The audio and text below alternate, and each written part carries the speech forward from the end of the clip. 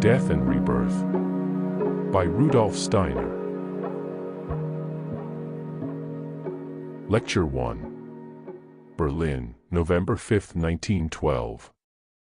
I am very glad to be able to speak here again after a comparatively long absence. Those of you who were present at our meeting in Munich earlier this year, from 25th to August 31, 1912, 8 lectures were given with the following general title: On Initiation, Eternity, and the Passing Moment. On Spiritual Light and Darkness of Life, or have heard something about my mystery play, The Guardian of the Threshold, will have realized what the attitude of the soul must be if an adequate conception is to be acquired of the content of spiritual science or, let us say, of occultism. A great deal has been said previously about the Luciferic and Ahrimanic beings. The aim of the Guardian of the Threshold was to show that the essential nature of these beings can be revealed only by studying them very gradually and from many different aspects. It is not enough to form a simple concept or give an ordinary definition of these beings, popular as such definitions are. My purpose was to show from as many different sides as possible the part played by these beings in the lives of men. The play will also have helped you to realize that there must be complete truthfulness and deep seriousness when speaking of the spiritual worlds. This, after all, has been the keynote of the lectures I have given here. It must be emphasized all the more strongly at the present time because there is so little recognition of the seriousness and value of genuine anthroposophical endeavors. If there is one thing that I have tried to emphasize in the lectures given over the years, it is that you should embark upon all your anthroposophical efforts in this spirit of truthfulness and earnestness, and become thoroughly conscious of their significance in world existence as a whole, in the evolutionary process of humanity and in the spiritual content of our present age. It cannot be emphasized too often that the essence of anthroposophy cannot be grasped with the help of a few simple concepts or a theory briefly propounded, let alone a program. The forces of the whole soul must be involved. But life itself is a process of becoming, of development. Someone might argue that he can hardly be expected to ally himself with an anthroposophical movement if he is immediately faced with a demand for self-development and told that he can only hope to penetrate slowly and gradually to the essence of anthroposophy. He may ask how he can decide to join something for which he can prepare only slowly. The rejoinder to this would be that before a human being can reach the highest stage of development, he already has in his heart and in his soul the sense of truth which has led mankind as a whole to strive for such development, and he need only devote himself open-mindedly to this sense of truth, with the will for truth which lies in the depths of his soul unless prejudices have led him astray. He must avoid empty theories and high-sounding programs. Man is able to sense truth where it genuinely exists. Honest criticism is therefore always possible, even if someone is only at the very beginning of the path of attainment. This, however, does not preclude him from attributing supreme importance to anthroposophical endeavor. In our present age there are many influences which divert men from the natural feeling for truth that is present in their souls. Over the years it has often been possible to indicate these misleading influences, and I need not do it again today. My purpose is to emphasize how necessary it is, even if there is already some knowledge of occult science, to approach and study things again and again from constantly new sides. One example of what I mean is our study of the 4 Gospels. This autumn I brought these studies to a provisional conclusion with a course of lectures on the Gospel of St. Mark. These studies of the Gospels may be taken as a standard example of the way in which the great truths of existence must be approached from different sides. Each Gospel affords an opportunity to view the mystery of Golgotha from a different angle, and indeed we cannot begin really to know anything essential about this mystery until we have studied it from the 4 different viewpoints presented in the 4 Gospels. In what way have our studies over the last 10 or 12 years demonstrated this? Those of you who want to be clear about this need only turn to my book Christianity as Mystical Fact, the content of which was first given in the form of lectures, before the foundation of the German section of the Theosophical Society. Anyone who seriously studies this book will find that it already contained the gist of what I have since said in the course of years, about the mystery of Golgotha and the 4 Gospels. Nothing, however, would be more unjustified than to believe that by knowing the contents of that book you would ipso facto have an adequate understanding of the mystery of Golgotha. All the lectures given since the book appeared have been the natural outcome of that original spiritual study. Nowhere are they at variance with what was then said. It has furthermore been possible to open up new ways for contemplating the mystery of Golgotha, thus enabling us to penetrate more and more deeply into its significance. The attempt has been made to substitute direct experience of the spiritual facts for concepts, theories, and abstract speculations. And if, in spite of it all, a feeling of a certain lack still exists, this lack is due to something that is inevitable on the physical plane, namely, the time factor. Hence I have always assumed that you would have patience and wait for matters to develop gradually. This is also an indication of how what I have to say to you during this coming winter should be understood. In the course of years we have spoken a great deal of the life between death and a new birth. The same subject will, however, be dealt with in the forthcoming lectures, the reason being that during this last summer and autumn it has been my task to undertake further spiritual research into this realm and to present an aspect of the subject which could not previously be dealt with. It is only now possible to consider certain matters which bring home the profound moral significance of the supersensible truths pertaining to this realm. In addition to all other demands to which only very brief reference has been made, there is one which in this vain and arrogant age is a cause of offense to numbers of individuals.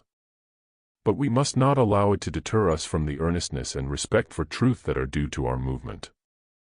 The demand will continue to be made that by dint of earnest, intimate efforts we shall learn to be receptive to knowledge brought from the spiritual world.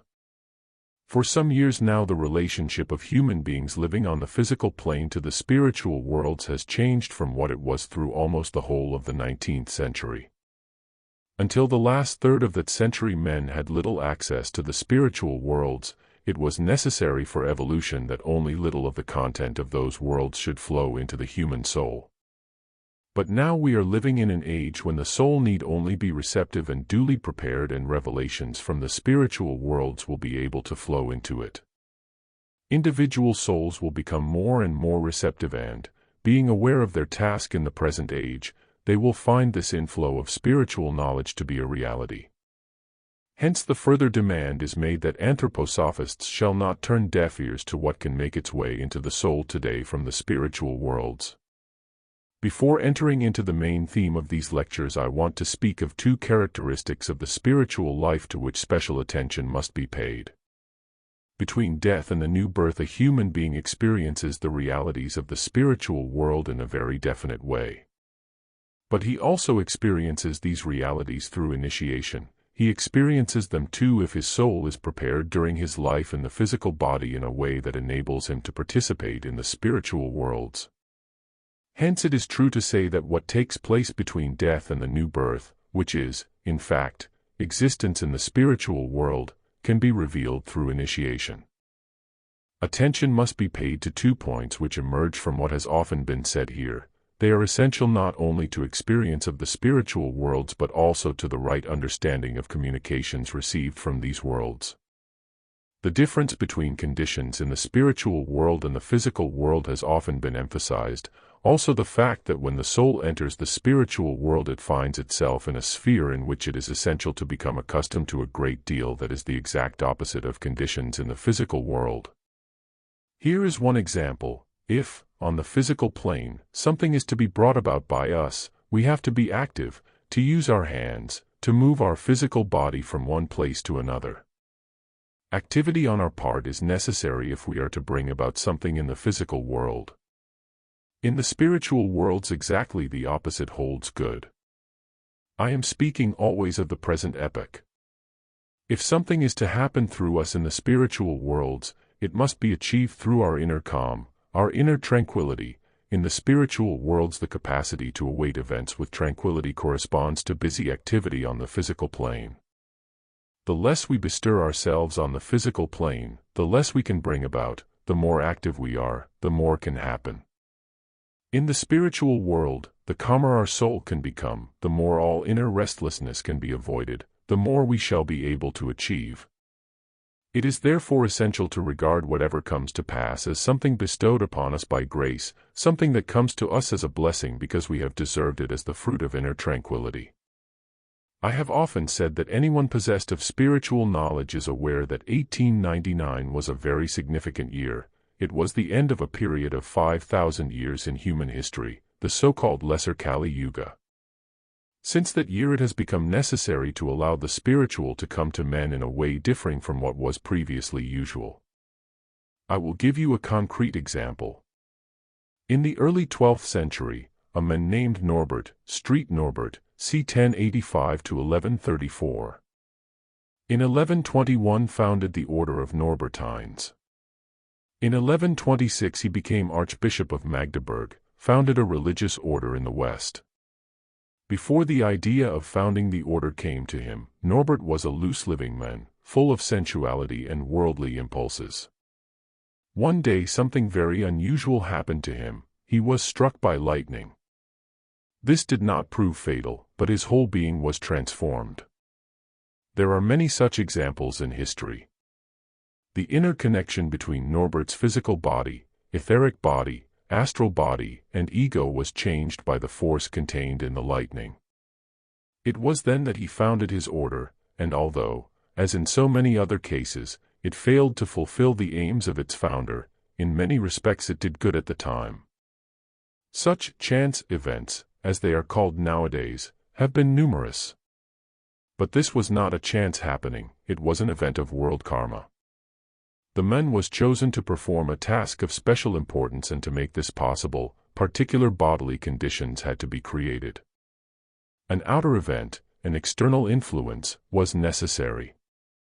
Since the year 1899 such influences on the souls of men must be purely inner influences, not exerted so definitely from outside.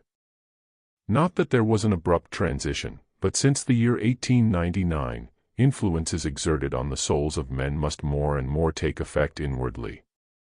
You may remember what I once said about Christian Rosenkreutz, that when he wishes to call a human soul to himself, it is a more inward call. Before 1899 such calls were made by means of outer events. Since that year they have become more inward.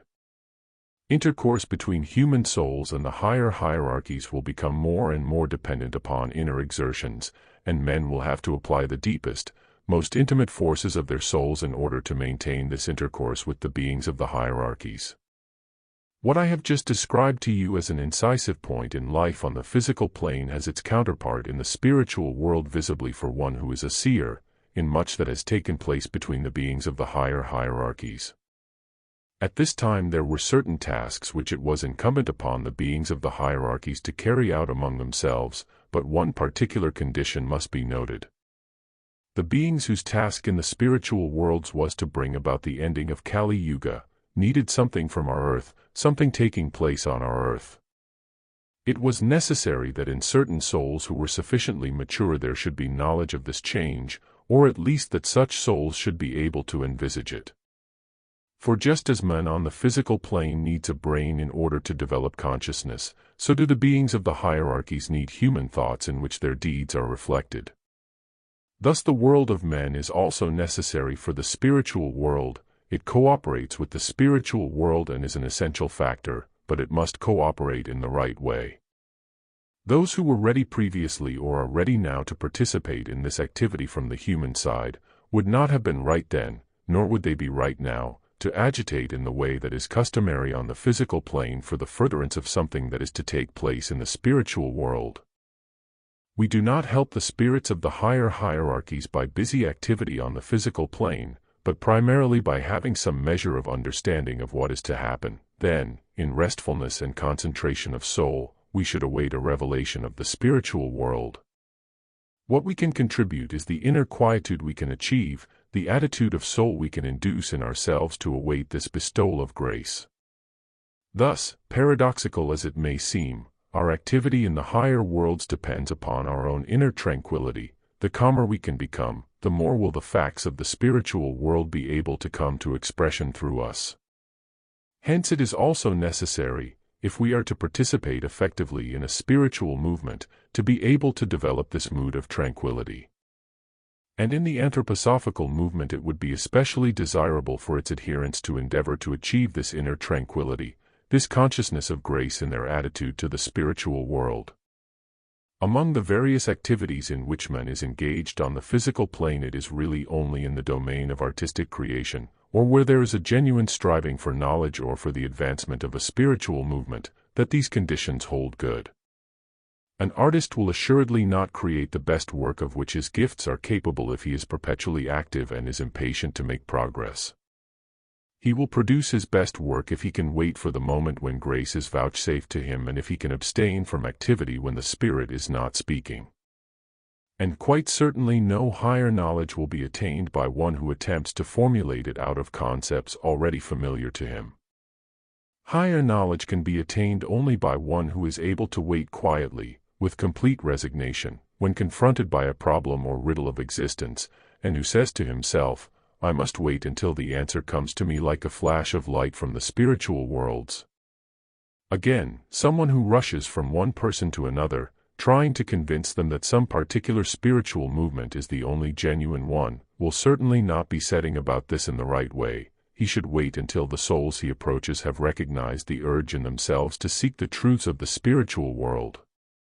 That is how we should respond to any illumination shining down into our physical world, but it is particularly true of everything that man can himself bring about in the spiritual world. It may truly be said that even the most practical accomplishments in that realm depend upon the establishment of a certain state of tranquility. I want now to speak of so-called spiritual healing. Here again it is not the movements or manipulations carried out by the healer that are of prime importance. They are necessary, but only as preparation. The aim is to establish a condition of rest, of balance.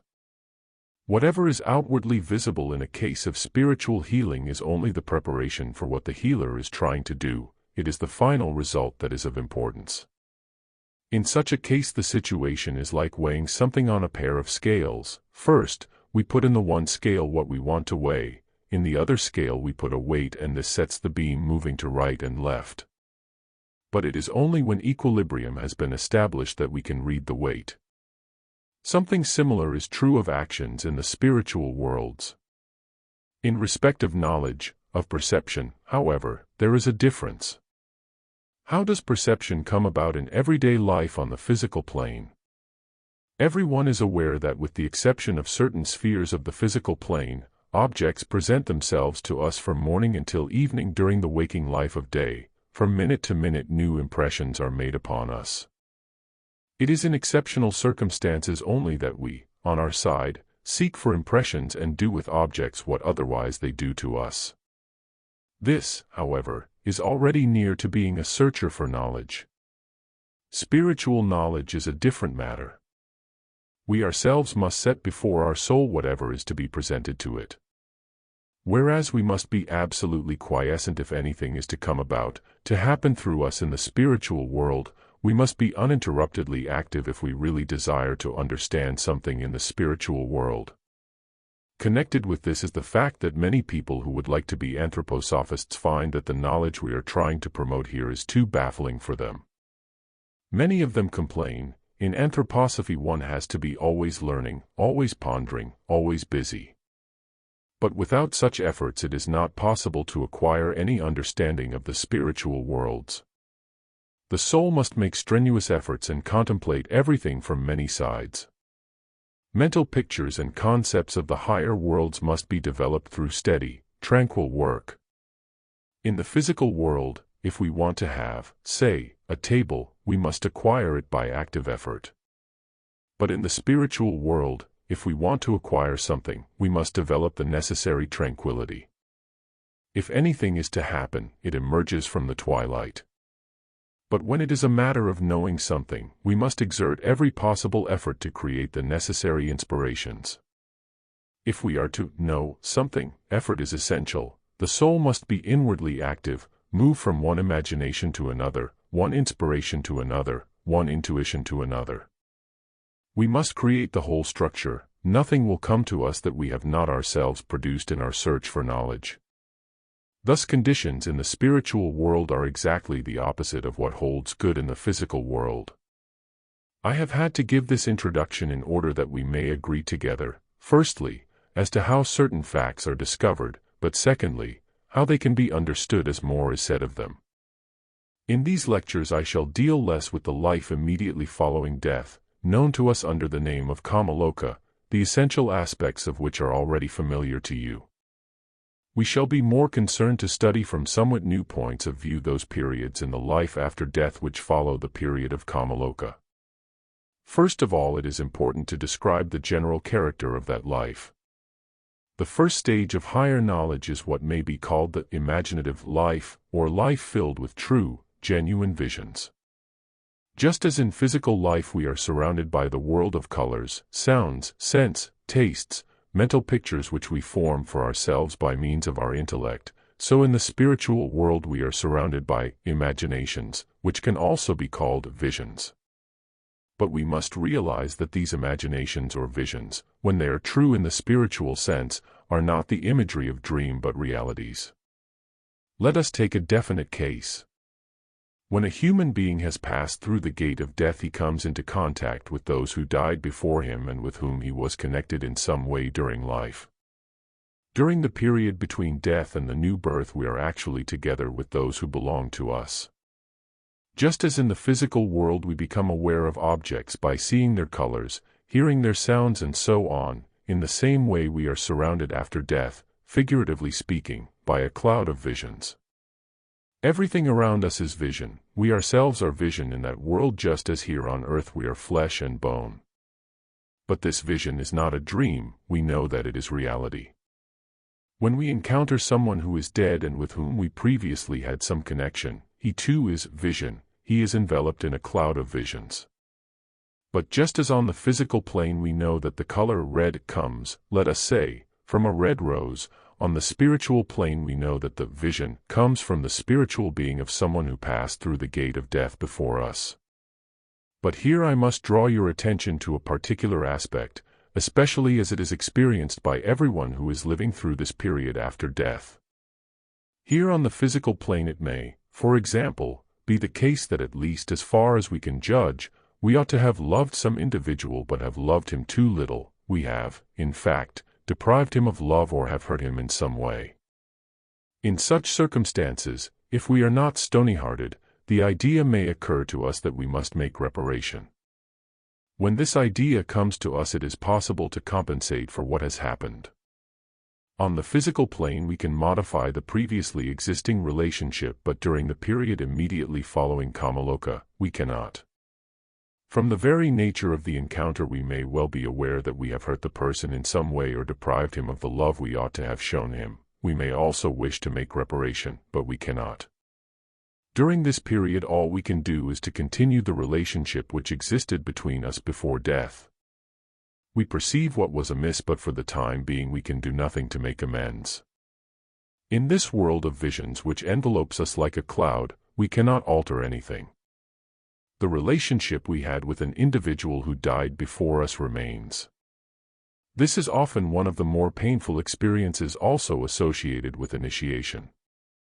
A person experiences much more deeply the significance of his relation to the physical plane than he was able to do with his eyes or his intellect, but for all that he cannot directly change anything.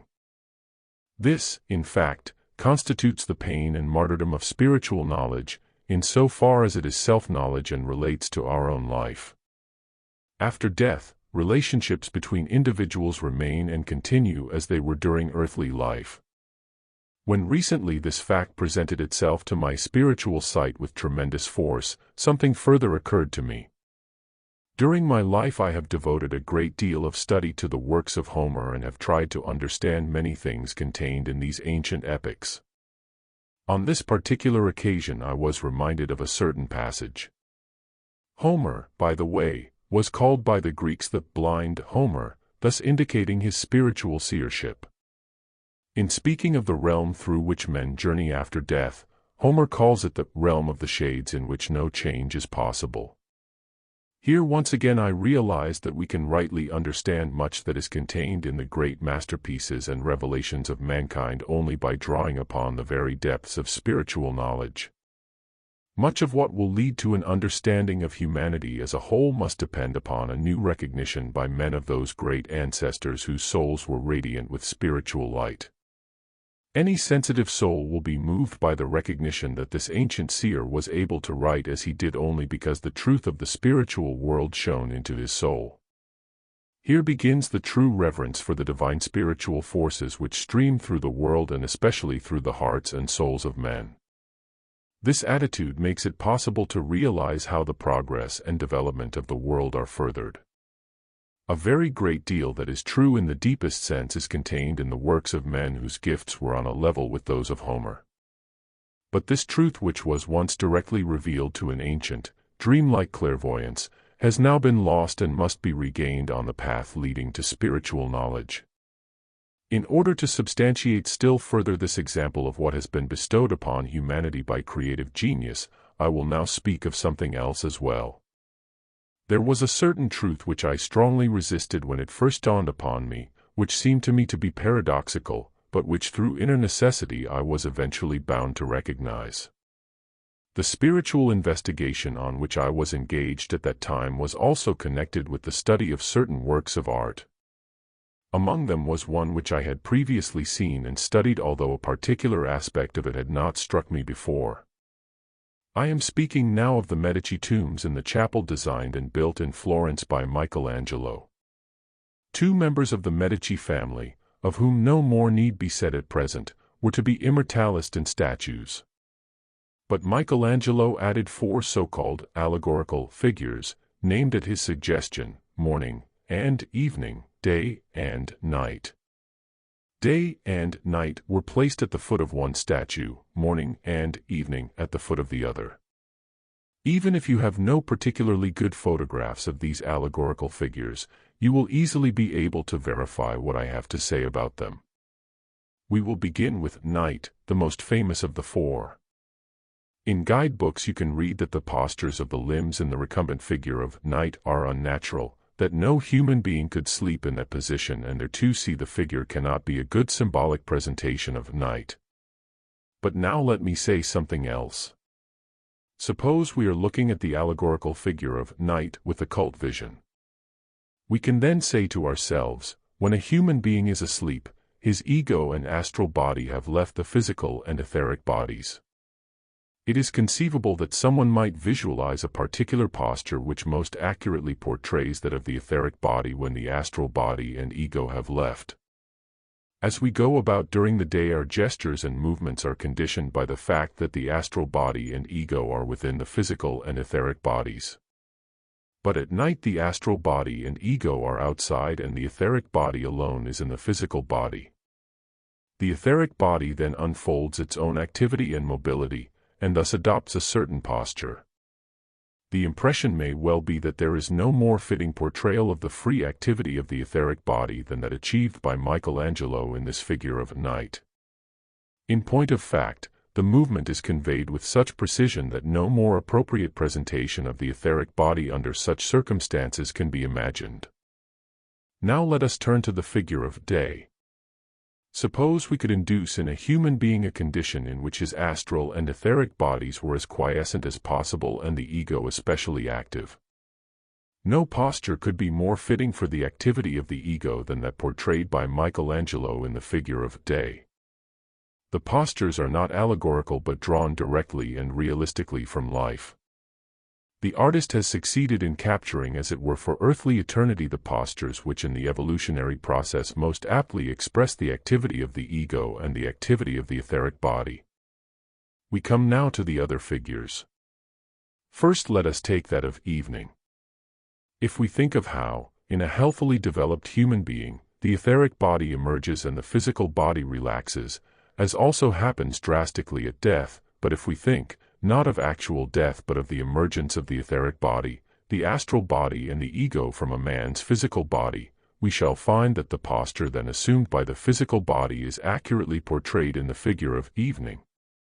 Again, if we think of the activity of the astral body while there is diminished activity of the etheric body and ego, we shall find the most precise representation in Michelangelo's figure of morning.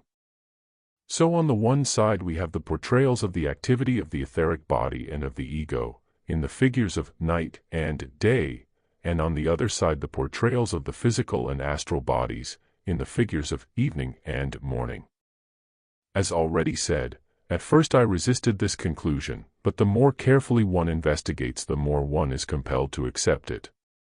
What I have wanted to indicate here is how the artist is inspired by the spiritual world. Admittedly, in the case of Michelangelo the process was more or less unconscious, but in spite of that his creations could only have been produced by the radiance of the spiritual world shining into the physical.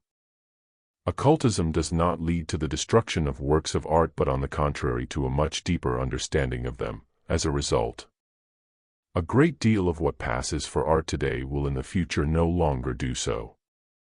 A number of people may be disappointed, but truth will be the gainer. I could well understand the foundation of the legend that has grown up in connection with the most elaborate of these figures. The legend is to the effect that when Michelangelo was alone with the figure of Night in the Medici Chapel in Florence, he could make the figure rise up and walk. I will not go further into this, but when we know that this figure gives expression to the life body, the significance of the legend is obvious. The same applies in many cases, in that of Homer, for instance. Homer speaks of the spiritual realm, a realm of the shades in which there can be no change or alteration. But when we study the conditions prevailing in the period of life following kamaloka, we begin to have a new understanding of works of a divinely blessed man such as Homer. And a great deal will be similarly enriched through spiritual science. Useful as it may be to indicate these things, they are not of prime importance in actual life. Of prime importance is the fact that mutual relationships are continually being formed between one human being and another. A man's attitude towards another individual will be very different if he detects a spiritual quality in him or thinks of human beings as pictured by a materialistic view of life. The sacred riddle that every human being should be to us can only be this to our feelings and perceptions when we have within our own soul something that is able to throw spiritual light upon the other soul.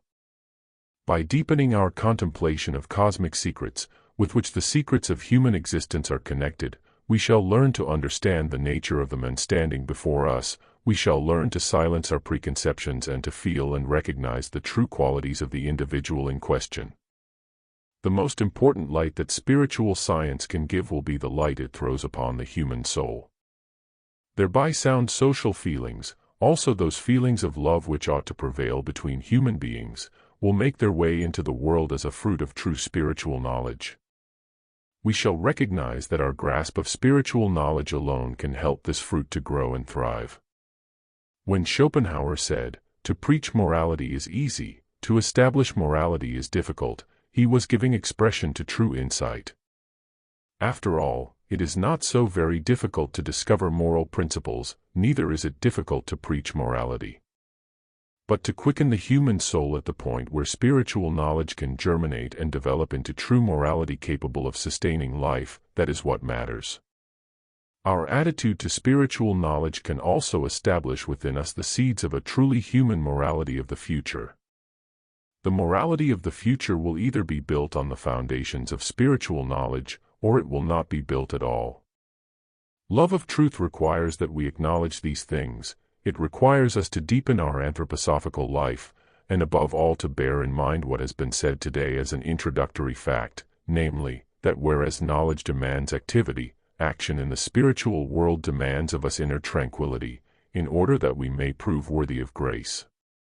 You will now be able to understand that during the period between death and the new birth, when we are confronting another being, we can realize through the activity we then unfold whether we have deprived him of love or done anything to him that we ought not to have done. But, as I have said, during this period we cannot induce the tranquility of soul that is necessary if the wrong is to be righted. In the lectures this winter I shall be describing the period during which it is actually possible in the natural course of the life between death and the new birth, to establish conditions in which change can be made possible. In other words, when a person's karma can be influenced in a certain way. We must, however, carefully distinguish between the point of time we have just been considering and the later period between death and the new birth when the tasks are different. It remains to be said that there are certain conditions which will enable a human being to live through his existence after death in a favorable or an unfavorable way. It will be found that the mode of existence of two or more human beings after the period immediately following their life in kamaloka depends largely upon their moral disposition on earth. Human beings who displayed good moral qualities on earth will enjoy favorable conditions during the period immediately following kamaloka.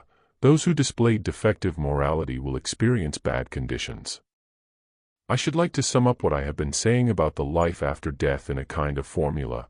Although as our language is coined for the physical world and not for the spiritual world, it cannot be strictly exact. One can only try to make it as exact as possible.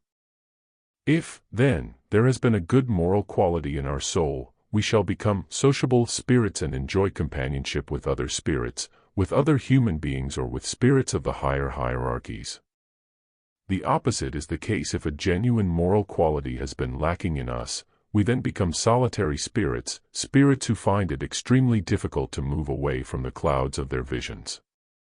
To feel thus isolated as a spiritual hermit is an essential cause of suffering after death. On the other hand, it is characteristic of the companionship of which I have spoken, to be able to establish the connection with what is necessary for us. It takes a long time after death to live through this sphere which in occultism is called the Mercury sphere. The moral tone of the soul is naturally still decisive in the next sphere, the Venus sphere, but new conditions then begin. In this sphere it is the religious disposition of the soul that is decisive. Individuals with a religious inner life will become sociable beings in the Venus sphere, quite irrespective of the creed to which they belonged. On the other hand, individuals without any religious feelings are condemned in this sphere to complete spiritual self-absorption. Paradoxical though it may seem, I can only say that individuals with predominantly materialistic views and who scorn religious life inevitably become spiritual hermits, each one living as it were confined in his own cell. Far from being an ironical comparison, it is true to say, all those who are supporters of monistic religion, that is to say, the opposite of true religion, will find themselves firmly imprisoned and be quite unable to find one another. In this way the mistakes and errors committed by the soul in earthly life are corrected. On the physical plane errors are automatically corrected, but in the life between death and the new birth, errors and mistakes on earth, also our thoughts, become facts. In the process of initiation too, thinking is a real fact, and if we were able to perceive it, an erroneous thought would stand there before us, not only in all its ugliness but with all the destructive elements it contains. If people had no more than an inkling that many a thought signifies a destructive reality, they would soon turn away from many of the thoughts circulating in movements intent upon agitation. It is part of the martyrdom endured in the process of initiation that thoughts gather around us and stand there like solidified, frozen masses, which we cannot in any way dislodge, as long as we are out of the body. If we have formed an erroneous thought and then pass out of the body, the thought is there and we cannot change it. To change it we must go back into the body. True, memory of it remains, but even an initiate is only able to rectify it when he is in the physical body. Outside the body it stands there like a mountain. Only in this way can he become aware of the seriousness of the realities of life. This will help you to understand that for certain karmic adjustments a return into the physical body is essential. The mistakes do indeed confront us during the life between death and the new birth, but the errors have to be corrected while we are in the physical body. In this way compensation is made in the subsequent life for what happened in the previous life. But what must be recognized in all its strength and fallaciousness stands there, unchangeable to begin with, as in the case of things in the spiritual world according to Homer. Such knowledge of the spiritual world must penetrate into our souls and become perception and feelings, and as feelings they form the basis for a new conception of life. A monistic Sunday sermon may expound any number of moral principles, but as time will show, they will produce very little change, because in the way they are presented the concepts can have a real effect only when we recognize that for a certain period after death whatever is a burden on our karma will confront us as a direct reality. We recognize the burden, but it remains as it is. We cannot change it now, all we can do is to recognize and accept the burden fully and deepen our nature accordingly. The effect of such concepts upon our souls is that they enable us to have the true view of life. And then there will follow all that is necessary to further the progress of life along the paths laid down by those who are the spiritual leaders of mankind. We shall thus move forward towards the goals that are set before man and mankind. Lecture 2. Berlin, November 20, 1912. It has already been announced that our studies in these group meetings during the winter are to be concerned with the life between death and the new birth. Obviously, what will be said from a comparatively new point of view will become thoroughly clear only when the whole course of lectures has been given. It must be taken for granted that a great deal will consist in the communication of findings of investigation carried out during recent months. It is only as our studies progress that understanding can become more complete. Let us, however, begin with a brief consideration of man's nature and constitution, a study that everyone can undertake for himself. The most important and most outstanding fact revealed by an unprejudiced observation of man's life is surely the existence of the human ego, the I. A distinction must, however, be made between the I itself and the I consciousness. It must be clear to everyone that from the time a child is born the I is already active. This is obvious long before the child has any I consciousness, when in the language he uses he speaks of himself as if he were another person. At about the 3rd year of life, although of course there are children in whom this happens at an earlier age, the child begins to have some consciousness of himself and to speak of himself in the first person. We know too that this year, although it varies in many individuals, marks the limit before which, in later life, a human being is unable to recall what his soul has experienced. There is thus a dividing line in the life of a human being. Before it there is no possibility of any clear and distinct experience of himself as I. After that point he can experience himself as an ego, as I. He finds himself so at home in his I that he can again and again summon up from his memory what his I has experienced. Now what does unprejudiced observation of life teach us about the reason why the child gradually passes from the stage when he has no experience of his I to the stage when this experience comes to him? A clear observation of life can teach us that if from the earliest periods after birth a child were never to come into any sort of collision with the outer world, he could never become I-conscious. You can discover for yourselves how often you become conscious of your I in later life. You have only to knock against the corner of a cupboard and you will certainly be made aware of your I. This collision with the outside world tells you that you are an I, and you will hardly fail to be aware of that I when you have given yourself a hard bump. In the case of a child, these collisions with the outside world need not always cause bruises, but in essence their effect is similar, to some extent at least. When a child stretches out his little hand and touches something in the outside world, this amounts to a slight collision, and the same holds good when a child opens his eyes and light falls upon them. It is actually by such contacts with the world outside that the child becomes aware of his own identity. Indeed, his whole life during these early years consists in learning to distinguish himself from the world outside and thus becoming aware of the self, the I, within him. When there have been enough of these collisions with the outside world, the child acquires self-consciousness and says, I, of himself. Once I-consciousness has been acquired, the child must therefore keep it alive and alert. The only possibility of this, however, is that collisions shall continue to take place. These collisions with the world outside have completed their essential function once the child has reached the stage where he says, I, of himself, and there is nothing further to be learnt by this means as far as the development of consciousness is concerned. Unbiased observation, for instance, of the moment of waking will, however, help everyone to realize that this I-consciousness can be maintained only by means of collisions. We know that this I-consciousness, together with all the other experiences, including those of the astral body, vanishes during sleep and wakens again in the morning. This happens because as a being of soul and spirit, man returns into his physical and etheric bodies. Again collisions take place, now with the physical and etheric bodies.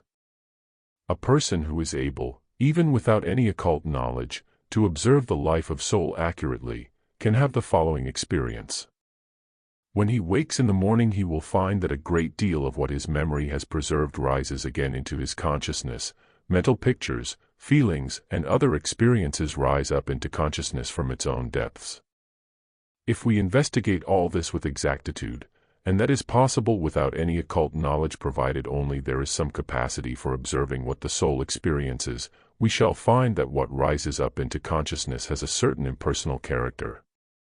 We can observe too that this impersonal character becomes more marked the longer ago the events in question took place, which means, of course, the less we are participating in them with our immediate eye consciousness.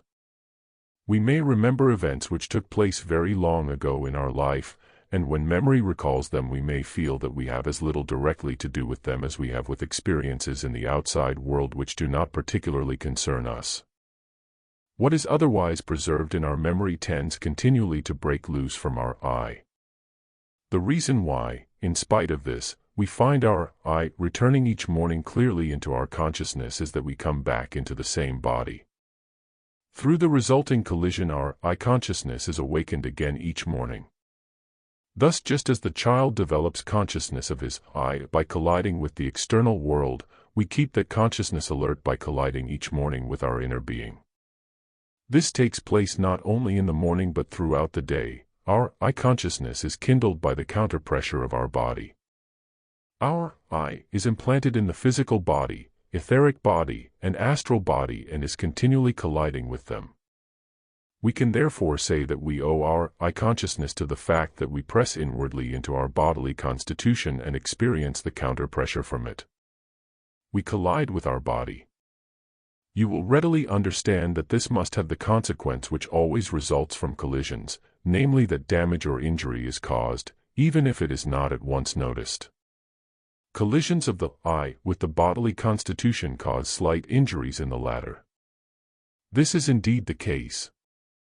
Our eye consciousness could never develop if we were not perpetually colliding with our bodily makeup and thereby destroying it in some way. It is in fact the sum total of these results of destruction that ultimately brings about death in the physical world. Our conclusion must therefore be that we owe the preservation of our eye consciousness to our own destructive activity, to the circumstance that we are able to destroy our organism perpetually. In this way we are destroyers of our astral, etheric, and physical bodies. But because of this, our relation to those bodies is rather different from what it is to the eye. Everyday life itself makes it obvious that we can also work destructively upon the eye, and we will now try to be clear as to how this may happen. Our eye is something, never mind for the moment exactly what, that has a certain value in the world.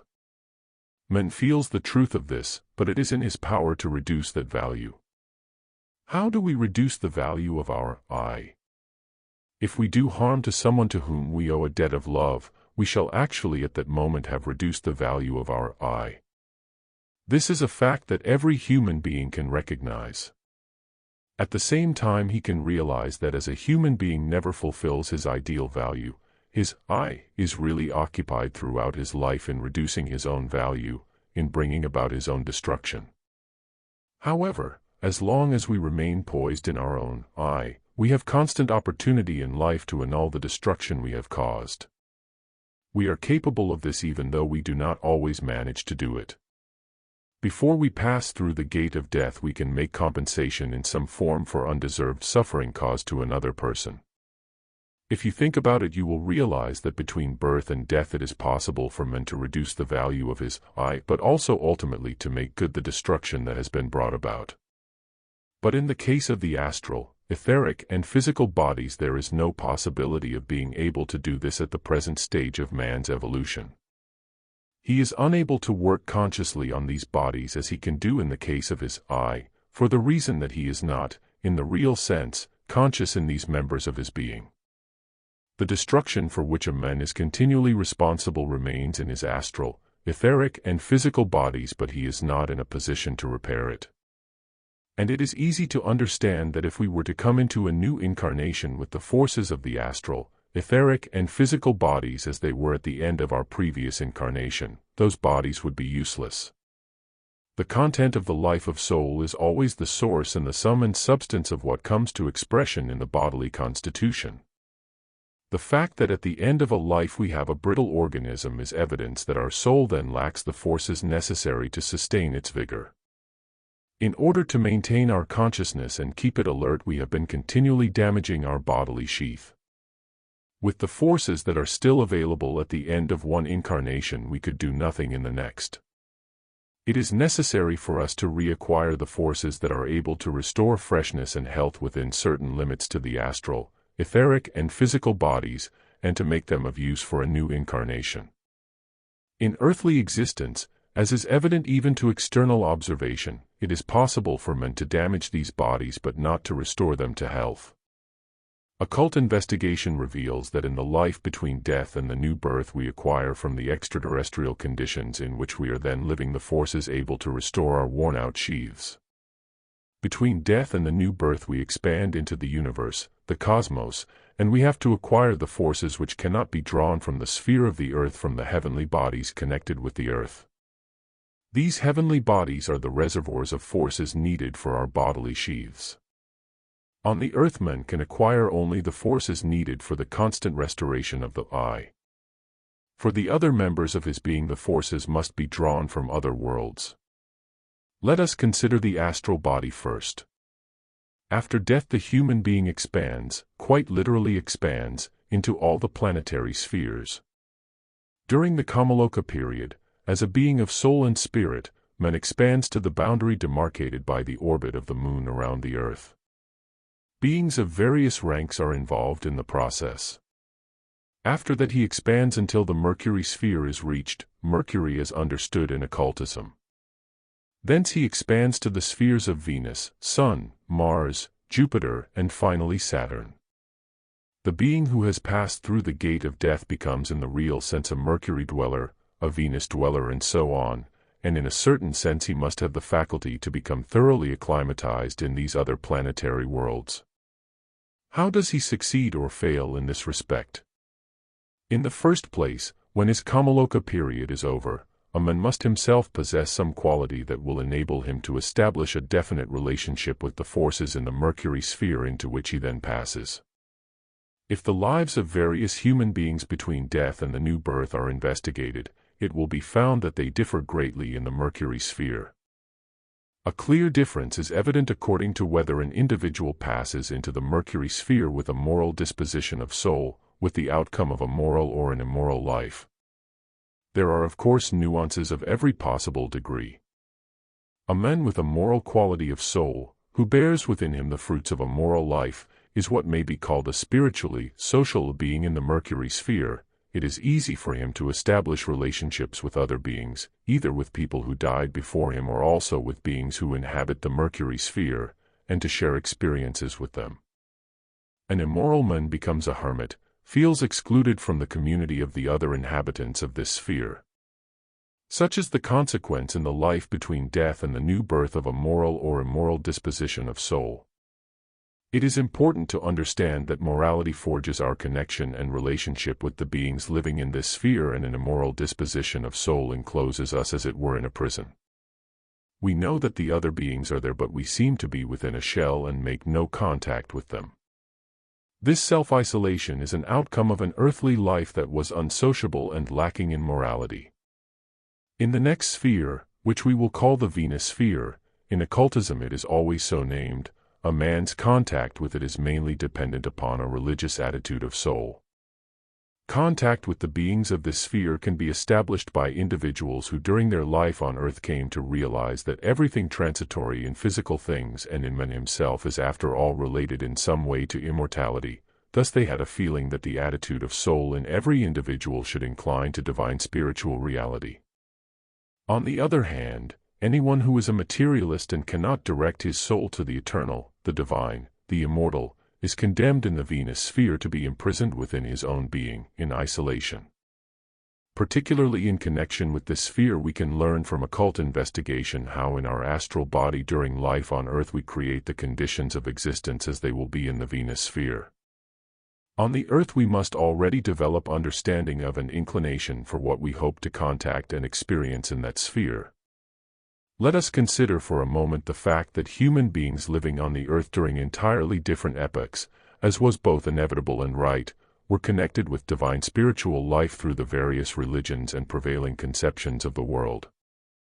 The only way in which human evolution could progress was that out of the one source, for example the religious life, at different times and for very different peoples, according to their natural traits and climatic and other conditions of existence, the varying religious principles were imparted by those destined for this mission. These religious principles stem from one source but are graduated according to the conditions prevailing among particular peoples. Humanity today is still divided into groups determined by their religious tenets and views of the world. But it is through what is thereby formed in our souls that we prepare our understanding of and possibility of contacts in the Venus sphere.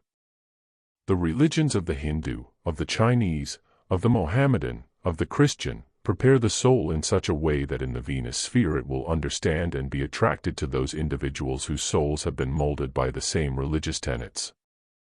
Occult investigation shows clearly that whereas nowadays men on earth are divided by race, descent, and so forth, and can be distinguished by these factors, although this will change in the future and has already begun to do so, in the Venus sphere in which we live together with other human beings there are no such divisions.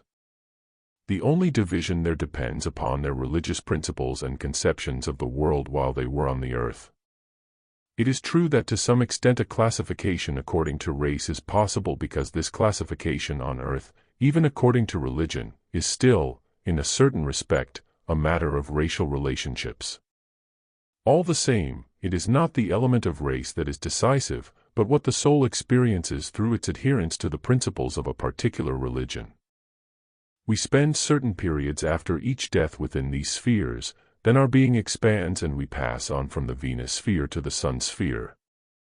In very truth we become, as souls, sun dwellers between death and the new birth. Something more than was necessary in the Venus sphere is required for the Sun sphere. If we are to fare well in the Sun sphere between death and the new birth, it is essential to be able to understand not merely one particular group of human beings but to understand and find points of contact with all human souls. In the Sun sphere we feel isolated, like hermits, if the prejudices of one particular faith render us incapable of understanding a human being whose soul has been filled with the principles of a different faith.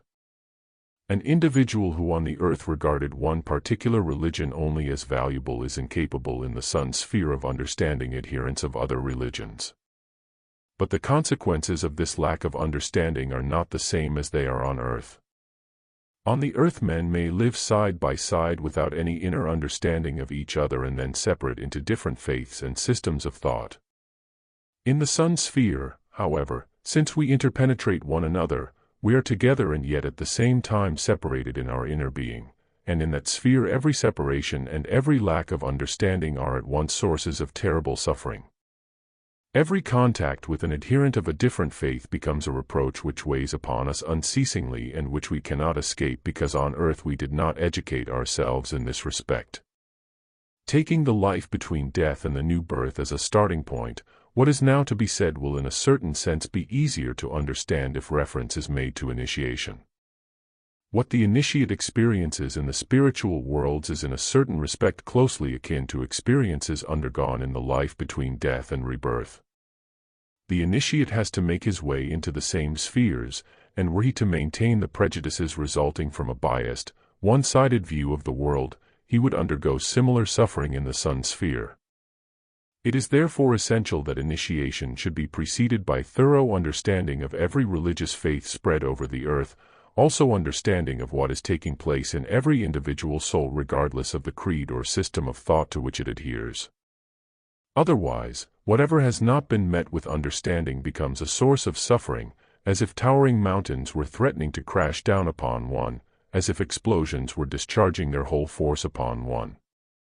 Whatever lack of understanding due to one's own narrow prejudices has been shown to human beings on earth, has this effect in the spiritual worlds. It was not always so. In pre-Christian times the process of evolution did not require men unconditionally to acquire this understanding of every human soul. Humanity was obliged to pass through the phase of a one-sided attitude. But those who were trained for some kind of leadership in the world were obliged to acquire, either consciously or less consciously, an understanding for every human being without distinction. Even when some individual was to be the leader of a particular people, he would be required to develop a measure of understanding for every human soul. This is indicated magnificently in the Old Testament in the passage describing the meeting between Abraham and Melchizedek, the priest of the Most High. Those who understand this passage know that Abraham, who was destined to become the leader of his people, underwent an initiation at this time, even if not in full consciousness as is the case in later initiations. Abraham's initiation was connected with realization of the divine element that can flow into all human souls. The passage which tells of the meeting of Abraham with Melchizedek contains a deep secret connected with the evolution of humanity. But men had gradually to be prepared to become more and more qualified for a fruitful existence in the sun sphere. The first impulse in the evolution of our earth towards a fruitful existence in the sun sphere was given by the mystery of Golgotha, after preparation for it had been made by the people of the Old Testament, about which there will be more to say. It is not essential at the moment to deal with the question as to whether Christianity in its development hitherto has achieved all its goals and possible fruits. Needless to say, in its various sects and denominations, Christianity has produced only one-sided aspects of its essential principle, in certain of its tenets, and as a whole, it is not on the level of certain other faiths. What really matters, however, is its potentiality of development, what enrichment it can give to one who penetrates more and more deeply into its essential truth. We have already tried to indicate these possibilities of development. There is infinitely much to be said, but one matter only shall now be mentioned because it can throw light upon the point under consideration at the moment. If we have a genuine understanding of the different faiths, we find one outstanding characteristic, namely that in the earlier periods of Earth evolution the individual religions were adapted to the particular races, tribal stocks, or peoples. There is still evidence of this. Only one who has been born a Hindu can be an orthodox adherent of the Hindu religion today. In a certain respect, the earlier religions are racial religions, folk religions. Do not take this as disparagement but simply as characterization.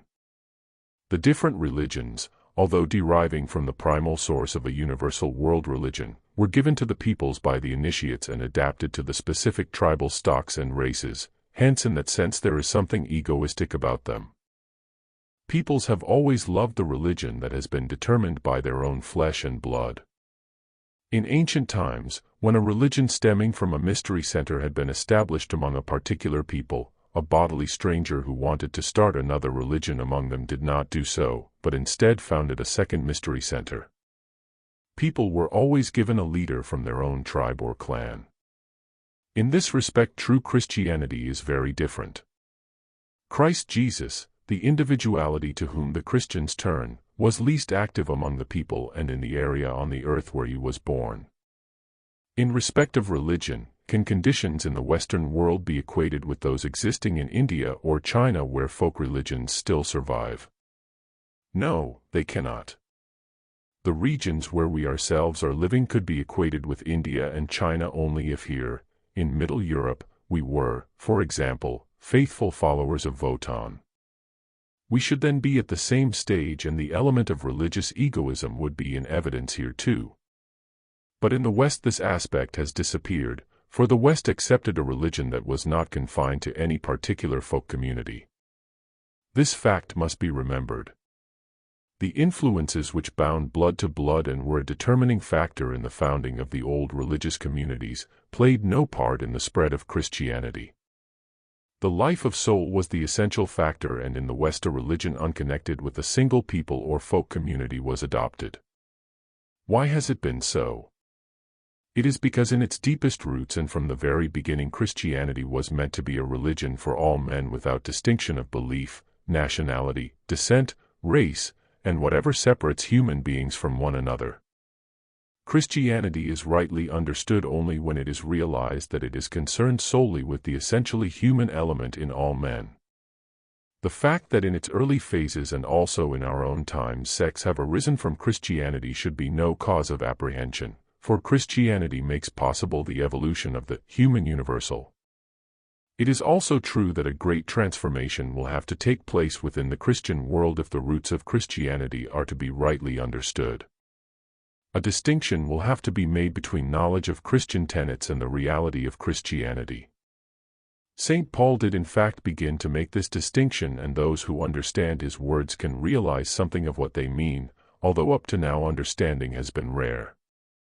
When St. Paul made it clear that belief in Christ Jesus was not the prerogative of Judaism, and spoke the words, "Christ died not only for the Jews but also for the Gentiles," this was an enormous contribution to the true conception of Christianity.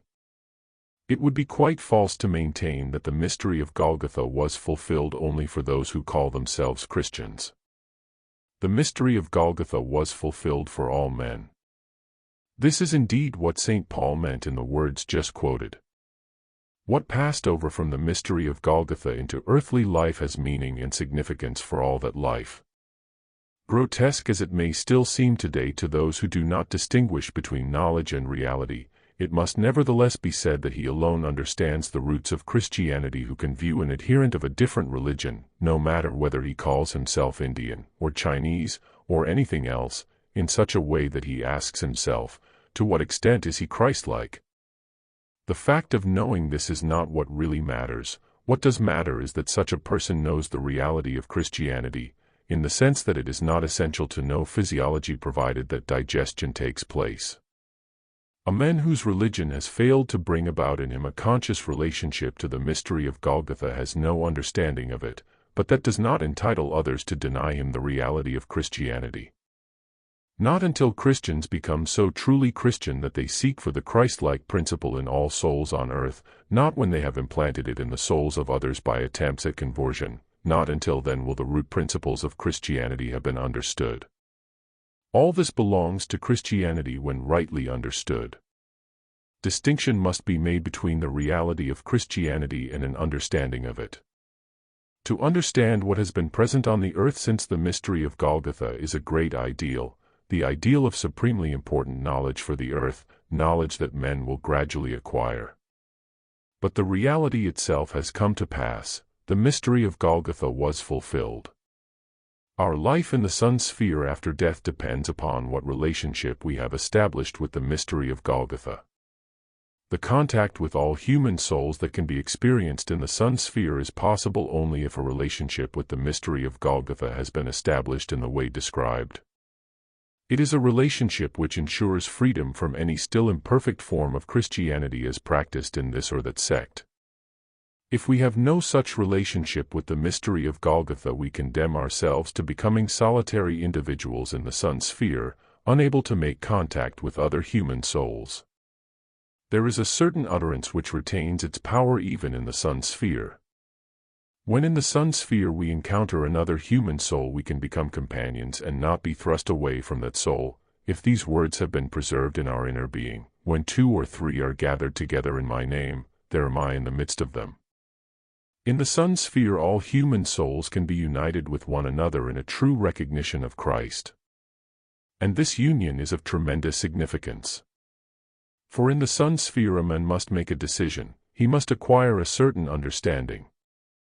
And what this means can best be explained by referring to an extraordinarily important fact which every human soul would be able to realize but does not always do so.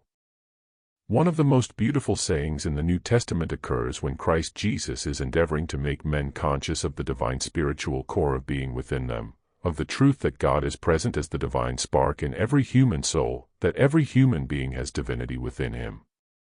Christ Jesus emphasizes this, declaring with all power and intensity, "Ye are gods." The emphasis laid upon the words shows that he recognized this as a rightful claim when a man applies its implications to himself. But this utterance was also made by another being. The Old Testament tells us in symbolic words at what point in evolution it was made. At the very beginning of man's evolution, Lucifer proclaimed, "Ye shall be as gods." This is something that must be noticed. A saying in identical terms is uttered by 2 beings, by Lucifer and by Christ. Ye shall be as gods.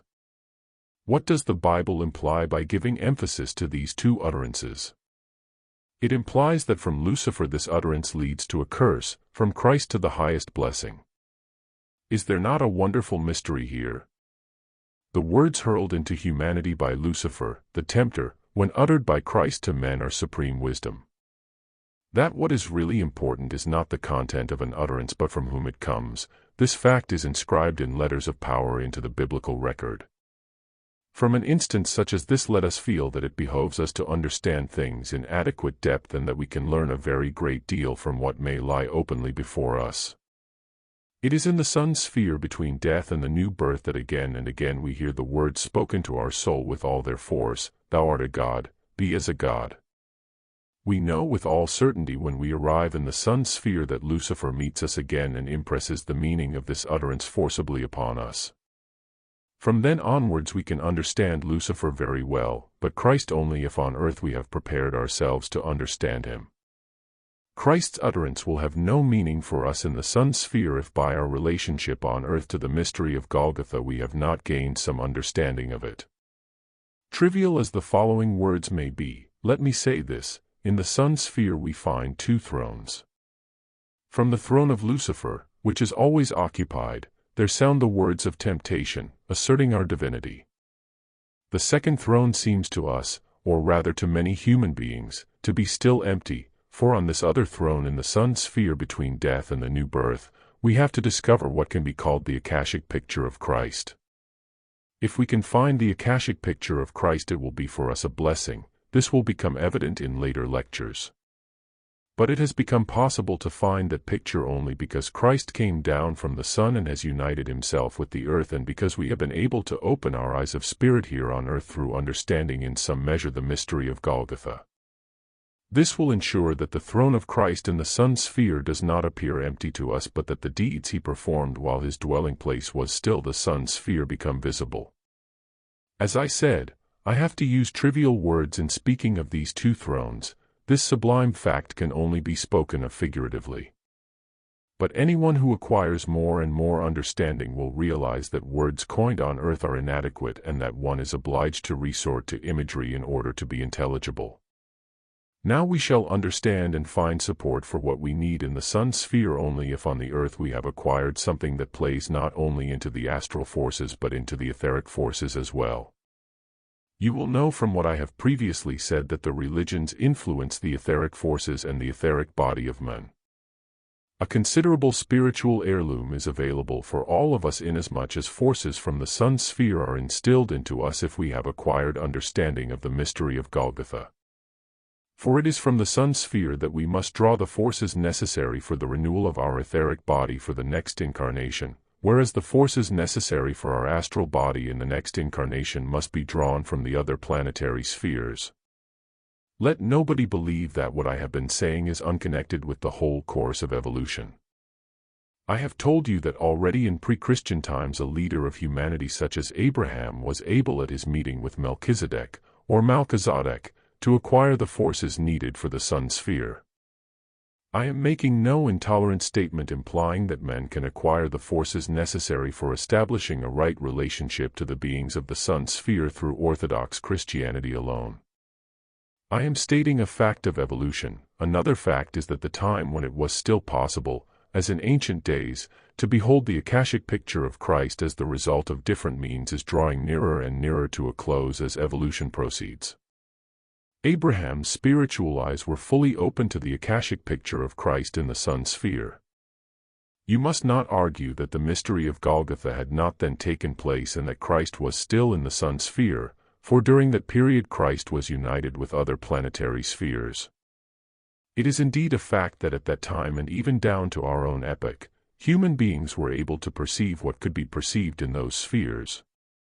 And if we go still further back to those primeval ages when the holy rishis were the first teachers of the people of ancient India, those teachers certainly had knowledge of Christ who at that time was still in the sun sphere, and they imparted this knowledge and understanding to their followers, although of course not using the later nomenclature. Although in those ancient times the mystery of Golgotha was not yet within their ken, men were able, by drawing intimate truths from the depths of their being, to acquire from the sun sphere what was needed for the renewal of their etheric bodies. But these possibilities ceased as evolution proceeded, and this was necessary because new forces must perpetually be instilled into humanity. What has been said is meant to indicate a fact of evolution. We are moving towards a future when it will be less and less possible for men during the period between death and the new birth to live through their existence in the sun sphere in the right way if they alienate themselves from the Christ event. True it is that we must look for the Christ-like quality in each soul. If we are to understand the root of Christianity, we must ask ourselves, in the case of everyone we meet, how much in his nature is Christ-like? But it is also true that a man can sever himself from Christianity if he fails to become conscious of what it is in reality. And when we remind ourselves again of St. Paul's words, that Christ died not only for the Jews but also for the Gentiles, we must also add that if in the course of further progress men were more and more to deny the reality of the mystery of Golgotha, they would prevent what was done for their sake from reaching them. The mystery of Golgotha was a deed of blessing for all mankind. Every human being is free to allow that event to influence him or not, but the effect of the influence will in future depend more and more upon the extent to which he is able to draw from the sun sphere the forces required to ensure that his etheric body shall be rightly formed in his next incarnation. The immeasurable consequences of this for the whole future of the human race on earth will be considered in the forthcoming lectures. Thus Christianity, admittedly little understood, yet always connected with the mystery of Golgotha, is the first preparation if humanity is to regain the relationship to the sun sphere. A second impulse would be the genuine anthroposophical understanding of the mystery of Golgotha. After a human being has adjusted himself to existence in the sun sphere, his life expands further outwards, into the Mars sphere, for example. What is essential is that he not only establishes the right relationship to the forces of the sun sphere but maintains this relationship when his life expands into the Mars sphere. In order that his consciousness shall not become dim, shall not fade away altogether after the sun sphere, but that he can carry it over into the Mars sphere, it is necessary in the present cycle of human evolution that spiritual understanding of the gist of our religions and conceptions of the world shall take root in the souls of men. Hence the endeavors to understand the essence of religions and systems of thought. Spiritual scientific understanding will eventually be replaced by another, quite different understanding of which men today cannot even dream. For certain as it is that a truth is right in an epoch possessed of a genuine sense of truth, it is also a fact that continually new impulses will make their way into the evolution of humanity. True indeed it is that what anthroposophy has to give is right for a particular epoch, and humanity, having assimilated anthroposophy, may bear it into later times as an inner impulse and through these forces also acquire the forces of the later epoch. Thus it has been possible to show the relationship of man's life on earth to the life between death and the new birth. Nobody can fail to realize that it is just as necessary for a human being to have knowledge, feeling, and perceptiveness of the life between death and the new birth as of earthly life itself. For when he enters earthly life at birth, the confidence, strength, and hopefulness connected with that life depend upon what forces he brings with him from the life between the last death and the present birth. But again, the forces we are able to acquire during that life depend upon our conduct in the earlier incarnation, upon our moral and religious disposition or the quality of our attitude of soul. We must realize that whether the future evolution of the human race will be furthered or impeded depends upon our active and creative cooperation with the supersensible world in which we live between death and the new birth. If men failed to acquire the forces able to provide them with healthy astral bodies, the forces in their astral bodies would become ineffective and sterile, and humanity would sink into moral and religious turpitude on the earth. Similarly, if men failed to acquire the forces needed for their etheric bodies, as members of the human race they would wither away on the earth. Every individual can ask himself the question, in what measure must I cooperate with the spiritual world in order that the earth shall not be peopled by sickly bodies only? Anthroposophy is not knowledge alone but a responsibility that brings us into connection with the whole nature of the earth, and sustains that connection. Lecture 3. Berlin, December 3, 1912. From what has already been indicated about the life between death and the new birth, you will recall that during that period a human being continues, to begin with, to live in conditions and with relationships he himself prepared during his existence on earth. It was said that when we again encounter some personality in the spiritual world after death, the relationship between us is, at first, the same as was formed during our existence on earth, and we cannot, for the time being, change it at all. Thus, if in the spiritual world we come into contact with a friend or an individual who has predeceased us, and to whom we owed a debt of love but during life withheld that love from him, we shall now have to experience again the relationship that existed before death because of the lack of love of which we were guilty. We confront the person in question in the way described in the last lecture, beholding and experiencing over and over again the circumstances created during the life before our death. For instance, if at some particular time, say 10 years before the death of the person in question, or before our own death, we allowed the relationship caused by our self-incurred debt of love to be established, we shall have to live through the relationship for a corresponding length of time after death, and only after that period has elapsed shall we be able to experience once again, during our life after death, the happier relationship previously existing between us. It is important to realize that after death we are not in a position to expunge or change relationships for which we have been responsible on earth. To a certain extent, change has become impossible. It might easily be believed that this is inevitably a painful experience and can only be regarded as suffering. But that would be judging from the standpoint of our limited earthly circumstances. Viewed from the spiritual world, things look different in many respects. It is true that in the life between death and the new birth the individual concerned must undergo all the suffering resulting from the admission, I am now in the spiritual world and realize the wrong I committed, but I cannot rectify it and must rely upon conditions to bring about a change. An individual who is aware of this undergoes the pain connected with the experience, but he also knows that it must be so and that it would be detrimental for his further development if it were otherwise, if he could not learn from the experience resulting from such suffering. For through experiencing such conditions and recognizing that they cannot be changed, we acquire the power to change them in our later karma. The technique of karma enables these conditions to be changed during another physical incarnation. There is only the remotest possibility that the dead himself can change them.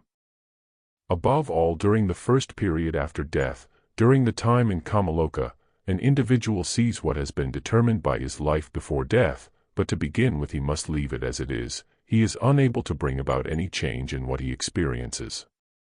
Those who have remained behind on earth have a far greater influence on the dead than the dead has on himself or others who have also died have upon him. And this is tremendously important. It is really only an individual who has remained on the physical plane, who had established some relationship with the dead, who through human will is able to bring about certain changes in the conditions of souls between death and rebirth. We will now take an example that can be instructive in many respects. Here we can also consider the life in kamaloka, for the existing relationships do not change when the transition takes place into the period of Devachan. Let us think of two friends living on earth, one of whom comes into contact with anthroposophy at a certain time in his life and becomes an anthroposophist. It may happen that because of this, his friend rages against anthroposophy. You may have known such a case. If the friend had been the first to find anthroposophy, he might himself have become a very good adherent. Such things certainly happen, but we must realize that they are very often clothed in Maya. Consequently, it may happen that the one who rages against anthroposophy because his friend has become an adherent is raging in his surface consciousness only, in his ego consciousness. In his astral consciousness, in his subconsciousness, he may very likely not share in the antipathy. Without realizing it, he may even be longing for anthroposophy. In many cases it happens that aversion in the upper consciousness takes the form of longing in the subconsciousness. It does not necessarily follow that an individual feels exactly what he expresses in his upper consciousness. After death we do not experience only the effects of the contents of our upper consciousness, our ego consciousness.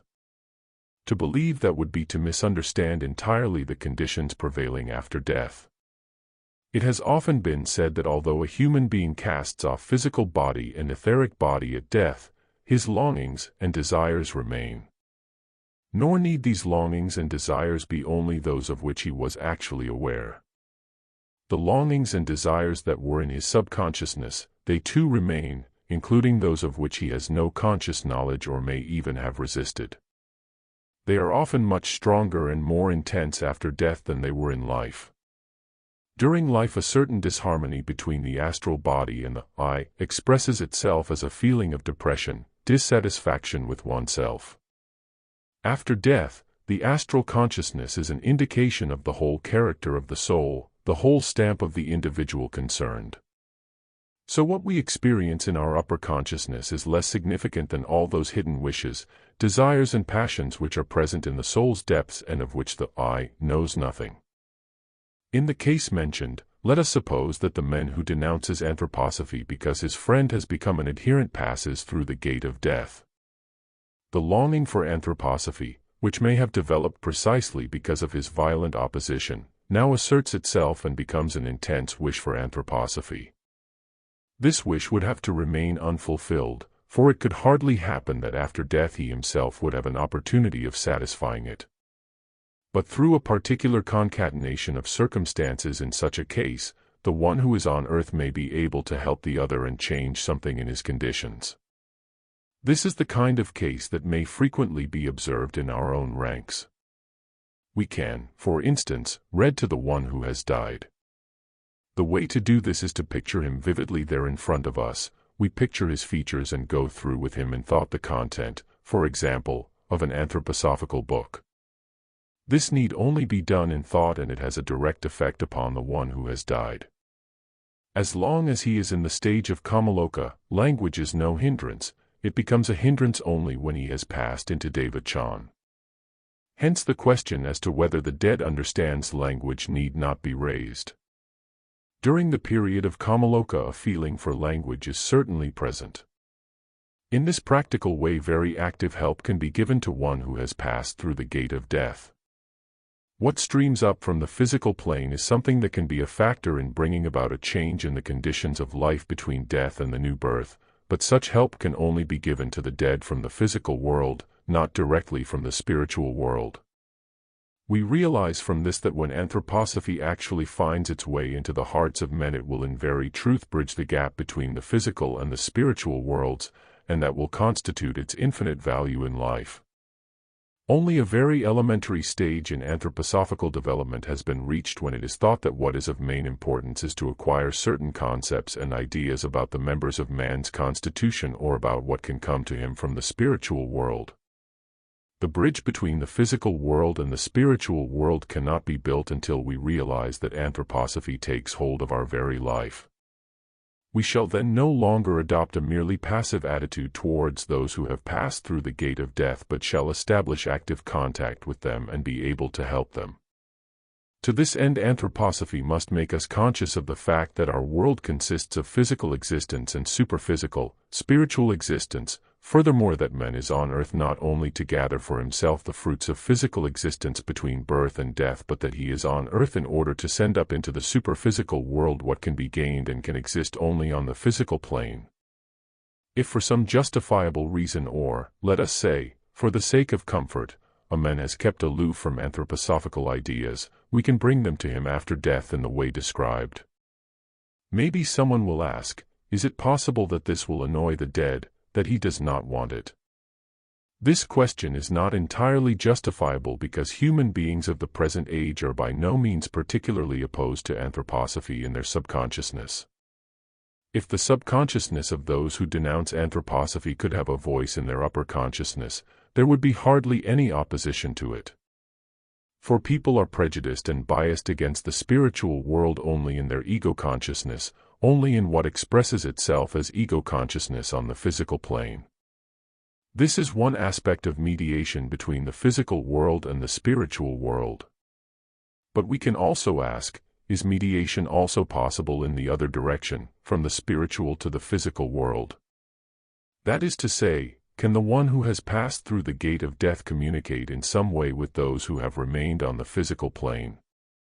At the present time, the possibility of this is very slight because on the physical plane human beings live for the most part in their ego consciousness only and not in the consciousness connected with the astral body. It is not so easy to convey an idea of how men will gradually develop consciousness of what surrounds them as an astral or devachanic or other spiritual world. But if anthroposophy acquires greater influence in the evolution of humanity, this will eventually come about. Simply through paying attention to the teachings of anthroposophy, men will find the ways and means to break through the boundaries of the physical world and direct attention to the spiritual world that is round about them and eludes them only because they pay no heed to it. How can we become aware of this spiritual world? Today I want to make you aware of how little a man really knows about the things of the world surrounding him. He knows very little indeed of what is of essential importance in that world. Through his senses and intellect he gets to know and recognize the ordinary facts of life in which he is involved. He gets to know what is going on both in the world and in himself, establishes some kind of association between these happenings, calls the one cause and the other effect, and then, having ascertained some connection based either upon cause and effect or some other concept, thinks he understands the processes that are in operation. To take an example, we leave our home at 8 o'clock in the morning, walk along the street, reach our place of work, have a meal during the day, do this or that to amuse ourselves. This goes on until the time comes for sleep. We then connect our various experiences. One makes a strong impression upon us, another a weaker impression. Effects are also produced in our soul, either of sympathy or antipathy. Even trifling reflection can teach us that we are living as it were on the surface of a sea without the faintest idea of what is down below on the sea's bed. As we pass through life we get to know external reality only. But an example will show that a very great deal is implicit in this external reality. Suppose one day we leave home 3 minutes later than usual and arrive at work 3 minutes late. After that we carry on just as if we had left home at the usual time. Nevertheless, it may be possible to verify that had we been in the street punctually at 8 o'clock we might have been run over by a car and killed. If we had left home punctually we should no longer be alive. Or on another occasion we may hear of an accident to a train in which we should have been traveling and thus have been injured. This is an even more radical example of what I just said. We pay attention only to what actually happens, not to what may be continually happening and which we have escaped. The range of such possibilities is infinitely greater than that of actual happenings. It may be said that this happening had no significance for our outer life.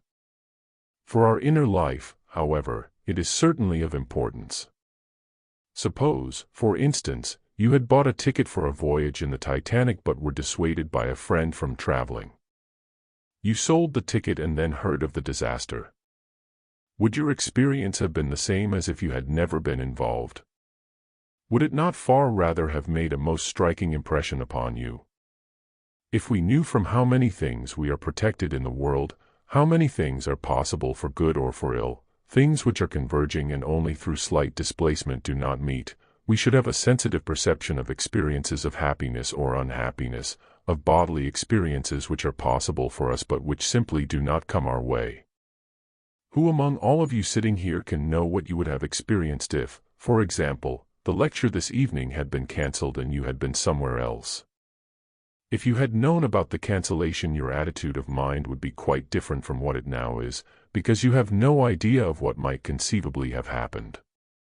All these possibilities which do not become reality on the physical plane exist as forces and effects behind the physical world and the spiritual world and reverberate through it.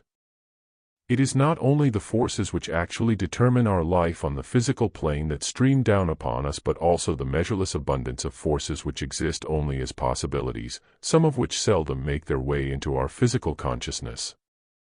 But when they do, this usually gives rise to a significant experience.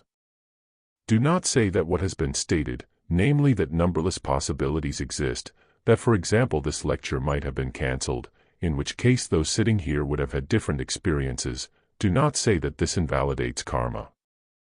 It does nothing of the kind. If such a thing were said, it would imply ignorance of the fact that the idea of karma just presented holds good only for the world of realities within the physical life of men. The truth is that the spiritual life permeates our physical life, and there is a world of possibilities where the laws operating as karmic laws are quite different. If we could feel what a tiny part of what we might have experienced is represented by the physical realities, and that our actual experiences are only a fractional part of the possibilities, the infinite wealth and exuberance of the spiritual life behind our physical life would be obvious to us. Now the following may happen. A man may take serious account in his thoughts of this world of possibilities, or perhaps not in his thoughts but only in his feelings. He may realize that he would probably have been killed in an accident to a train which he happened to miss. This may make a deep impression upon him, and such happenings are able as it were to open the soul to the spiritual world.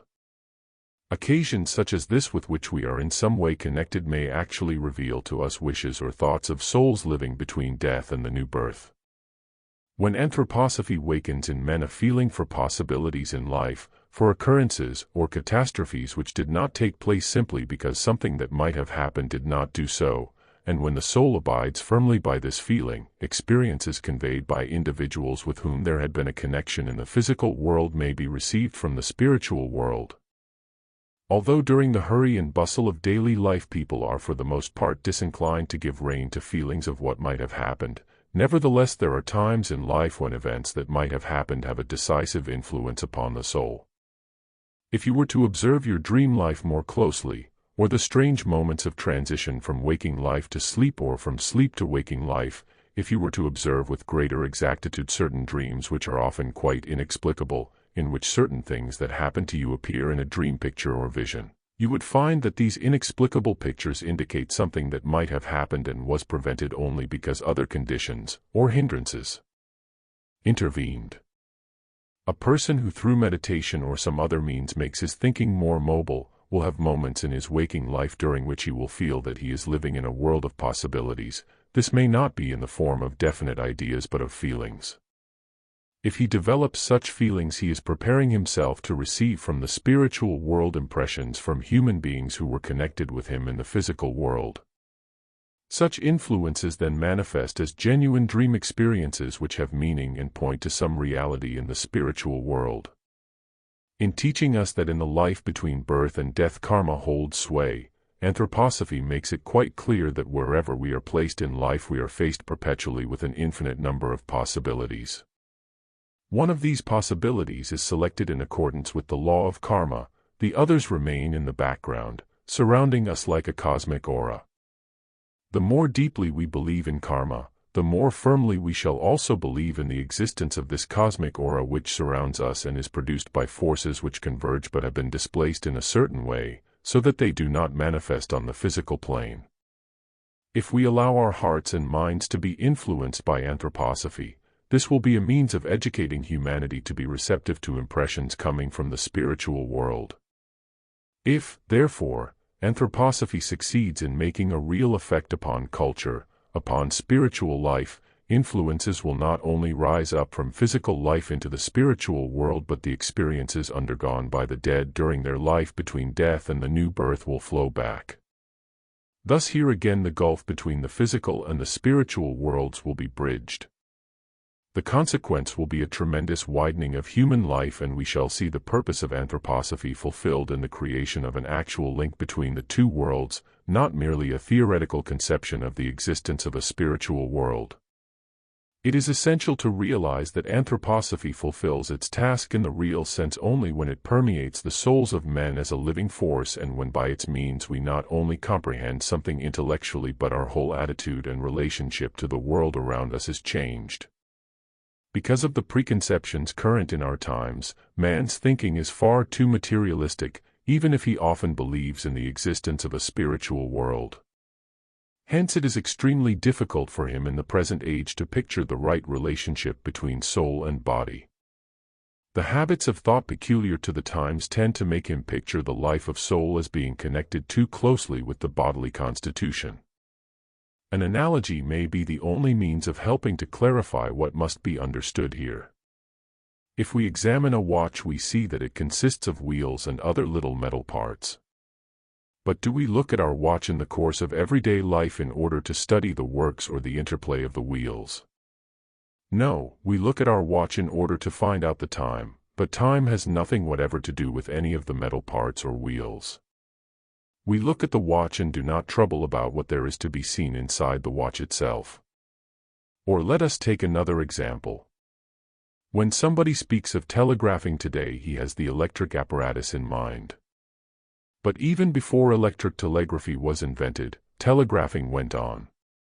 Provided the right signs, etc. are known, it would be possible for people to speak from one town to another without any electric telegraph, and perhaps the process would not be very much slower. Suppose, for instance, pillars or poles were erected along the highway between Berlin and Paris and a man posted on the top of each pole to pass on the appropriate signs.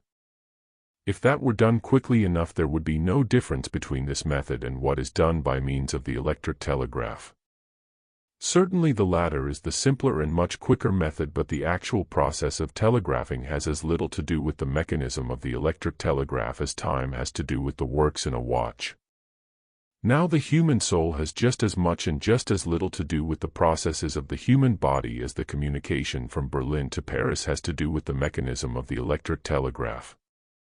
It is only when we think in this way that we can have a true conception of the independence of the soul.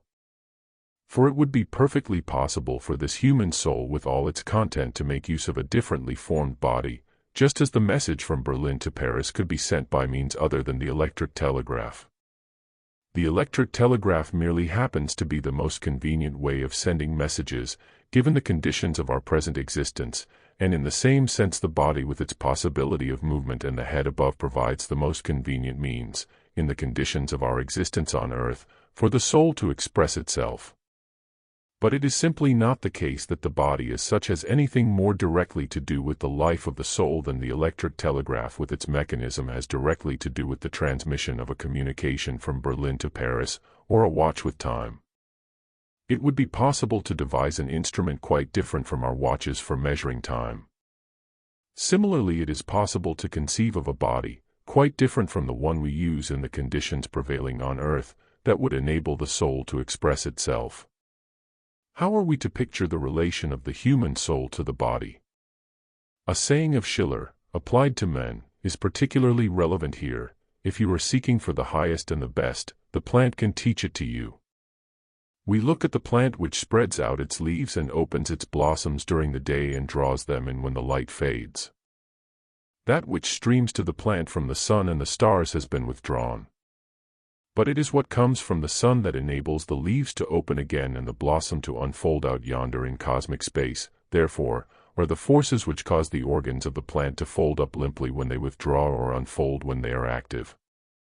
What is brought about in the plant by cosmic forces is brought about in the human being by his own ego and astral body. When does a human being allow his limbs to relax and his eyelids to close like the plant when it draws in its leaves and blossoms? When his ego and astral body leave his bodily organism. What the sun does to the plant, the ego and astral body do to the organs of the human being. Hence we can say, the plant's body must turn to the sun as man's body must turn to the ego and astral body, and we must think of these members of his being as having the same effect upon him as the sun has upon the plant. Even externally considered, will it still surprise you to know what occult investigation reveals, namely that the ego and astral body originate from the cosmic sphere to which the sun belongs and do not belong to the earth at all? Nor will you be surprised, after what has been said in previous lectures, to realize that when human beings leave the earth, either in sleep or at death, they pass into the conditions prevailing in the cosmos. The plant is still dependent upon the sun and the forces operating in space. The ego and the astral body of men have made themselves independent of the forces in space and go their own way. A plant is bound to sleep when the sunlight withdraws. In respect of his ego and astral body, however, man is independent of the sun and planets which are his real home, and for this reason he is able to sleep by day, even when the sun is shining. In his ego and astral body man has emancipated himself from that with which he is really united, namely the forces of the sun and stars. Therefore it is not grotesque to say that what remains of man on the earth and in its elements after death belongs to the earth and to its forces, but the ego and astral body belong to the forces of the cosmos. After the death of the human being, ego and astral body return to those cosmic forces and pass through the life between death and rebirth within their spheres. During the period on earth between birth and death, while the soul is living in a physical body, the life of soul which strictly belongs to the sun and the stars has no more to do with this physical body than time as such, which is in reality conditioned by the solar and stellar constellations, has to do with the watch and its mechanism of wheels. It is quite conceivable that if, instead of living on the earth, we were born on some other planet, our soul would be adapted to a quite different planetary existence. The particular formation of our eyes and ears is not attributable to the soul but to the conditions prevailing on the earth. All we do is to make use of these organs. If we make ourselves consciously aware of the fact that with our soul we belong to the world of the stars, we shall have taken a first step towards a real understanding of our relationships as human beings and our true human nature. This knowledge will help us to adopt the right attitude to our conditions of existence here on earth. To establish even this more or less external relationship to our physical body or etheric body will give us a sense of security. We shall realize that we are not merely beings of the earth but belong to the whole universe, to the macrocosm, that we live within the macrocosm. It is only because a man here on earth is bound to his body that he is not conscious of his connection with the forces of the great universe. Wherever and whenever in the course of the ages a deepening of the spiritual life was achieved, efforts were made to bring this home to the souls of men. In point of fact, it is only during the last 4 centuries that man has lost this consciousness of his connection with the spiritual forces weaving and holding sway in cosmic space. Think of what has always been emphasized, that Christ is the great Sun being who through the mystery of Golgotha has united himself with the earth and its forces and has thus made it possible for man to take into himself the Christ force on earth. Permeation with the Christ impulse will include the impulses of the macrocosm, and in every epoch of evolution it will be right to recognize in Christ the power that imparts feeling of kinship with the macrocosm. In the 12th century a story, a splendid allegory, became current in the West. It was as follows. Once upon a time there was a girl who had several brothers, all of whom were as poor as church mice. One day the girl found a pearl, thereby becoming the possessor of great treasure. All the brothers were determined to share the wealth that had come her way. The first brother was a painter, and he said to the girl, "I will paint for you the finest picture ever known if you will let me share your wealth." But the girl would have nothing to do with him and sent him away. The second brother was a musician. He promised the girl that he would compose the most beautiful piece of music if she would let him share her wealth. But she sent him away. The third brother was an apothecary and, as was customary in the Middle Ages, dealt chiefly in perfumes and other goods that were not remedial herbs but quite useful in life. This brother promised to give the girl the most fragrant scent in the world if she would let him share her wealth. But she sent this brother away too. The fourth brother was a cook. He promised the girl that he would cook such good dishes for her that by eating them she would get a brain equal to that of Zeus and would be able to enjoy the very tastiest food. But she rejected him too. The fifth brother was an innkeeper, and he promised to find the most desirable suitors for her if she would let him share her wealth. She rejected him too. Finally, or so the story tells, came one who was able to find his way to the girl's soul, and with him she shared her treasure, the pearl she had found. The story is graphically told, and it has been narrated in greater detail and even more beautifully by Jacob Bald. Jacob Bald, born in Ensisheim, Upper Alsace, January 4, 1604, died August 9, 1668. Entered the order of Jesuits in 1624. Was widely acclaimed during his life, but after his death was neglected as a poet until the end of the 18th century.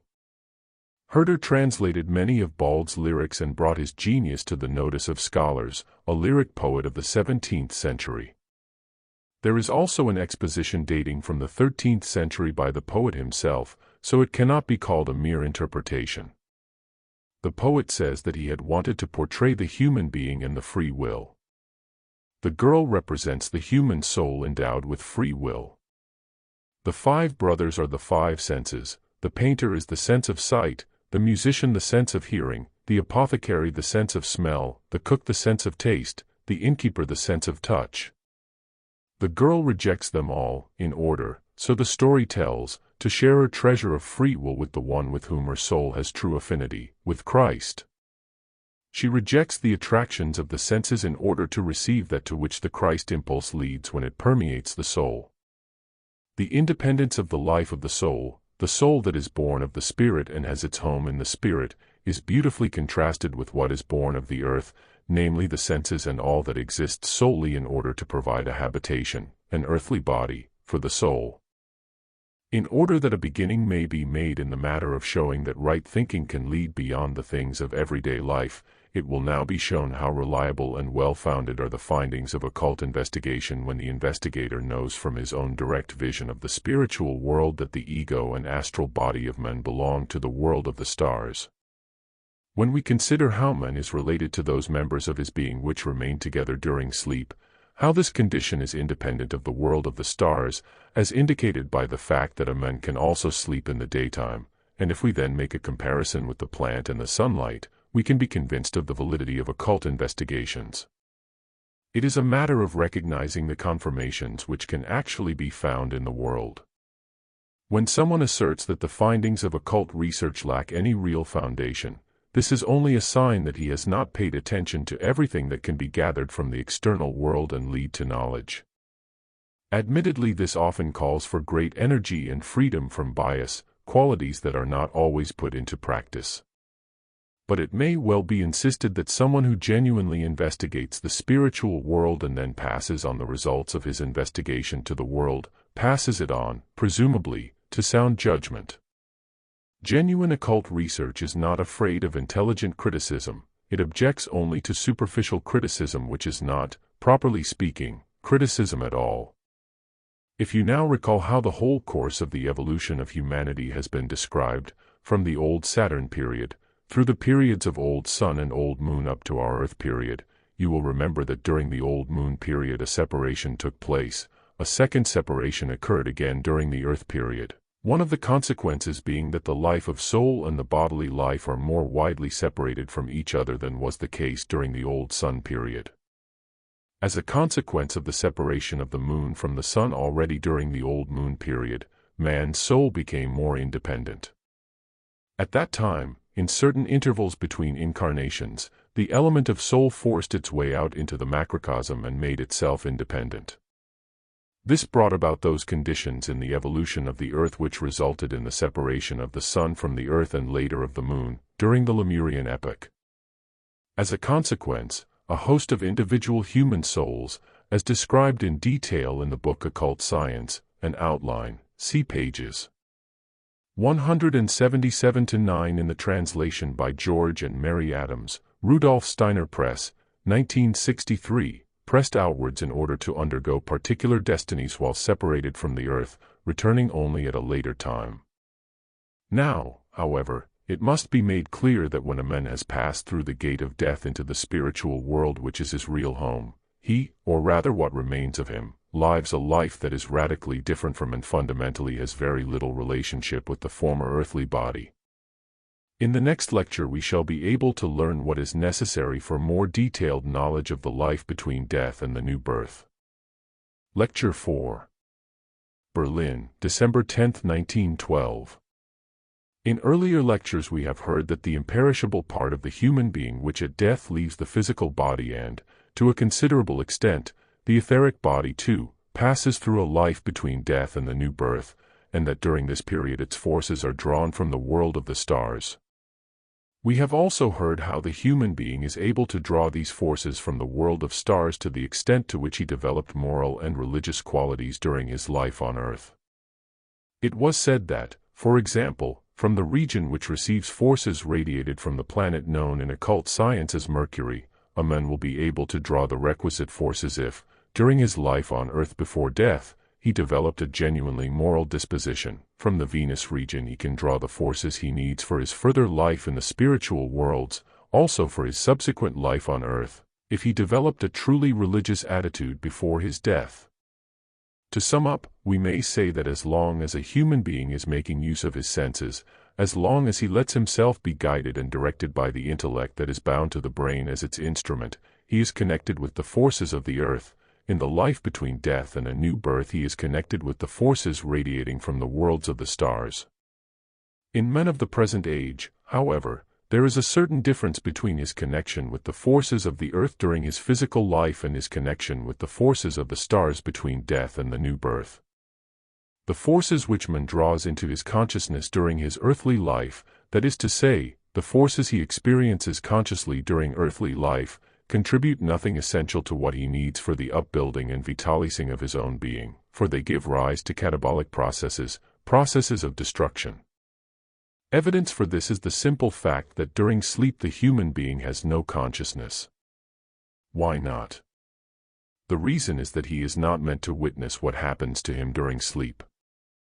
During sleep the forces used up during waking life are restored, and man is not meant to witness this process, which is the antithesis of what is in operation during waking life and is concealed from human consciousness.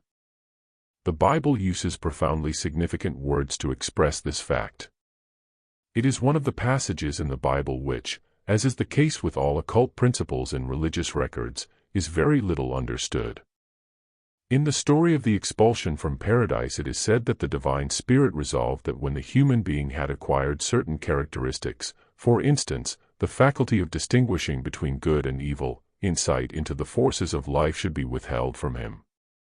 That is the passage in the Bible where it is announced that the human being was not to witness the revivification of his members either during sleep or during his entire existence on earth. While man is awake, the whole life process is one of destruction, of wear and tear. During waking life nothing in man's being is restored. In the very earliest years of childhood, when any actual inflow of life can still be observed, the child's consciousness is still dim and the whole restorative process is concealed from the human being in his later years. Evidence for this is the fact that he does not remember his earliest childhood. We can therefore say that the whole life-giving, restorative process is concealed from man's conscious life on earth. Processes of perception, of cognition, lie within the field of his consciousness, the life-giving process does not. This is different during the period of existence between death and the new birth. The purpose of the whole of that period is to draw into the being of man the forces which can build up and fashion the next life, to draw these forces from the world of the stars. But this process is not as things are on earth, when man does not really know his own being. What, after all, does he know about the processes working in his organism? He knows nothing of them through direct perception, and what is learnt from anatomy or biology conveys no real knowledge of his being but is something quite different. In the life between death and rebirth, however, a man beholds how forces from the world of stars work upon his being, how they gradually rebuild it. From this you can gather how greatly perception between death and rebirth differs from perception on earth. On earth the human being stands at a particular point, directs his senses outwards, and then his sight and hearing expand into space. From the center where he is standing he faces the expanse of space. Exactly the opposite is the case during the life after death. There man feels as if his whole being were outspread, and what he perceives is really the center. He looks at a point. There comes a period between death and the new birth when the human being describes a circle which passes through the whole zodiac. He looks out as it were from every point of the zodiac, that is to say from different viewpoints, upon his own being, and he feels as if he were gathering from each particular section of the zodiac the forces which he pours upon his being for the needs of the next incarnation. He looks from the circumference towards a center. It is as if you could duplicate yourself, move around while leaving yourself at the center, and could drink in the forces of the universe, the life-giving soma which, streaming as it does from different points of the zodiac, assumes different characteristics as it pours into your being which you have left at the center. Translated into terms of spiritual reality, this is actually how things are during the life between death and the new birth. If we now think of the difference between a condition that is really very similar to life between death and rebirth, namely, the condition of sleep, this difference can be characterized very simply, although people who are not accustomed to these ideas will not be able to make much of it. Put simply, the condition of sleep can be characterized as follows. When the human being sleeps during his earthly existence, that is to say when he has left his physical and etheric bodies and is living in his ego and astral body which are then in the world of stars, he too is actually in that world. And it is a fact that our condition in sleep is objectively far more similar to the condition between death and rebirth than is usually imagined. Objectively, the two conditions are very similar. The only difference is that during sleep in normal life the human being has no consciousness of the world in which he is living, whereas between death and the new birth he is conscious of what is happening to him. That is the essential difference. If the human being were to awake in his ego and astral body when these members are outside his physical body during sleep, he would be in the same condition as he is between death and the new birth. The difference is actually only a state of consciousness. This is a matter of importance because as long as the human being lives on earth, therefore also during sleep, he is bound to his physical body. Nor does he become free from the physical body until it passes into the lifeless condition and undergoes a change at death. As long as the physical body remains alive, the union is maintained between the spiritual man, that is to say, ego and astral body, and the physical and etheric bodies. Our conception of the state of sleep is, as a rule, too simple, and that is quite comprehensible because usually we describe things from one point of view only, whereas when a human being passes into the higher worlds conditions are complicated. A complete picture becomes possible only as we progress patiently in spiritual science and learn to view things from all sides. We generally characterize the state of sleep, and rightly so, by saying that the physical and etheric bodies remain in the bed, while the ego and astral body move outwards and unite with the forces of the stars. But correct as this is from one point of view, it nevertheless presents only one aspect of the matter, as we can realize if we consider from the standpoint of spiritual science the sleep that occurs at a more or less normal time. Objectively speaking, an afternoon nap is a quite different matter from ordinary sleep at night. What I have now said is concerned not so much with a man's ordinary state of health but rather with his whole relationship to the world. We will therefore not consider an afternoon nap but the sleep of a healthy human being, let us say at midnight, regarded from the standpoint of clairvoyant consciousness. During the waking life of day there is a certain regulated connection between the four members of man's being: physical body, etheric body, astral body, and ego. This connection can be indicated if I make sketches to show how the so-called aura of the human being appears to clairvoyant consciousness, but of course the sketches are only very rough. The important point is that what may be called the auric picture of the ego when a human being is asleep actually becomes twofold. During the waking state the ego aura holds together in the form of an oval, A, but during sleep divides into two parts, B, one of which turns downwards as the result of a kind of gravity and spreads out below. This part of the ego aura appears to clairvoyance as a very dark area tinged with dark red shades. The other, upper part streams upwards from the head and then expands into the infinitudes of the world of stars. The ego aura is thus divided. In appearance at all events, we cannot, however, speak of an actual division of the astral aura. This occult spectacle is a kind of pictorial expression of the fact that the human being, with the ego forces that permeate him in the waking condition, goes forth into cosmic space in order to be united with the world of stars and draw its forces into himself. Diagram 1. Note by translator. Dr. Steiner's drawings were probably made with colored chalks which would have indicated the several members of man's being with greater clarity than is possible in the printed reproductions. Comments made in connection with the drawings have been abbreviated as follows. Figure A, waking state.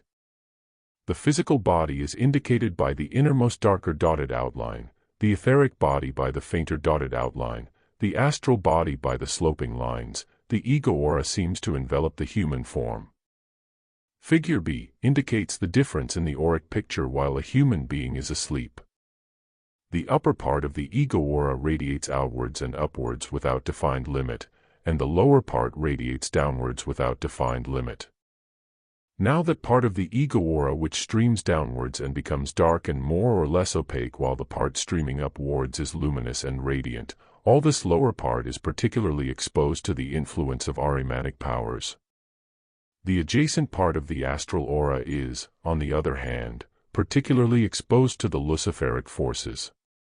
The account that has been given, quite rightly from a certain standpoint, that the ego and astral body leave the human being during sleep is, however, strictly true only as regards the upper parts of the ego aura and astral aura. It is not correct as regards the parts of the ego aura and astral aura which correspond more to the lower areas of the human figure, particularly the lower parts of the trunk.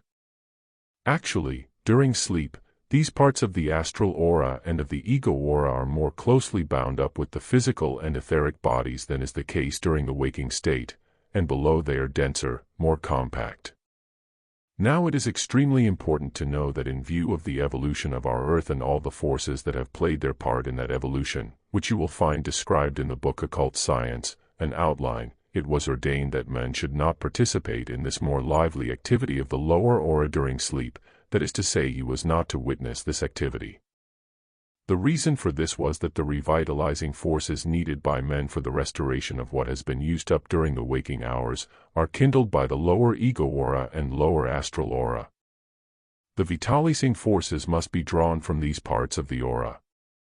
That they work upwards and revitalize the whole man depends upon the upper aura developing powers of attraction drawn from the world of stars. It can therefore attract the forces which, rising from below, act restoratively. That is the objective process. Understanding of this fact is the best equipment for understanding certain information available to one who studies ancient records or records based on occultism. You have always heard, and from a certain standpoint the statement is quite correct, that man leaves his physical and etheric bodies in the bed and goes forth with his astral body and ego. This is absolutely correct as regard the upper parts of the ego aura and astral aura, especially of the ego aura. But if you study Eastern writings, you will find a statement that is exactly the opposite. It is stated there that during sleep what is otherwise present in man's consciousness penetrates more deeply into the body. This is the opposite description of sleep. And especially in certain Vedanta writings you will find it stated that the part of man of which we say that during sleep it leaves the physical and etheric bodies, sinks more deeply into those bodies, and that what gives us the power of sight withdraws into deeper regions of the eye so that sight is no longer possible. Why is the process described in this way in Eastern writings? It is because the Oriental still has a different standpoint. With his kind of clairvoyance he pays more attention to what goes on within the human being. He pays less attention to the emergence of the upper aura and more to the permeation by the lower aura during sleep. Hence, from his particular point of view, he is right. The processes which take place in the human being in the course of his evolution are very complicated, and as evolution progresses it will become more and more possible for him to picture the whole range of these processes. But evolution consists in human beings having gradually acquired knowledge of particular processes, hence the differing statements in the different epochs. Although the statements seem to differ, they are not for that reason false. They relate to the particular condition prevailing at the time. But the process of evolution as a whole becomes clear only when all the various processes are taken into account. We ourselves have now reached the point when it is possible to survey a certain definite portion of the process of evolution. There is a most significant difference in the whole attitude and disposition of man's soul when we observe its development during incarnations, let us say in the Egypto-Chaldean period, then in the Greco-Roman period, and then again in our own. Even externally it is not difficult to discover what the soul is experiencing. I think that even in this enlightened audience there will be quite a number of individuals who, when they look at a star-strewn sky, cannot locate the particular constellations or perceive how their positions change in the heavens during the night. Speaking generally, it can be said that the number of individuals who are still well informed about the starry sky will steadily decrease. There will even be people, among town dwellers for example, whom one might ask in vain, is there now full moon or new moon? This does not in any way imply reproach, for it lies in the natural course of development. What holds good for the soul now would have been utterly impossible during the Egypto-Chaldean epoch, particularly during its earlier periods. In those days men's insight into the heavens was very great. Our present age, however, has a definite advantage over the Egypto-Chaldean epoch, inasmuch as logical thinking, of which most people would be capable today if they were to make efforts, was quite beyond the men of that earlier epoch. They lived their lives and carried out their daily tasks more instinctively than we do today. It would be quite erroneous to imagine that when a building or, say, an aqueduct was to be constructed, engineers would sit in their offices and work out the project with the help of plans and the other methods employed nowadays. Engineers in those times no more worked from plans than the beaver does today when with such skill and accuracy he sets about building his den. In those early times there was no logical, scientific thinking such as is general today. The activities of men during waking life were instinctive. They had acquired their knowledge, and stupendous knowledge has been preserved from the Egypto-Chaldean epoch, in a quite different way. They knew about the secrets of the stars in the night, about the heavens, although they had no astronomy of the kind that is available for men of the present age. They watched the spectacle presented by the stars in the heavens on successive nights, and the whole power of the astral forces in space worked upon them, not merely the sensory impressions made by what they observed. For example, the passage of the Great Bear or of the Pleiades was an actual experience within them, and the experience continued while they were asleep, for they were sensitive to the spiritual reality connected with the passage of a constellation such as the Great Bear across the heavens. Together with the spectacle perceived by the senses, they were inwardly aware of the living spiritual reality in cosmic space. Something came into their consciousness which ours today is quite unable to experience. Nowadays man has eyes only for the material picture of the stars in the sky. And being very clever, he looks at a chart of the heavens into which figures of animals are inscribed, and says, the ancients inscribed symbols here and there to represent their idea of the grouping of the stars, but we have now progressed sufficiently to be cognizant of the reality. A man of the modern age does not know that the ancients had actually seen what they inscribed into their charts. They drew something of which they had had direct vision. Some of them were more skillful draftsmen than others, but they drew what they had actually perceived. They did not, however, perceive in the way that is customary in physical life. When they experienced, for example, the passage of the Great Bear across the heavens at night, they saw the physical stars implanted in a mighty spiritual being whom they could actually perceive. But it would be childish to imagine that they saw an animal moving across the heavens in the way we should see a physical animal on the earth. This experience of the passage of the constellation of the Pleiades, for example, across the heavens affected them intimately. They felt that the experience had an effect upon their astral bodies and caused changes there. You can form an idea of this experience by picturing that there is a rose in front of you, but you are not looking at it, you are merely holding it, and what you experience is your own contact with it. You then form an idea of the rose. It was in this way that the ancients contacted, as it were with their astral bodies, what they experienced about the constellation of the Great Bear. They felt the astral reality and experienced their own contact with it. This brought about changes in their very being, changes which are still brought about today but are unnoticed. Evolution leading into our modern scientific age with its power of rationalistic judgment consists in the fact that direct experience of spiritual processes has ceased, and that we are left with the world of the senses and the brain-bound intellect. Thus when in the Egypto-Chaldean epoch men spoke of the spiritual beings in space and drew figures of these beings, inscribing physical stars as focal points, this was in keeping with the reality, which was an actual experience.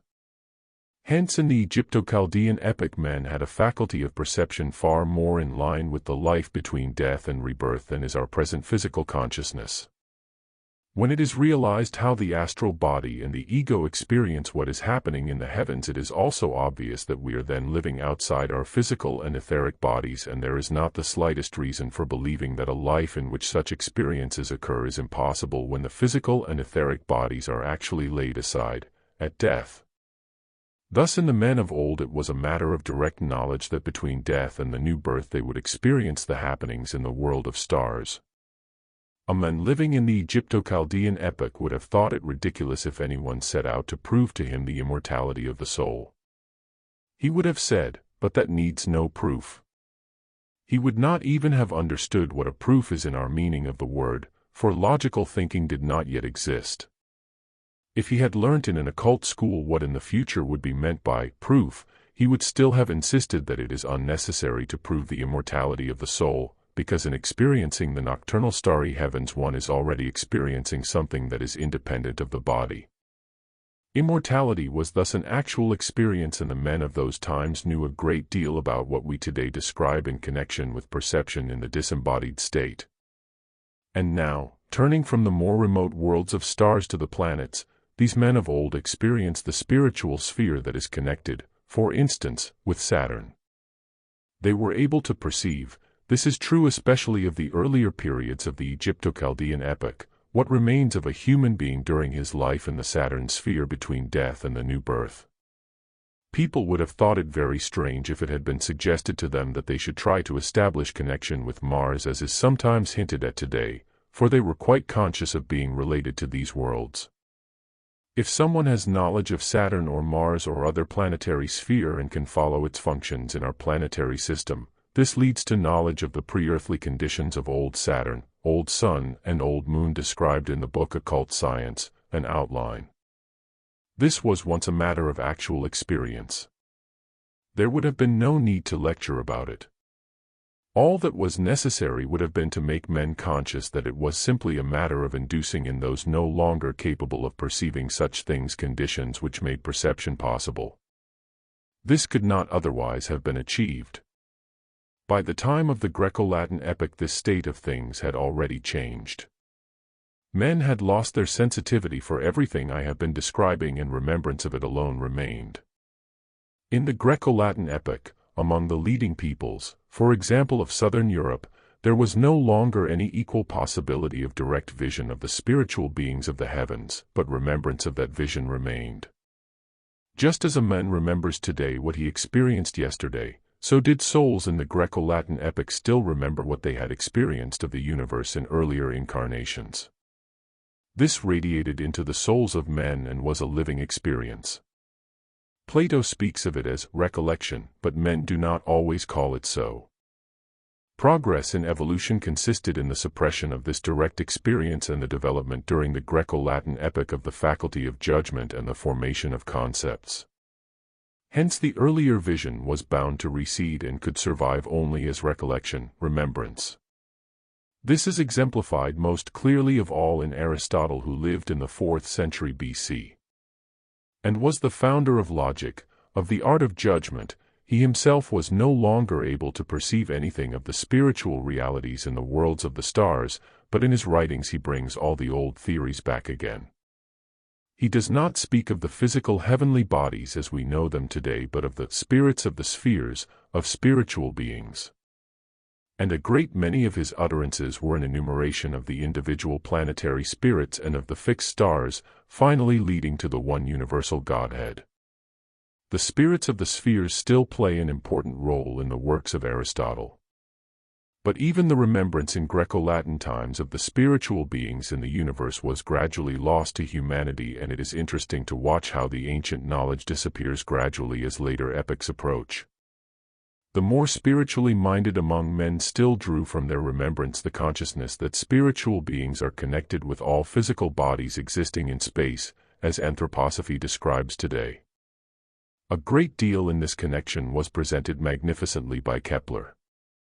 But the nearer we come to modern times, the more does the possibility fade of even a remembrance of what the soul experienced in the Egypto-Chaldean epoch from contemplation of the heavens. As the age of Copernicanism approached, even the remembrance that still survived in the Greco-Latin epoch faded, and men had eyes only for the physical globes moving through space. Occasionally something plays into the consciousness of more modern men that there is still a possibility of gleaning from the constellations in the heavens genuine knowledge of spiritual events. Kepler, for example, set out independently to calculate from the stars the date of the birth of Jesus of Nazareth. Such a calculation was possible because Kepler's whole being was still permeated through and through with spirituality. The same applies to his realization that a certain constellation of stars in the year 1604 would be followed by further suppression of the ancient remembrances. The nearer we come to the modern age, the more is humanity dependent upon the physical senses and the brain-bound intellect, because what the souls of men experienced in ancient times has been thrust down into the deeper strata of consciousness. The souls of all of you once harbored the experiences known to men when they were still able to be aware of the spiritual life pervading cosmic spheres. This is everywhere present in the depths of your own souls. But it is not possible today to lead souls during the hours of darkness and guide their vision, let us say, to the constellation of the Great Bear and enable them to experience as realities the spiritual forces emanating from that group of stars. It is not possible because the powers of vision and perception lie in such depths of the soul. During sleep at night man experiences the heavens with the radiating upper part of the aura but is not conscious of it. Hence for souls of the present age the right procedure is to raise into consciousness by valid methods the forgotten impressions received in olden times. And how is this done? As we do it in anthroposophy. Nothing new is imposed upon souls, but what they experienced in earlier epochs is drawn forth. What souls could no longer actually experience in the Greco-Latin epoch but had not yet entirely forgotten, today it is entirely forgotten but can be drawn forth again. Anthroposophy is the stimulus for drawing forth the forces of knowledge which lie deep in the souls of men. All human beings who have partaken in evolution up to the time of Western culture have in the depths of their souls the conceptions which should be kindled to life through anthroposophy, and the methods used in anthroposophy are the stimuli for achieving this. We will now consider the difference between these two attitudes to the world, between that of a human soul incarnated in the Greco-Latin epoch and one incarnated today. We have heard that during the Greco-Latin epoch, in earthly life too, the soul had a certain connection with and capacity for perception of what is lived through in the period between death and the new birth. These experiences had not yet withdrawn into such deep strata of the soul. Hence in those very ancient times there was much less difference between men's consciousness on earth and between death and rebirth than there is today. The ancient Greeks had some remembrance of what they had once experienced, but even so the difference was already great. Conditions today have reached the stage when between death and the new birth, consciousness can still be kindled in a human being in the Venus sphere if, on earth, he has cultivated a moral and religious attitude of soul. But in and especially beyond the sun sphere it is impossible for consciousness to be kindled if during his life on earth a man has made no attempt to raise to the level of waking consciousness the concepts lying in the depths of the soul. Here, in earthly life, anthroposophy seems to be a kind of theoretical world conception which we master because it interests us. After death, however, it is a torch which from a certain point of time onwards between death and rebirth illumines the spiritual world for us. If anthroposophy is disdained here in the physical world, no torch is available in that other world and consciousness is dimmed. To pursue spiritual science is not merely a matter of imbibing so many theories, it is a living force, a torch which can illumine life. The contents of the spiritual teachings here on earth are concepts and ideas, after death they are living forces. But this applies to consciousness only. It will be clear to you from what I said at the beginning of the lecture that already in earthly existence the spiritual ideas we acquire are life-giving forces. But a man cannot witness the outcome of these life-giving forces because knowledge of the powers from which they originate is withheld from him. After death, however, he actually beholds them. Here on earth, anthroposophy seems to be so much theory and the human being in his waking state has no consciousness of what is spiritually life-giving but nevertheless objectively present.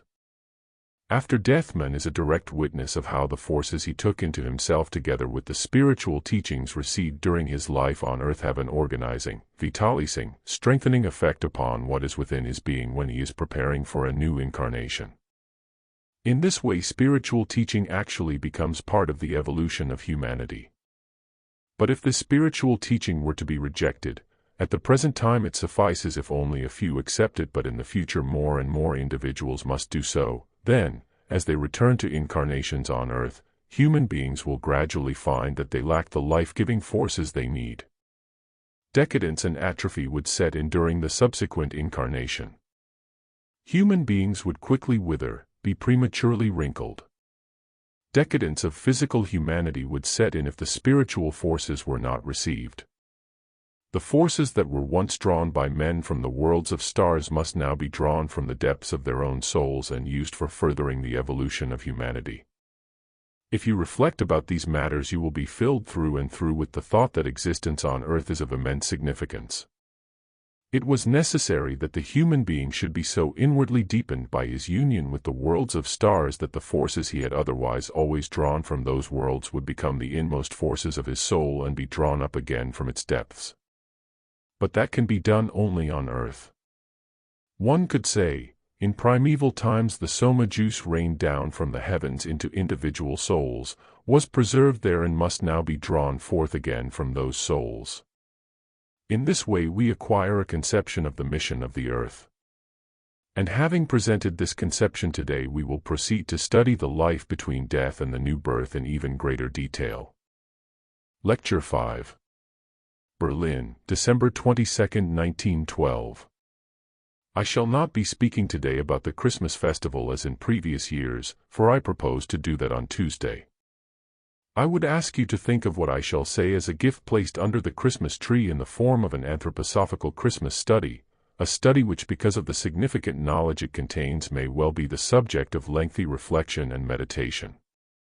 At this Christmas season we may very properly think of an individual considered by many people to be a mythological or mystical figure, but with whose name we ourselves connect the spiritual impulses of Western cultural life.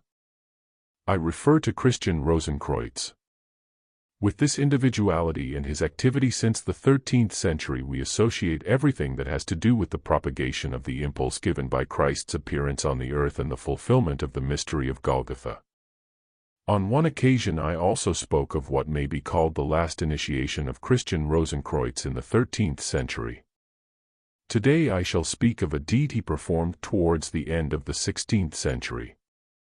This deed is of particular significance because it linked with the Christ impulse an achievement of supreme importance in the history of human evolution, an achievement before the time of the mystery of Golgotha. One of the innumerable factors which enable us to grasp the supreme significance of the mystery of Golgotha in the history of mankind on earth is the deed of Gautama Buddha, the founder of a different religion.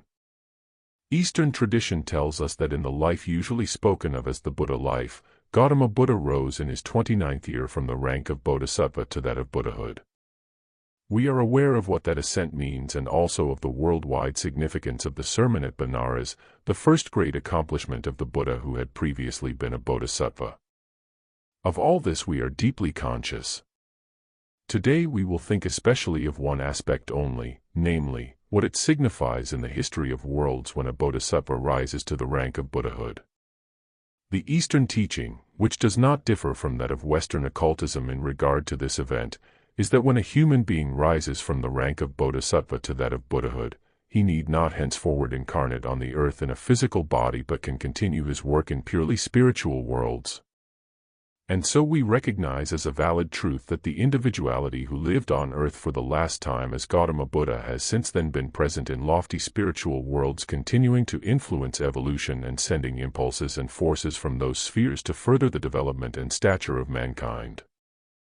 We have also spoken of a significant deed of the Buddha, a deed that was his contribution to the mystery of Golgotha.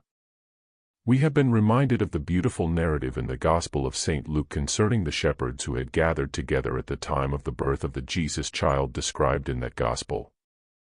See the lecture course entitled The Gospel of St. Luke, given in Ball, 15th to 26th September, 1909.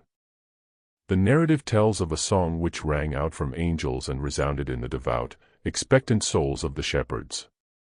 Revelations shall tell of the divine in the heights, and there shall be peace on earth among men who are of good will. It is the song which tells of the revelation of the divine spiritual forces in the spiritual worlds and the reflection of these forces in the hearts of men who are of good will. We have heard that the song of peace which then rang out was the contribution of the Buddha from spiritual heights to the mystery of Golgotha. The Buddha united with the astral body of the Jesus child of whom we are told in St. Luke's Gospel, and the song of angels announced in that Gospel is to be understood as the influx of the gospel of peace into the deed subsequently to be wrought by Christ Jesus. The Buddha spoke at the time of the birth of Jesus, and the song of angels heard by the shepherds was the message from ancient, pre-Christian times, of peace and all-embracing human love which were also to be integrated into the mission of Christ Jesus. Thereafter the Buddha continued to be active in the advancing stream of Christian evolution in the West, and special mention must be made of his further activity. The Buddha was no longer working in a human body but in the spiritual body in which he had revealed himself at the time of the birth of Jesus, and he continued to work, perceptible to those who through some form of initiation are able to establish relationship not only with physical human beings but also with those sublime leaders and teachers who come to men in purely spiritual bodies. A few centuries after the mystery of Golgotha, in a mystery school situated in the region of the Black Sea in the south of Russia, there were teachers of great significance. What actually took place there can be no more than indicated, and even then half metaphorically. Among the teachers present in the school in physical incarnations there was one who did not work in a physical body and could therefore be contacted only by pupils and neophytes able to establish relations with leaders and teachers who appeared in this mystery center in spiritual bodies. One such teacher was the being spoken of as Gautama Buddha. And in the 7th to 8th century after the mystery of Golgotha this being had a notable pupil. At that time the Buddha, in his true nature, was in no way concerned with propagating Buddhism in its old form, for he too had advanced with evolution. He had taken the Christ impulse into the very depths of his being, had actually cooperated in its inception.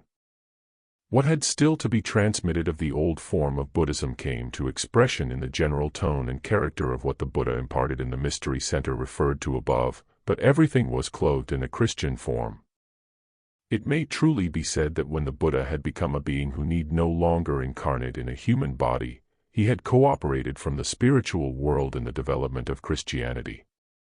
A faithful pupil of his had absorbed into the depths of his soul the teaching which the Buddha gave at that time but which could not become the common possession of all mankind. It was teaching which represented a union of Buddhism and Christianity. It implied absolute surrender to what is supersensible in human nature, the abandonment of any direct bond with the physical and earthly, complete dedication in heart and soul, not merely in mind and intellect, to what is of the nature of soul and spirit in the world. It meant withdrawal from all the externalities of life and absolute devotion in the inner life to the mysteries of the spirit. And when that being who had been a pupil of the Buddha and Christ, who had learnt of the Christ through the Buddha, appeared again on earth, he was incarnated as the person known in history as Francis of Assisi. Those who desire to understand from occult knowledge the absolutely unique quality of soul and manner of life of Francis of Assisi, especially what is so impressive about him because of its remoteness from the world and everyday experience, let them realize that in his previous incarnation he was a Christian pupil in the mystery center of which I have spoken. In this way the Buddha continued to work, invisibly and supersensibly, in the stream that had become part of the process of evolution since the mystery of Golgotha took place. The figure of Francis of Assisi is a clear indication of what the effect of the Buddha's activity would have been in all subsequent times if nothing else had happened and he had continued to work as he had done while preparing Francis of Assisi for his mission in the world. Numbers and numbers of human beings would have developed the character and disposition of Francis of Assisi. They would have become, within Christianity, disciples and followers of Buddha. But this Buddha-like quality in those who became followers of Francis of Assisi would have been quite unable to cope with the demands that would be made of humanity in modern civilization. Let us remind ourselves of what has been said about the passage of the human soul through the various regions of the cosmos between death and the new birth. We have heard how during that period of existence the soul of a man has to pass through the planetary spheres, to traverse the expanse of cosmic space. Between death and the new birth we actually become inhabitants, in succession, of Moon, Mercury, Venus, Sun, Mars, Jupiter, Saturn. We then draw our life together again in order to incarnate through a parental pair and undergo the experiences that are possible on Earth but not in other planetary spheres. Since the last death, every soul incarnated on the Earth has undergone the experiences that belong to the heavens. Through birth we bring into our existence on Earth the forces we have acquired in the various heavenly spheres. Now let us remind ourselves of how life flows by on Earth, how at each new incarnation the human being finds that the Earth has changed and that his experiences are quite different.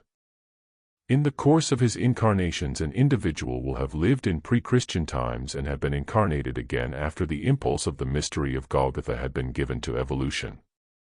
Let us picture with the greatest possible clarity how the Earth evolves, descending from divine spiritual heights to a certain nadir. The impulse of the mystery of Golgotha then made an ascent possible in the evolutionary process. The ascent is at present only beginning, but it will continue if human souls receive the impulse of this mystery and so, later on, rise again to the stage they had reached before the temptation of Lucifer. Let us realize that, in accordance with the fundamental laws of evolution, whenever we return to the Earth through birth we find quite different conditions of existence. The same applies to the heavenly spheres into which we pass between death and a new birth. Like our Earth, these heavenly bodies also pass through descending and ascending phases of evolution. Whenever we pass into a planetary sphere after death, let us say of Mars, or Venus, or Mercury, we enter different conditions and have different experiences, receive different impulses, which we bring back again into physical existence through birth. And because the heavenly bodies are also undergoing evolution, our souls bring back different forces into each incarnation. Today, because of the profound significance of the Christmas festival, our thoughts are directed to the spiritual realities of cosmic space itself, and we will consider a particular example of evolution.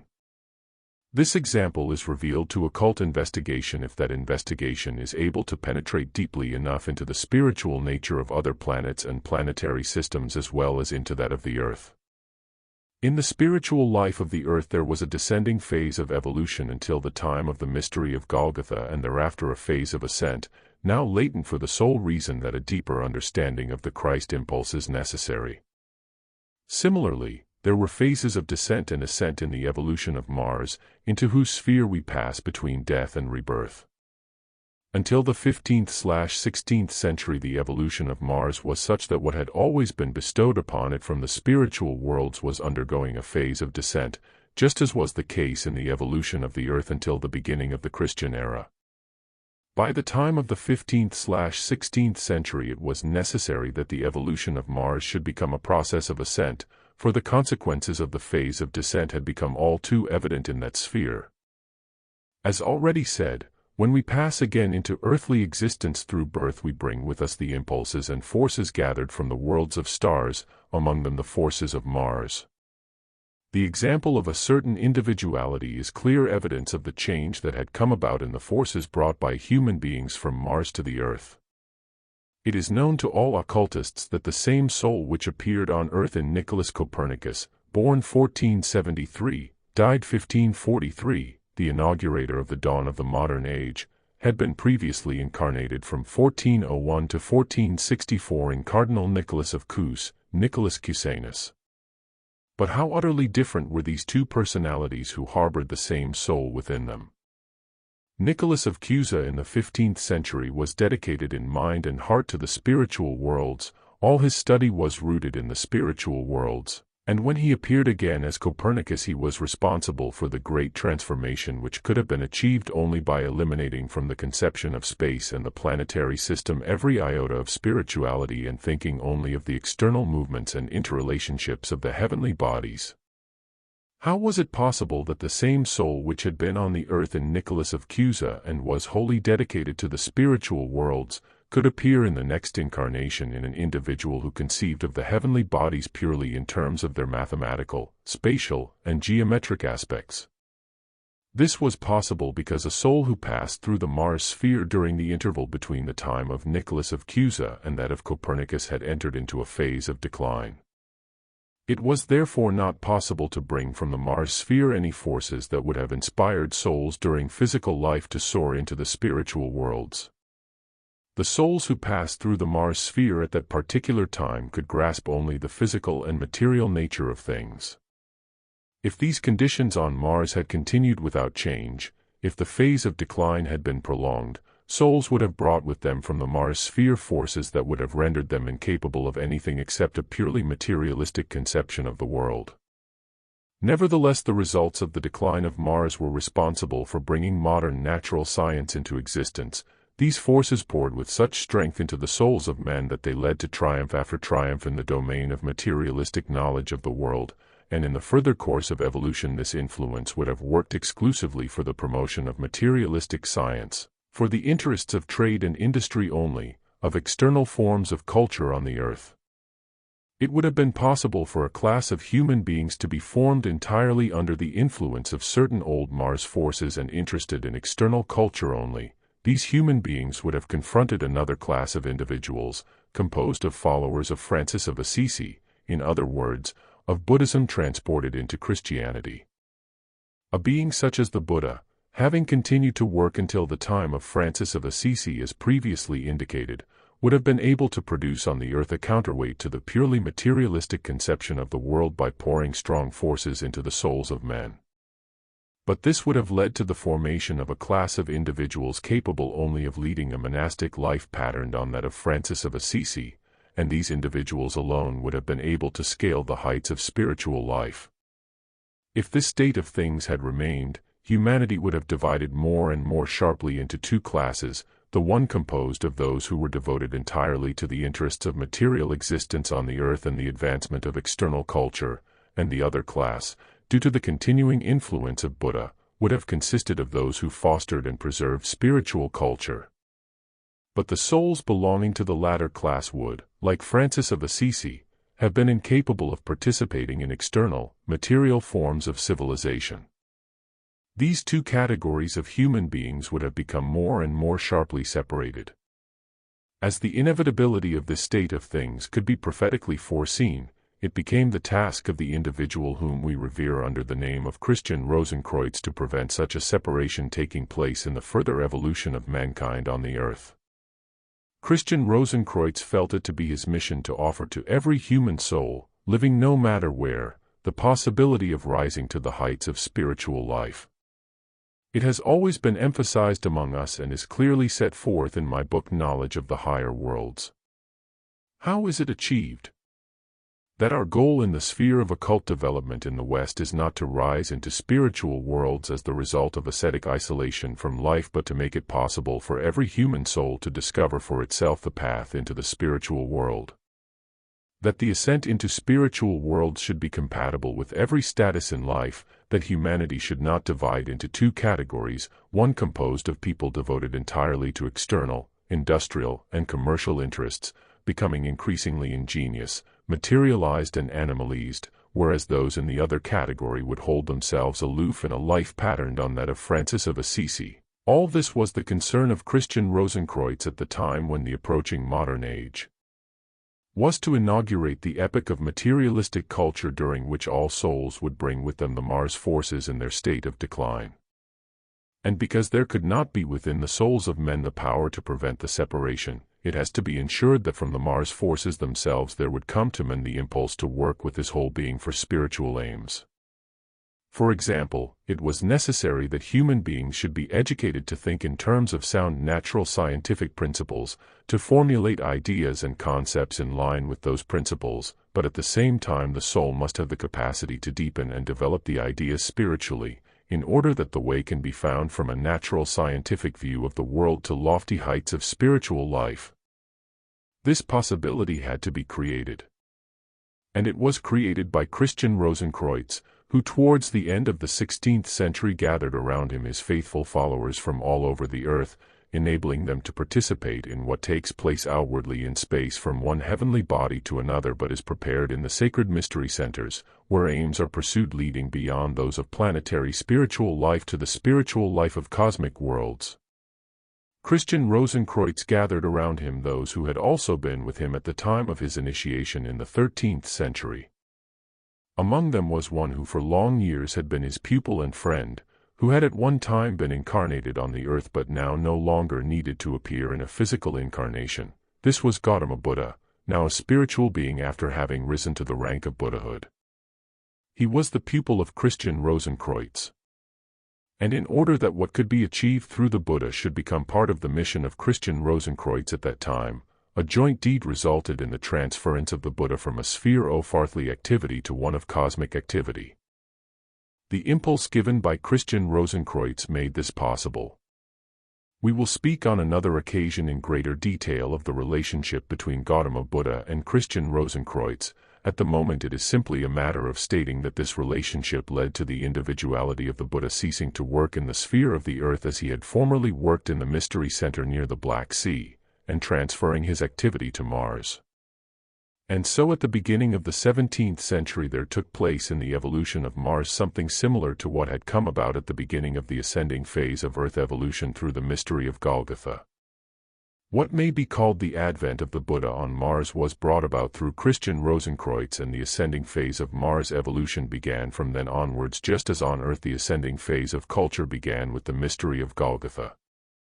Thus the Buddha became a redeemer and savior for Mars as Christ Jesus had become for the earth. The Buddha had been prepared for this by his teaching of nirvana, lack of satisfaction with earthly existence, liberation from physical incarnation. This teaching had been prepared in a sphere outside the earth but with the earth's goal in view. If we can look into the soul of the Buddha and grasp the import of the sermon at Benares, we shall witness the preparation of activity that was not to be confined to the earth. And then we shall realize how infinitely wise was the contract between Christian Rosenkreutz and the Buddha, as the result of which, at the beginning of the 17th century, the Buddha relinquished his activity on the earth, through which he would have been able, from the spiritual world, to influence human souls between birth and death, in order henceforward to work in the Mars sphere for souls between death and rebirth. This is the momentous outcome of what might be called the transference of the essence of the Christmas festival from the earth to Mars. As a result, all the souls of men, in a certain sense, pass through a phase of being followers of Francis of Assisi and thereby, indirectly, of the Buddha.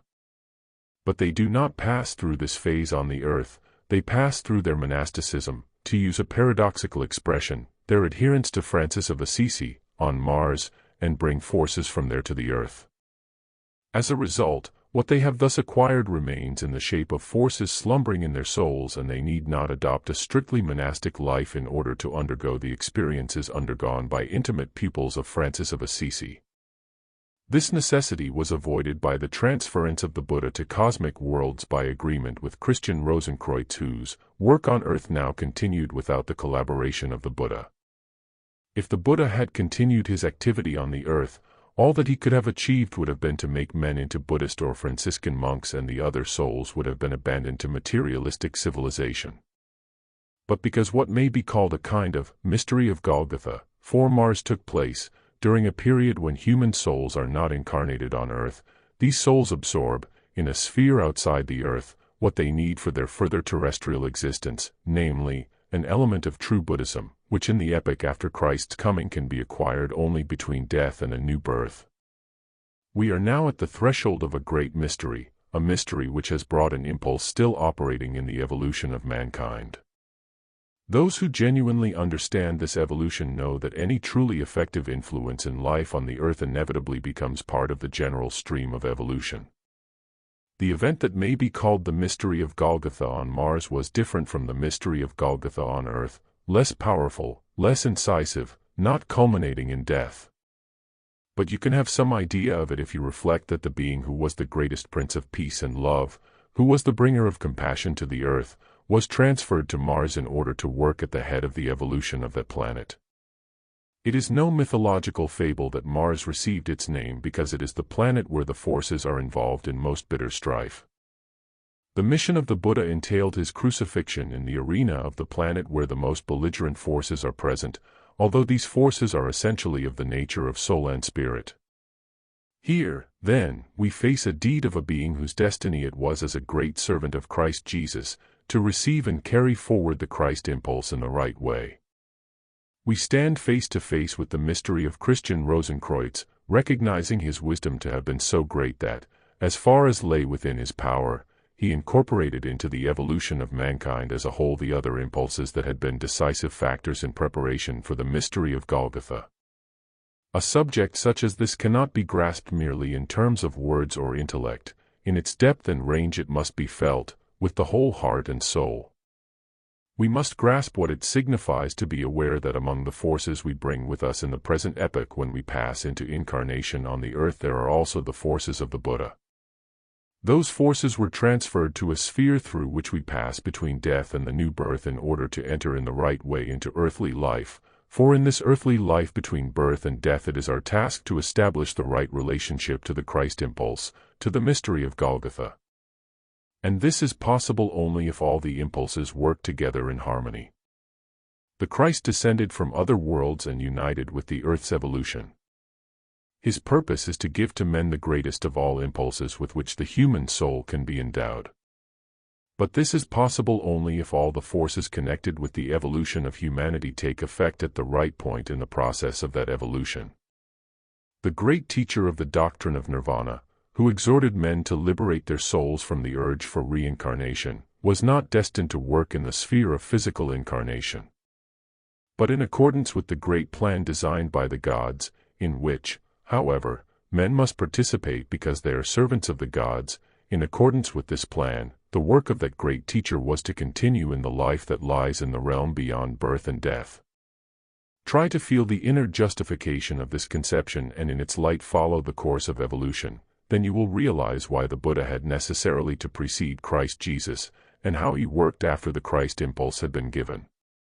Think about this and you will understand in its true light the phase of evolution and of spiritual life which began in the 17th century and in which yourselves are living. You will understand it because you will realize that before human souls pass into physical existence through birth they are imbued with the forces that bear them forward. At the time of an important festival, instead of a seasonal lecture I wanted to lay under the Christmas tree, as a kind of Christmas gift, certain information about Christian Rosenkreutz. Perhaps some or even many of you will receive it as was intended, as a means of strengthening the heart and the forces of the soul. We shall need this strengthening if we are to live with inner security amid the harmonies and disharmonies of existence. If at Christmastide we can be strengthened and invigorated by consciousness of our connection with the forces of the great universe, we may well take with us from the center of anthroposophical work something that was laid as a gift under the Christmas tree and as an encouragement can remain a living force throughout the year if we nurture it during our life from one Christmas season to the next. Lecture 6. Berlin, January 7, 1913. We have already considered certain aspects of man's life between death and rebirth, and a short time ago an account was given of the relationship between Christian Rosenkreutz and Buddha. This was done because since the time indicated then, the Buddha has been connected with the planetary sphere of Mars and because the human being, after experiencing the Christ event in the Sun sphere between death and rebirth, passes into the Mars sphere and there undergoes an experience connected with Buddha in the form that is right for the present age, though not, of course, for the age when the individuality of whom we are now thinking lived on the earth as Gautama Buddha. Genuine enlightenment about the being of man and his connection with the evolution of worlds is possible only if our understanding keeps abreast of that evolution. We know that in the post-Atlantean era there have so far been 5 main consecutive epochs during which the human soul has undergone significant experiences. These epochs are the ancient Indian, the ancient Persian, the Egypto-Chaldean, the Greco-Latin, and our own.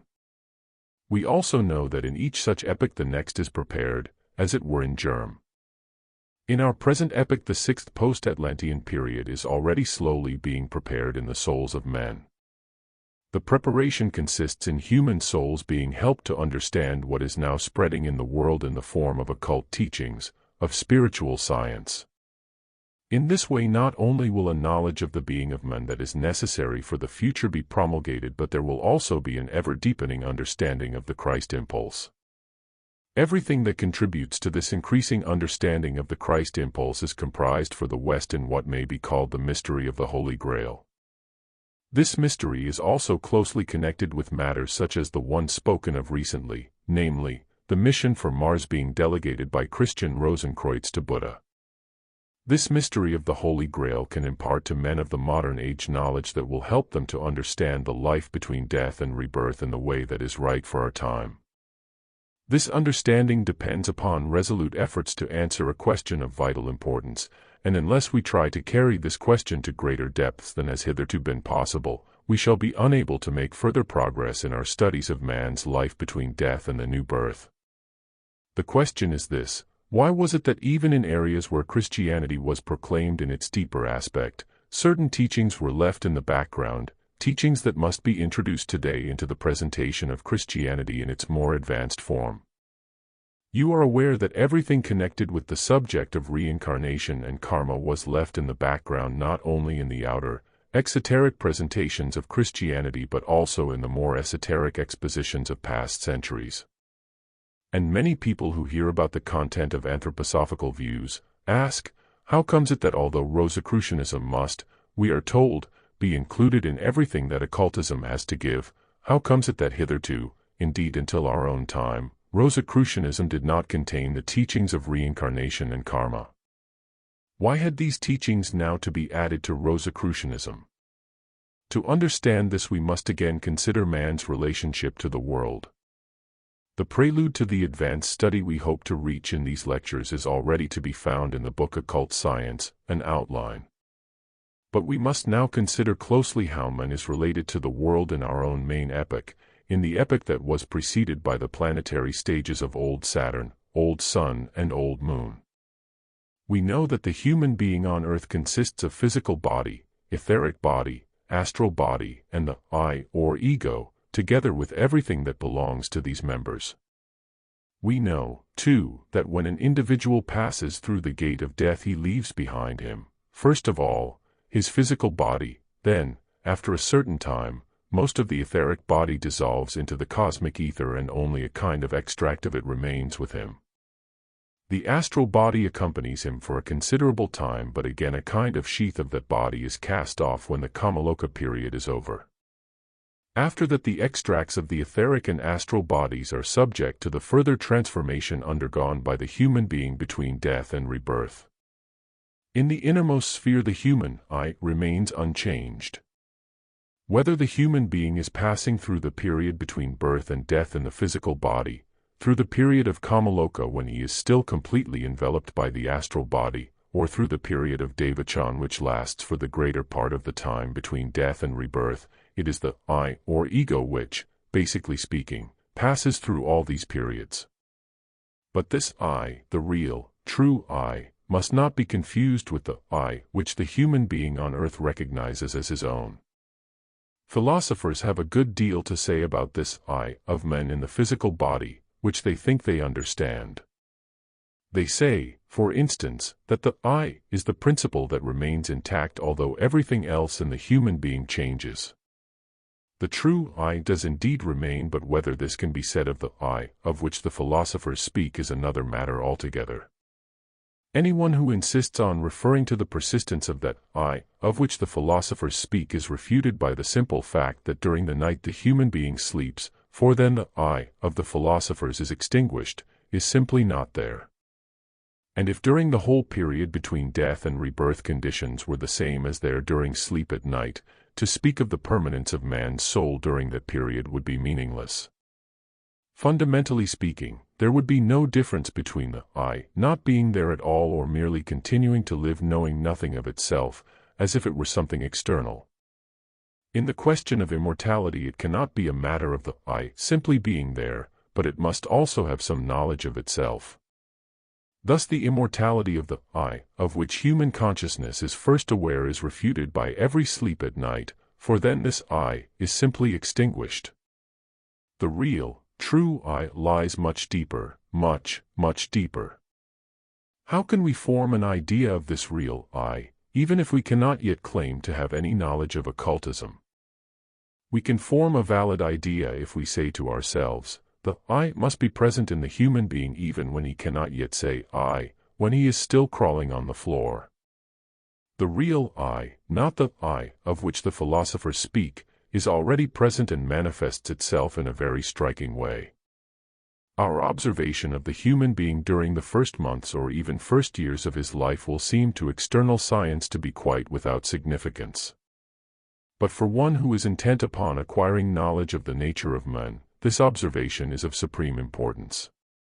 To begin with, the human being crawls about on all fours and very special effort is required on his part to lift himself out of this crawling position, out of this subjection to gravity, into the vertical position and maintain this. That is one thing. The second is the following: we know that in the first period of his life the human being is not yet able to speak and has to learn how to do so. Try to remember how you first learned to speak, how you learned to utter the first word of which you were capable and to formulate the first sentence. Try to remember this, although without clairvoyance you will be as little able to remember it as you can remember how you made the first effort to lift yourself from the crawling into the vertical position. And a third capacity is thinking. Remembrance does indeed go back to the time when you were first able to think, but not before that time. Who, then, is the actor in this process of learning to walk, to speak, and to think? The actor is the real, true I. Now let us observe what this real I does. Man was ordained from the very beginning to walk upright, to speak and to think. But he is not at once capable of this. He is not immediately the being he is intended to become as a man of the earth. He does not at once possess the capacities that enable him to participate in the evolving culture of mankind. He has to acquire these capacities gradually. In the earliest period of his life there is a conflict between the spirit living within him when he stands permanently upright and the spirit living within him while he is still under the sway of gravity and crawls on all fours, while his faculties of speaking and thinking are still undeveloped. When the human being reaches the level ordained for him, when he can stand upright, walk, speak and think, he is an expression of the form proper to mankind.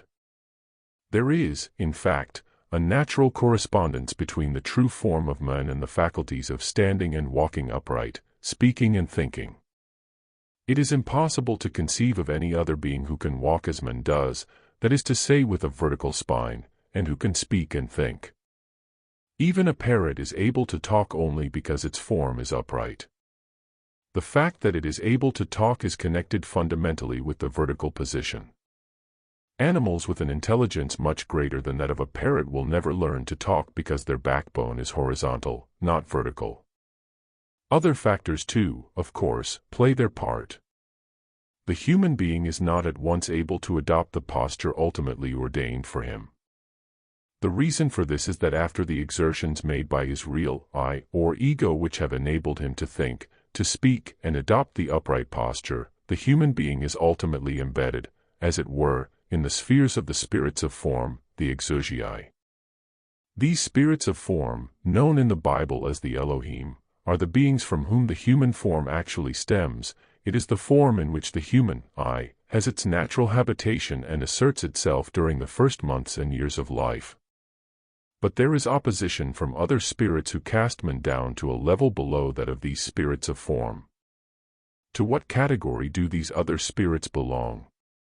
The spirits of form are the beings who enable man to learn to speak, to think, and to walk upright.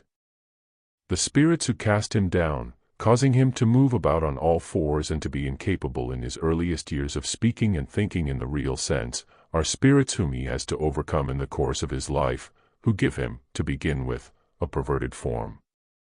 These spirits ought really to have become dynamis, spirits of movement, but fell behind in their evolution and have still not reached the level of the spirits of form.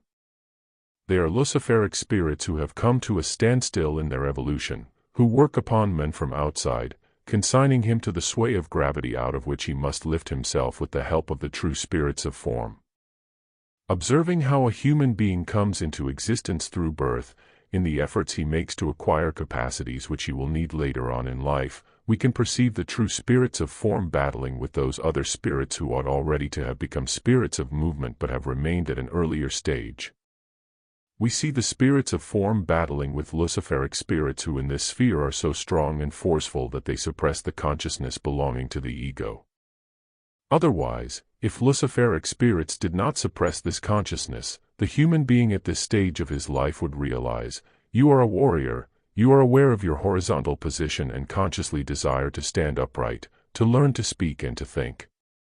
All this is beyond his power because he is enveloped by the luciferic spirits. There we have a dim inkling of what we shall gradually come to recognize as the true I, in contrast to an I which merely appears in the field of our consciousness. At the beginning of this series of lectures it was said that we should endeavor to vindicate to healthy human reason what occultism and seership have to say about the nature of man. But this healthy human reason must be willing to recognize how during the earliest periods of his life the human being is only gradually finding his bearings in the physical world. Which part of him is most completely formed?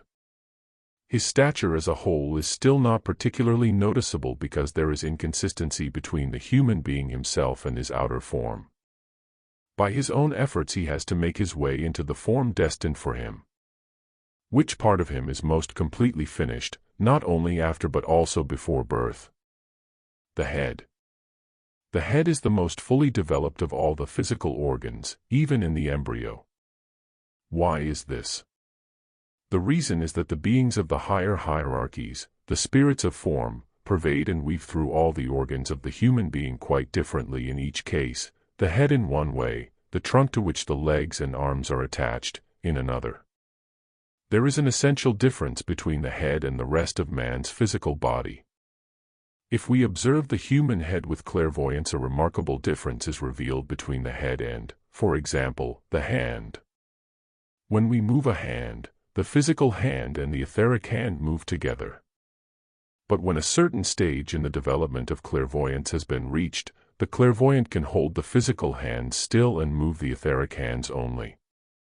To hold mobile parts of the body still and move only the corresponding etheric parts is a specially important exercise. If this is achieved, the clairvoyance of the future will develop to further and further stages, whereas to indulge in any way in unconscious, convulsive movements is a resurgence of dervish practices which are already obsolete.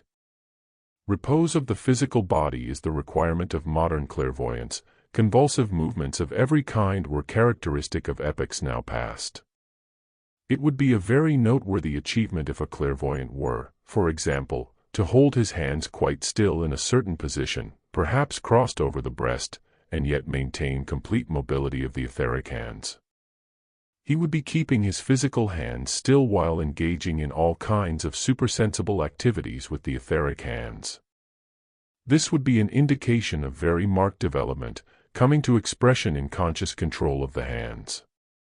Now there is one organ in man in which, even if he is not clairvoyant, the etheric part moves freely while the corresponding physical part remains immobile. This organ is the brain around which the cosmic powers have placed the hard skull. The lobes of the brain would certainly like to move but they cannot. Thus the brain of an average human being is permanently in the condition of a clairvoyant who, while he holds his physical hands still, moves the etheric hands only. The brain is seen by a clairvoyant to be something that comes out of the head like writhing snakes. Every head is, in fact, a Medusa head. This is a very real phenomenon. The essential difference between the human head and the rest of the body is that in respect of the rest of the body the human being will need to undergo a lengthy process of evolution to achieve what has already been achieved by the head in the way of ordinary thinking. In a certain respect the strength of thinking lies in the ability of the human being, while he is thinking, to bring the brain to rest even down to the finer, invisible movements of the nerves.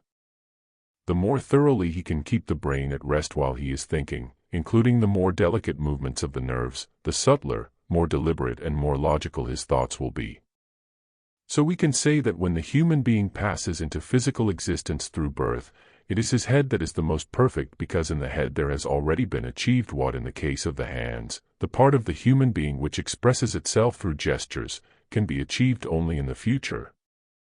In the evolutionary period of Old Moon, the brain was still at the stage of the hands at the present time.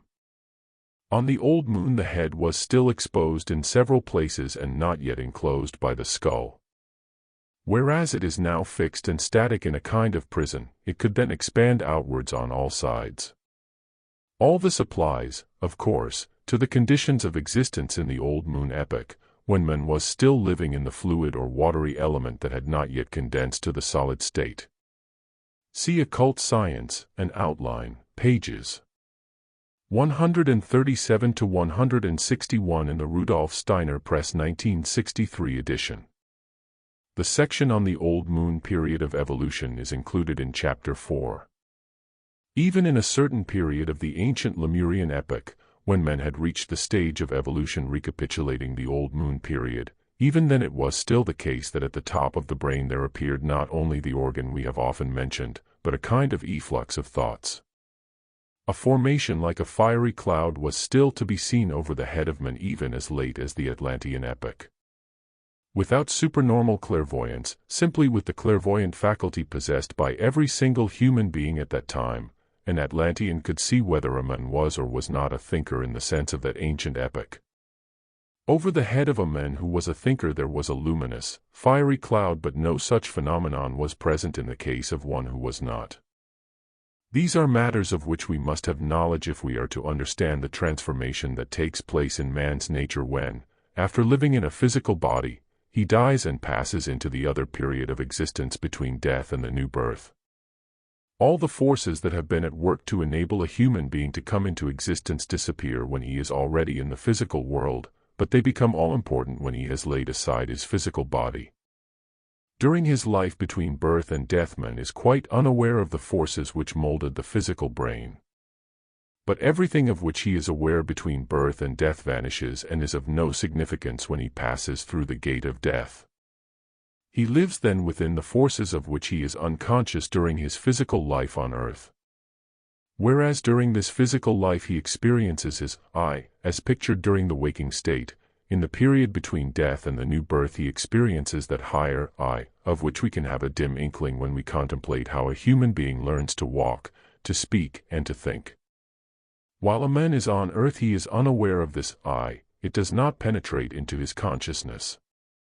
What thus remains entirely concealed we can follow back as far as birth and before birth, even still further back, when we contemplate the life that takes its course after death.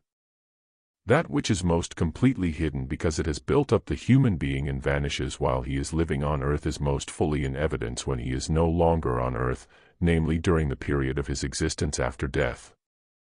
The forces of which we can have a faint inkling only, the forces which, working from within, enable the human being to walk, which launch the sounds of speech, which make him into a thinker and mold the brain into becoming the organ of thinking. These are the forces of supreme importance during man's existence between death and the new birth. It is then that his true I comes to life. Of this we will speak in the next lecture. Lecture 7. Berlin, January 14, 1913. During this winter we have prepared the ground in various ways in order to understand with greater exactitude than has hitherto been possible man's life between birth and death in the physical world on the one side and on the other between death and rebirth in the spiritual world. And there will be still more to say about this subject in the coming months. Efforts will be needed to draw together a number of details that will contribute towards a thorough understanding of this subject and throw new light upon many topics we have already studied from a different point of view.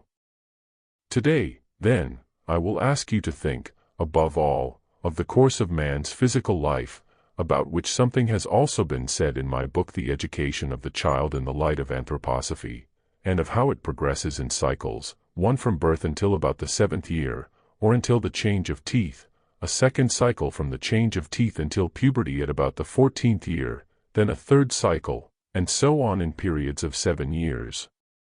Even to ordinary observation it will be clear that this systematic arrangement into periods of 7 years is well founded, but on the other hand it will also be evident that in the actual life of the human being other facts of incisive significance cut across these 7-year periods. We ourselves have repeatedly considered a crucial occurrence in a man's life which eludes this division into cyclic periods. It is the point of time back to which a man's memory extends in later life, the moment when he begins to feel and know himself as an I, when ego consciousness dawns in him. This experience does not by any means occur at exactly the same point of time, but in most cases it may be said that ego consciousness flashes up in the human being at some point between birth and the 7th year.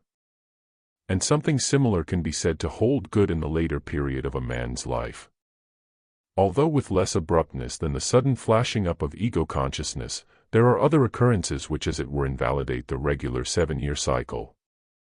We shall, however, always discover that whatever comes in this way into the life of man and cuts across the cyclic periods, occurs much more irregularly than the experiences connected with the actual 7-year cycles. You will hardly find two human beings whose memories go back to exactly the same point of time, that is to say who experience the flashing up of consciousness of I at the same age. Nor does the change of teeth occur at precisely the same age in different individuals. But why this is so in the latter case, we shall still have to consider. When we study the cyclic periods already referred to and mentioned in my little book, Education of the Child, we shall notice that they begin in connection with the most physical, the most external member of man's being and are then concerned with the other, more inward members of his constitution. From birth until the 7th year development is connected primarily with the physical body, then for 7 years with the etheric body, then for 7 years with the astral body, the sentient soul, and so on. The evolutionary factors pass over more and more decisively from the external to the inner nature of man. That is essentially characteristic of the 7-year periods. What, then, is there to be said about occurrences which cut across these 7-year periods? The flashing up of I consciousness during the first cycle is an emphatically inner event. For the sake of clarity, here let us consider something that seems to be in contrast with this flashing up of ego consciousness. If we observe human life with discernment, we shall find that the cessation of growth may be compared with some happening which cuts across the 7-year cycles of evolution. We will therefore think about the cessation of growth which after all occurs comparatively late in life, and study its implications. The first 7-year period ends with the change of teeth. The appearance of the second teeth is, as it were, the final act of what may be called the formative principle. The last contribution made by the forces that give the human being his form is when they drive out the second teeth. That is the culmination of the formative process, for the principle which builds up the human form is no longer in action. With the 7th year the formative principle ceases to be active. What comes about later on is only an expansion of what has already been established as form. After the 7th year there is no more remodeling of the brain. All that happens is growth of what is already established as basic form. Therefore we can say that the principle of form unfolds its activity specifically in the first 7 years of the life of a human being.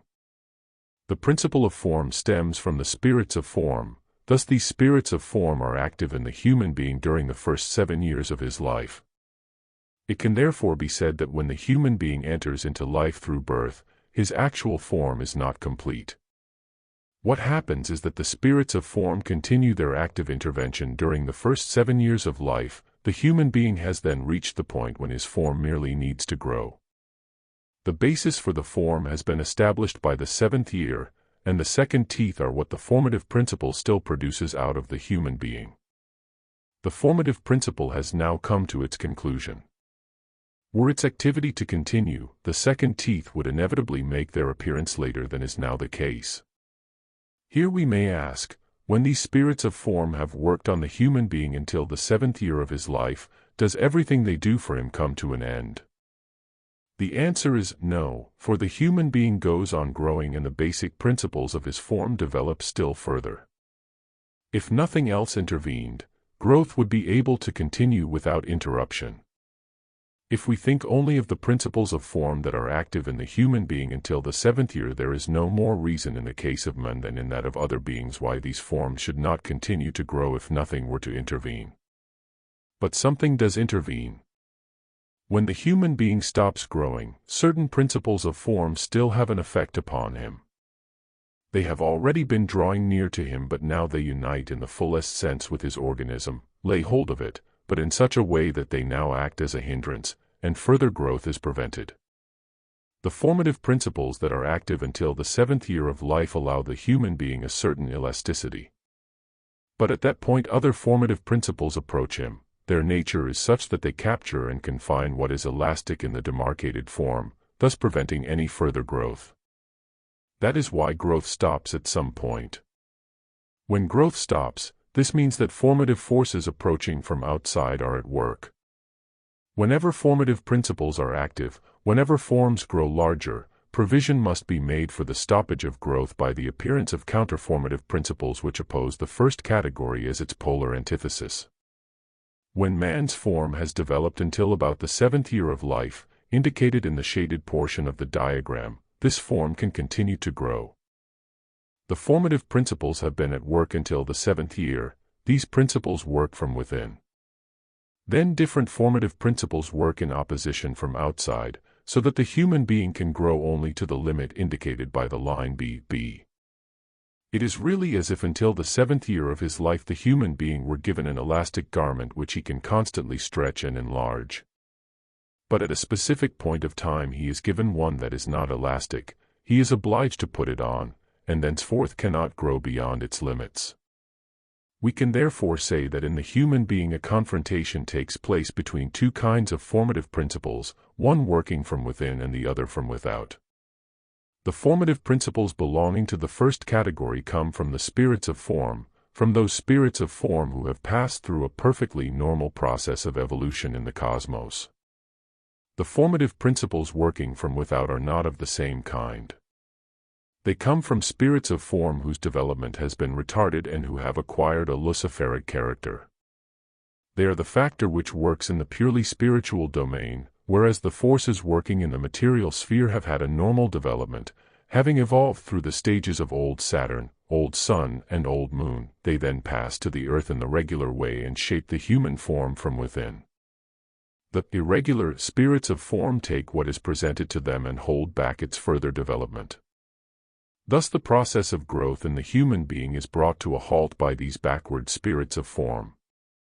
The beings of the higher hierarchies have the most varied tasks, among them the one that has been characterized today. We have now been able to consider many different aspects of the work of the regular hierarchies and also of the work of the backward spiritual beings belonging to the different hierarchies. In the book Occult Science, an outline you can read how the human being reached the stage where through the spirits of form he could be endowed with the germinal foundation for the I, the ego. We know that man received the germ of his physical body from the thrones, of his etheric body from the spirits of wisdom, of his astral body from the spirits of movement, and the germinal foundation for the I from the spirits of form. Bearing this in mind, we can say that man, in his outer stature, has been organized by the regular spirits of form into an ego-bearing being, and that this comes into manifestation in the first 7-year cycle of his life. But then the backward spirits of form, who are the opponents of the regular spirits of form, put a stop to his growth. This is actually the antithesis of the first, most deeply inward experience in the human being, namely, the kindling of the consciousness of I, the ego. This happens in the early years of life, in the innermost realm of being. The outermost manifestation, the form, is checked at a later age, as a final act. Thus we perceive two evolutionary, but antithetical, processes in the human being. Of the one I have said that it comes from without and moves inward, taking hold of the sentient soul and so on, in the 21st year of life. Then there is another evolution proceeding from within outwards until the growth of the physical form is checked.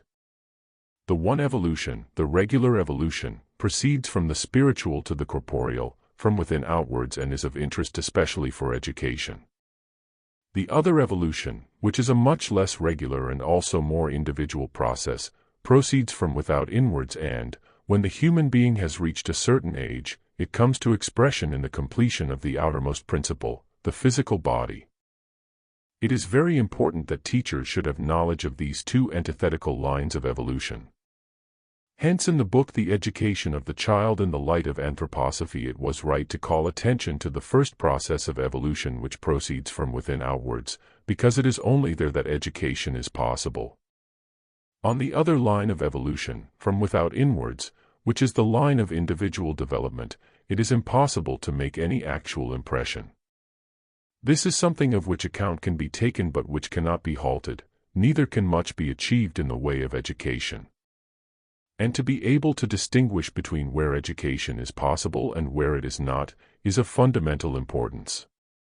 Just as the cessation of growth is caused by the backward spirits of form, the first actual manifestation of the I in the human being during early childhood is the work of the backward spirits of will, thrones. Between these two extremes there are other happenings which are to be attributed to backward spirits of wisdom and backward spirits of movement.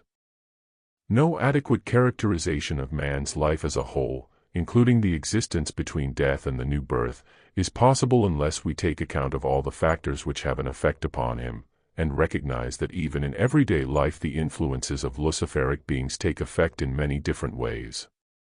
This influence is evident in other spheres as well. And as our endeavor in these lectures is to acquire a really fundamental understanding of man's life as a whole, we will not hesitate to think about matters which seem to be somewhat remote. Attention shall first of all be drawn to a phenomenon from which it is evident that on the physical plane too, between birth and death, man's life has undergone essential changes in the course of evolution. If we realize this, it will become evident that the life between death and rebirth has also changed. Those who think intellectually, but superficially, about life today may readily believe that, in essentials, things were always the same as they are at present. By no means was it so. And in certain cases we need go back only a few hundred years to find that conditions were very different. Thus at the present time there is something that has a very great influence upon man's life of soul between birth and death but that simply did not exist in its present form only a few centuries ago. It is what we today mean by the expression, public opinion. Even as recently as the 13th century it would have been nonsense to speak of public opinion as we do today. A great deal is said nowadays against belief in authority, although in actual fact it exists in a much more oppressive form in our time than it did in these earlier, often despised centuries. In earlier centuries there were, of course, defects, but there was no blind belief in authority such as exists at present. This blindness of belief in authority is usually revealed by the fact that the authority in question cannot be specified. A person today will readily be floored when he is told that science has proved this or that. In earlier centuries, however, people attached more weight to authorities whom they encountered physically. Reference to an intangible something is implied when it is said, there is scientific proof of it. Such a saying urges belief in authority when confronted with something incomprehensible. Such belief did not exist in earlier centuries. People belonging to our civilization usually concern themselves very little with matters about which the simplest, most primitive human being in earlier centuries endeavored to have some knowledge, matters relating, for example, to health and illness. Why, it is asked today, should anyone need to know about health and illness? The doctors know about these matters and the problems concerned can be left to them. This is also an example of what comes into the category of intangible but sovereign authority. But countless other influences make their way into life. From earliest youth the human being becomes dependent upon them and his trends of judgment and feeling force themselves into our life. These living currents swirling around among human beings are usually referred to as public opinion, and prompted the saying from philosophers, public opinions are mostly private errors. To realize this, however, is not as important as it is to be aware that public opinions exert tremendous power upon the life of an individual. It would be a complete misconception of history to speak about the influence of public opinion upon the life of an individual living in the 13th century. In those days there were single personalities who admittedly exerted a great deal of authority either in affairs of government or in practical life, and in these spheres it was obeyed. But at this time there was nothing resembling what impersonal public opinion has become today. Anyone who is unwilling to believe this on the basis of the occult facts should study the history of Florence during those centuries and in later times too, when the government of the city passed into the control of the Medici. The tremendous power of individual authorities will then be apparent, but there was no such thing as public opinion. It first arose in an epoch preceding our own by 4 or 5 centuries, and one can speak of its actual beginning. Such things must be regarded as realities, for a world of swirling thoughts does indeed exist. What is the origin of this public opinion which we often accept as something that cannot be verified? What is public opinion in reality? You may remember that I have spoken of certain spiritual beings belonging to the hierarchy immediately above men, beings who participate in various ways in the guidance and leadership of humanity. In my little book, The Spiritual Guidance of Men and Humanity, you will find a great deal on the subject of spiritual beings belonging to the higher hierarchies. Now we know that the mightiest incision in the evolution of humanity was made by the mystery of Golgotha. In that event there came to pass something that was most wonderfully expressed in the esoteric teaching of St. Paul. Paul spoke in simple language, but the actual way in which he spoke was rooted in profound esotericism. It was not possible for him always to give out openly what he, as an initiate, knew, for in the first place he wanted to speak to a wider circle of people, and, secondly, it was not possible in his day to give out everything he knew in the way of which he would have been capable. Nevertheless, his very presentation was based upon profound esoteric knowledge. We find, for example, that there is a deeply significant truth in the distinction he makes between the first Adam and the higher Adam, the Christ. According to Paul, the various generations of human beings are to be traced back to Adam, that is to say, the bodies of men descend from Adam.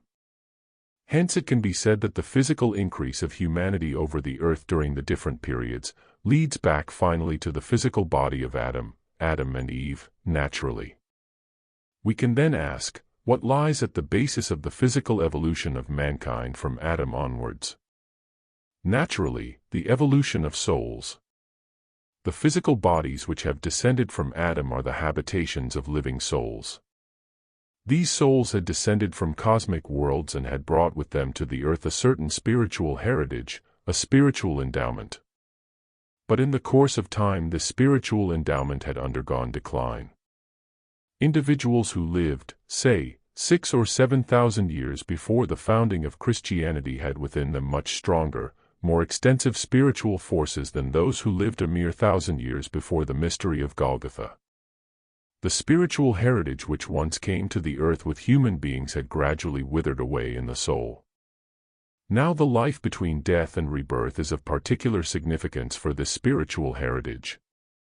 If we go back to the epoch long before the mystery of Golgotha, we find that after death men had an active, inwardly illumined life of soul, but then this life of soul became dimmer and dimmer, darker and darker. An ever-fading life of soul came with human beings when they passed through death. This was particularly the case among the Greeks, although they were the most advanced peoples then on the earth, and their sages had every reason to say, in view of the stage reached in evolution, better it is to be a beggar in the upper world than a king in the realm of the shades. We know that this saying was true when applied to the Greeks who lived a fully satisfying life on the physical plane, but as soon as they had passed through the gate of death their life became dim and shadowy. In the fullest sense it is true that the spiritual life which men had brought with them to the earth and which manifested after death as a somewhat dim clairvoyant consciousness, had become even dimmer. And especially in the Fourth Atlantean epoch, the Greco-Latin epoch, during which the mystery of Golgotha took place, the spiritual life had reached the stage of its greatest darkness. The all-important purpose of the baptism by John the Baptist was that some of those who sought to be baptized should be made conscious of the conditions just described. The individuals baptized by John were completely submerged in the water. As a result, the etheric body of these individuals was liberated from them, and for a short time, while under the water, they became clairvoyant. John was able to reveal to them that there had been such deterioration in the life of soul in the course of time that a human being now possessed very little of the spiritual treasure that he had once been able to take with him through the gate of death and that could give him clairvoyant consciousness. Men whom John baptized in this way became aware that a revitalization of the life of soul was essential, that something new must radiate into human souls in order that after death there might be a life in the real sense. This new impulse streamed into the souls of men through the mystery of Golgotha. You need only read my lecture course entitled From Jesus to Christ and you will realize that a rich and abundant spiritual life streams from the mystery of Golgotha into the souls of individuals who develop a relationship to that mystery. Hence Paul could say, just as the physical bodies of men descend from Adam, so will the content of their souls in greater and greater measure descend from the Christ who is the second Adam, the spiritual Adam. It is a profound truth that Paul uttered here, clothed in his simple words. If the mystery of Golgotha had not taken place, men would have become progressively empty in soul and would either have developed a longing only to live outside the physical body or to live on earth with no other wishes or desires than for a purely physical life, and so would have become more and more materialistic. Because all development is a slow and gradual process, there are still some peoples on the earth who have not yet wholly lost the original spiritual treasure, who still retain some measure of it in spite of having failed to establish any relationship to the mystery of Golgotha. Individuals belonging to the most advanced peoples, however, can become conscious after death only to the extent to which they have learnt to die in Christ, as the second line of the Rosicrucian formula expresses it. And so in actual fact the mystery of Golgotha has acted as illumination in men's souls. With this clearly in mind we shall understand the gist of a question relating to man's evolution. It is the question, how came it that understanding of the mystery of Golgotha enabled the content of man's soul to be carried into the sphere of his I, his ego? How did this soul content differ from what existed before the mystery of Golgotha as an ancient heritage? The difference is that, before the mystery of Golgotha, in respect of the content of their souls, men were far less independent. They were under the direct guidance of the beings we know as the angeloi, archangeloi, and so on. Before the mystery of Golgotha, men were under the leadership of the beings of the nearest higher hierarchies to a far greater extent than was the case after that event. Indeed, the progress of these beings themselves, angeloi, archangeloi, archai, consists in the fact that they have learnt to lead human beings in a way that respects their independence. Men were intended to live on the earth in a state of greater and greater independence. The leading spiritual beings of the higher hierarchies have recognized this, and therein consists their progress. But it is possible for these spirits too to remain behind in their evolution. Not all the spirits who participated in the leadership of humanity have acquired through the mystery of Golgotha the power to guide and lead men while ensuring their freedom. Among these beings of the higher hierarchies there are some who remained backward and have become luciferic spirits. What we call public opinion is an example of the way in which some of them are active. Public opinion is not created by human beings alone but also by a certain category of luciferic spirits of the lowest rank, retarded angeloi and archangeloi. These spirits are only beginning their luciferic career and have not yet risen very high in the ranks of the luciferic spirits, but they are definitely luciferic in character. With the eye of seership one can perceive how certain spirits of the higher hierarchies did not keep pace with evolution after the mystery of Golgotha, how they adhere rigidly to the old kind of leadership and therefore cannot make any direct approach to man. Those who have kept pace with evolution can make regular and direct contact with men. The other spirits are incapable of this, and they manifest their activity in the muddled, turbulent thinking that comes to expression as public opinion. The function of public opinion is intelligible only when it is realized that this is how it has made its way into human life. Thus we have among us beings who abandon the regular course of evolution and become luciferic in character. It is important that this should be known. The work of the luciferic beings of whom we have already spoken and who now have great power, also began on a small scale. Indeed, this is true in the case of the whole host of luciferic beings. Admittedly, on the old moon there was no public opinion as we know it, but something that can be compared with it, a kind of guidance of men. Some among this host of Luciferic spirits of whom we have spoken are powerful and important beings, for example backward spirits of form who surge in upon the human being with such violence that they stop his growth. The others are merely the recruits. Nevertheless, this is the beginning of the career of the Luciferic spirits, a career which later on will assume a quite different dimension because the spirits become more and more powerful. Public opinion, which under the guidance and direction of certain Luciferic spirits of the lowest order, influences human beings because they absorb it between birth and death, must necessarily have its counterweight during the life between death and rebirth. That is to say, because a human being in his life between birth and death has been caught up into the current of public opinion described, he must experience the counterweight in his life between death and rebirth. Otherwise the following would ensue. The backward spirits who are responsible for the creation of public opinion have no significance or power whatever in man's life between death and rebirth. They have relinquished all possibility of working in that sphere because they are active here, on the physical plane, in a spiritual way, indeed in a way that is only possible in the form of public opinion. A man can take no iota of anything like public opinion with him into the spiritual world, and whatever element of it he might want to accompany him into the life after death would be entirely out of place. It must be said, although it will seem strange to many people, that life in kamaloka becomes very difficult for one who clings to public opinion or has been caught in the coils of his own judgment very early in life. This applies particularly to persons who believe that within the world of public opinion there can still be independent judgment, which is an utter impossibility. For such people kamaloka is admittedly difficult. But when the period of kamaloka is over, public opinion has no weight or significance whatever, and after death it is irrelevant whether people adhered to nuances of it, such as liberal or conservative, radical or reactionary. This has no significance whatever in the different groupings of human beings and moreover exists on earth solely for the purpose of hindering men from making progress towards illumination of consciousness after death. The beings behind public opinion resolve to forego the progress made possible by the mystery of Golgotha. But the mystery of Golgotha will become of greater and greater importance for the Earth's evolution. We must clearly understand that the future of the Earth's evolution cannot be assured simply by rectifying phenomena such as public opinion and the like which are inevitable in the course of evolution. Men can, however, become better in their own inner nature, therefore the process of evolution must take root more and more deeply in their inner life.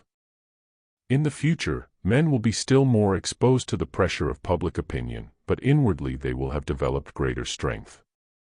This is possible only through spiritual science. But if man is gradually to become a match for those spirits who are now exerting their influence in public opinion as recruits of the Luciferic beings, this will be possible only if, between death and rebirth too, he undergoes something that strengthens him inwardly, strengthens the principle in him that is independent of life on earth. Whereas through the influence of public opinion he becomes more and more dependent upon earthly life, in the life between death and rebirth he must receive into his very self something that in the next life on earth will make him ever freer from the influence of public opinion. Connected with this is the fact that at the time when public opinion began to assume importance, the Buddha realm was established in the Mars sphere, as we heard in the lecture at Christmas. Consequently, between death and rebirth man passes through this Buddha realm on Mars. Christian Rosenkreutz had entrusted to Buddha a special mission in the Mars sphere. And what would be futile on Earth, namely the desire to flee from the conditions of terrestrial existence, this is an experience which man must undergo between death and rebirth during his passage through the Mars sphere. Among other things, he strips off the incubus of public opinion which takes effect only on Earth. Many, even more overbearing influences will come in the future, and it will be more than ever necessary to undergo the experience that is possible for men as a pupil of Buddha in the Mars sphere. Here on Earth, men can now be pupils of the Buddha in the orthodox sense only if they refuse to participate in the progress made by the most advanced people on Earth. But between death and rebirth Buddha unfolds what has developed from the teaching he gave on Earth, which was that man should free himself from the need for further incarnations. This has been developed into a doctrine that is inapplicable to the Earth, where life must progress from incarnation to incarnation. Thus the doctrine preached by Buddha on earth contained the seed of what men must acquire in the disembodied state of existence. In this advanced form, Buddha's teaching is right for the period between death and rebirth. The Buddha himself appeared in the astral body of the Jesus child of St. Luke's Gospel, and Christ himself leads men between death and rebirth through the Mars sphere, enabling them there to receive the Buddha's advanced teaching.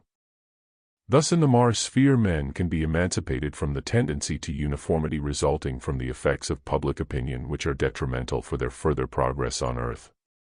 Whereas in earlier times Mars was said to be the planet of warlike traits, it is now the Buddha's task gradually to transform these warlike traits in such a way that they become the foundation of the sense for freedom and independence needed in the present age. Whereas nowadays men have the tendency to surrender their sense of freedom and succumb to the fetters of public opinion, on Mars between death and rebirth they will strive to throw off these fetters and not bring them again into the life on Earth when they return to new incarnations. It seems to me that here we have something that characterizes most wonderfully how wisdom holds sway in the world, how everything that progresses or remains backward is manipulated in such a way that the final outcome is harmony in the evolution of worlds. Man cannot achieve progress by keeping as it were to the middle line, although there are many who realize the uselessness of adopting a one-sided standpoint. Admittedly, we come across idealists, materialists, and other ists who swear by their own standpoint, but truly great individuals such as Goethe do no such thing.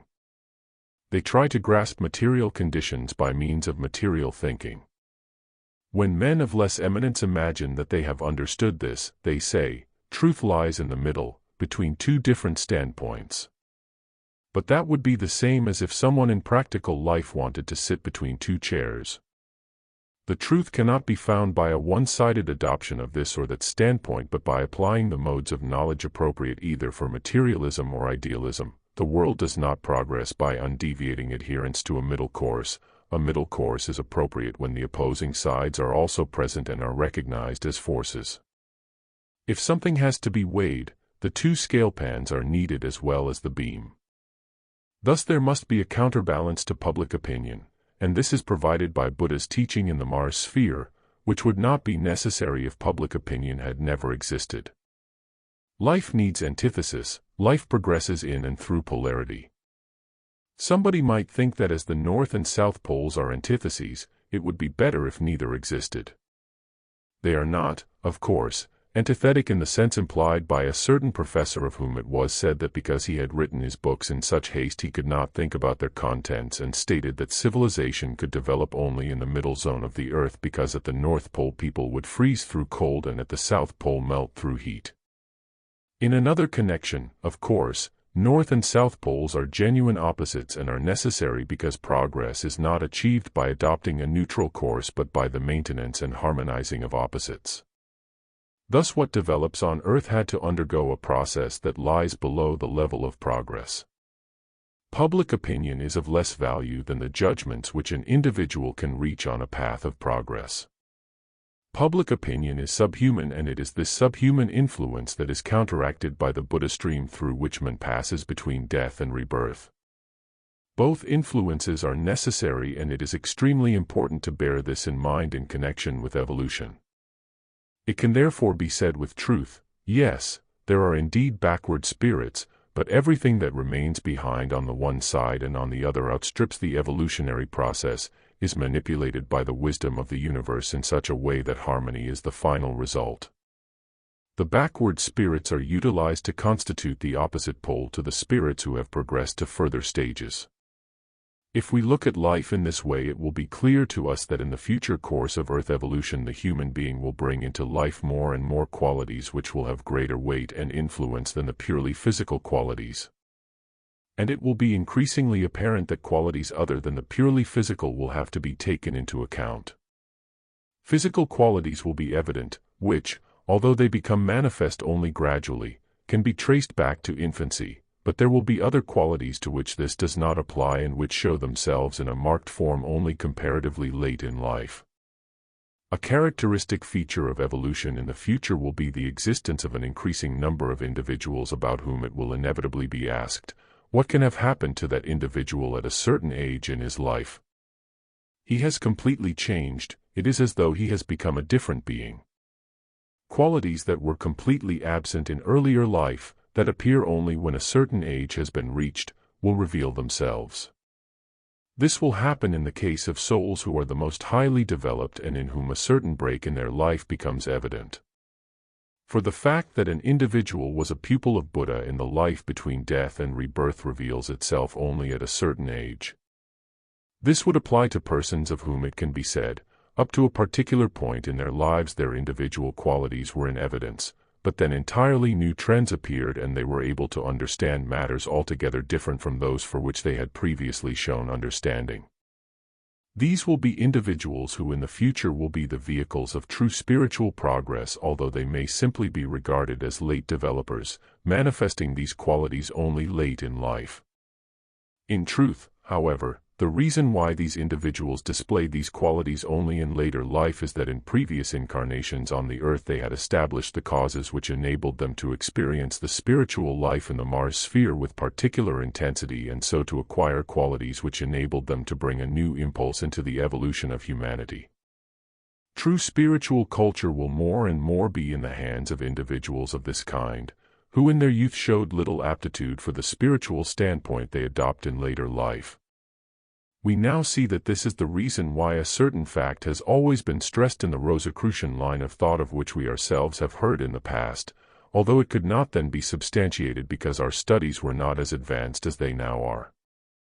Representatives of the Rosicrucian principle of initiation in the West have always emphasized that it is impossible to discover in their childhood those who are to become leading figures, because these are individuals who give evidence of that fundamental change in later life of which I have spoken.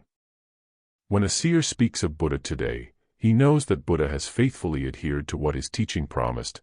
He has continued to work for that in human nature which has no direct urge for physical embodiment and therefore does not appear at the beginning of life in a physical body but only when the physical body has undergone a certain development, when a certain stage toward spirituality has been reached. Then, at a later stage of life the gift of the Buddha to men becomes an effective influence. All this must be borne in mind if we are to understand the whole process of man's development. What it signifies for each individual in his life between birth and death, of this we shall hear later. When with the normal perception belonging to outer existence we study human life in its relation to life in the rest of the universe, we are observing only the smallest part of world existence that is connected with man himself. In other words, what a man can observe if he is not prepared to penetrate behind the mysteries of existence, can throw no real light upon his essential nature and being. For when we look around us with the ordinary organs of perception, with the organ of thinking, we have before us only that which does not in any way contain the deepest and most significant secrets of existence. This fact will strike us most strongly of all if we succeed in developing, even to a comparatively small extent, the capacity to view life and the world from the other side, namely, from the side of sleep. What can be seen during sleep is for the most part concealed from man's present faculty of perception. As soon as a person goes to sleep, from then until the moment of waking he really sees nothing at all. But if and when in the course of development the time comes when observation is also possible during sleep, most of what a man sees to begin with is connected with him as a human being but remains entirely hidden from ordinary observation. It is easy to understand why this is so, for the brain is an instrument of judgment, of thinking. Hence we must use or at least activate the brain when in everyday life we want to think or form judgments, but for that very reason we cannot see it. After all, the eye cannot see itself while it is actually observing something, and the same holds good of the whole organism. We bear it about with us but we cannot observe it in the real sense, we cannot penetrate it to any depth. We direct our gaze out into the world but in modern life we cannot direct this gaze into our own being. Now the greatest mysteries of existence are not to be found in the outside world but within man himself. Let us recall what we know from spiritual science, namely that the three kingdoms of nature around us owe their existence to a certain retardation in evolution. Mineral kingdom, plant kingdom, animal kingdom are, fundamentally speaking, entities attributable to the fact that something remained backward in the evolutionary process. Normal progress in evolution has in point of fact been made only by beings who have reached the stage of human existence during the Earth period. When a man looks at the mineral, plant, or animal kingdoms, he is really observing in the world that which amounts in his own existence to what he remembers, to the content of his memory of his actual experiences. He is in fact contemplating what has taken place in the past and still enjoys a certain existence. But he is not experiencing the living, invisible soul life of the immediate present when he concerns himself only with his memory. The memory with all its mental pictures represents something that has been deposited in our living soul existence, is fixed there. All this is, of course, to be taken metaphorically, but the memories embedded in the soul are not the direct, basic elements of its life. The same applies to the mineral, plant, and animal kingdoms in outer nature.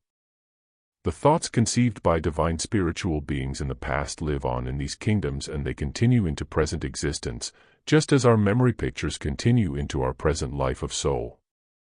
Hence we have in the world around us, not the thoughts of the immediately present, living, divine spiritual beings but the memory pictures, the preserved thoughts of the gods. As to the content of our memory, this may well be of interest because with our memory we grasp a tiny corner of world creation, we grasp what has passed over from creation into existence. Our memory pictures are the first, the lowest, the most fugitive stage of created existence. But when we waken spiritually during sleep we see something quite different. We see nothing of what is outside in space, nothing of the processes manifesting in the mineral, plant, and animal kingdoms or in the external aspects of the human kingdom. But then we know that the essential realities which we are there beholding are the creative, life-giving principles working on man himself. It is actually as if everything else were blotted out and as if the earth, observed from the viewpoint of sleep, contained nothing except men. What would never be seen by day, in the waking state, is revealed when contemplated from the viewpoint of sleep. And it is then, for the first time, that knowledge dawns in us of the thoughts which the divine spiritual beings kept in reserve in order to work at the creation of man, at a level above that of mineral, plant, and animal existence. Whereas through physical perception of the world we see everything except the real being of man, through the spiritual perception exercised from the viewpoint of sleep, we see nothing except men, as a creation, together with happenings in the human kingdom, that is to say, from the viewpoint of sleep we see everything that is hidden from the ordinary perception of waking life. This accounts for the element of strangeness that is present in our vision when we are contemplating the world from the viewpoint of sleep, in other words, when we become clairvoyant, having wakened spiritually during sleep. Now the human body, and here I mean the physical and etheric bodies together, which lies in the bed during sleep, this human body itself has a singular appearance, a characteristic of which can be expressed in words somewhat as follows. Only in the very first years of a child's life does this human body as seen during sleep show a certain similarity with the weaving life and activity in the other kingdoms of nature. The body of a grown-up person, however, or of a child from a certain age onwards, when seen from the viewpoint of sleep, reveals a constant process of decay, of destruction. Every night during sleep the forces of destruction are ever and again subjugated by the forces of growth. What is destroyed by day is repaired during the night, but the forces of destruction are always in excess. And the consequence of this fact is that we die. The forces that are renewed during the night are never the equal of those that have been used up during the waking life of day, so that in the normal life of the human being a certain surplus of destructive forces is always present. This surplus accumulates and the natural death of old age ensues when the destructive forces eclipse the upbuilding forces. Thus when we observe the human being from the viewpoint of sleep we are actually witnessing a process of destruction, but without sadness.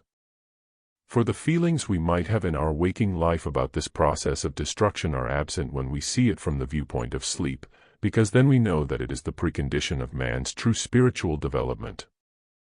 No being who did not destroy his body in some measure would be capable of thinking or of developing an inner life of soul.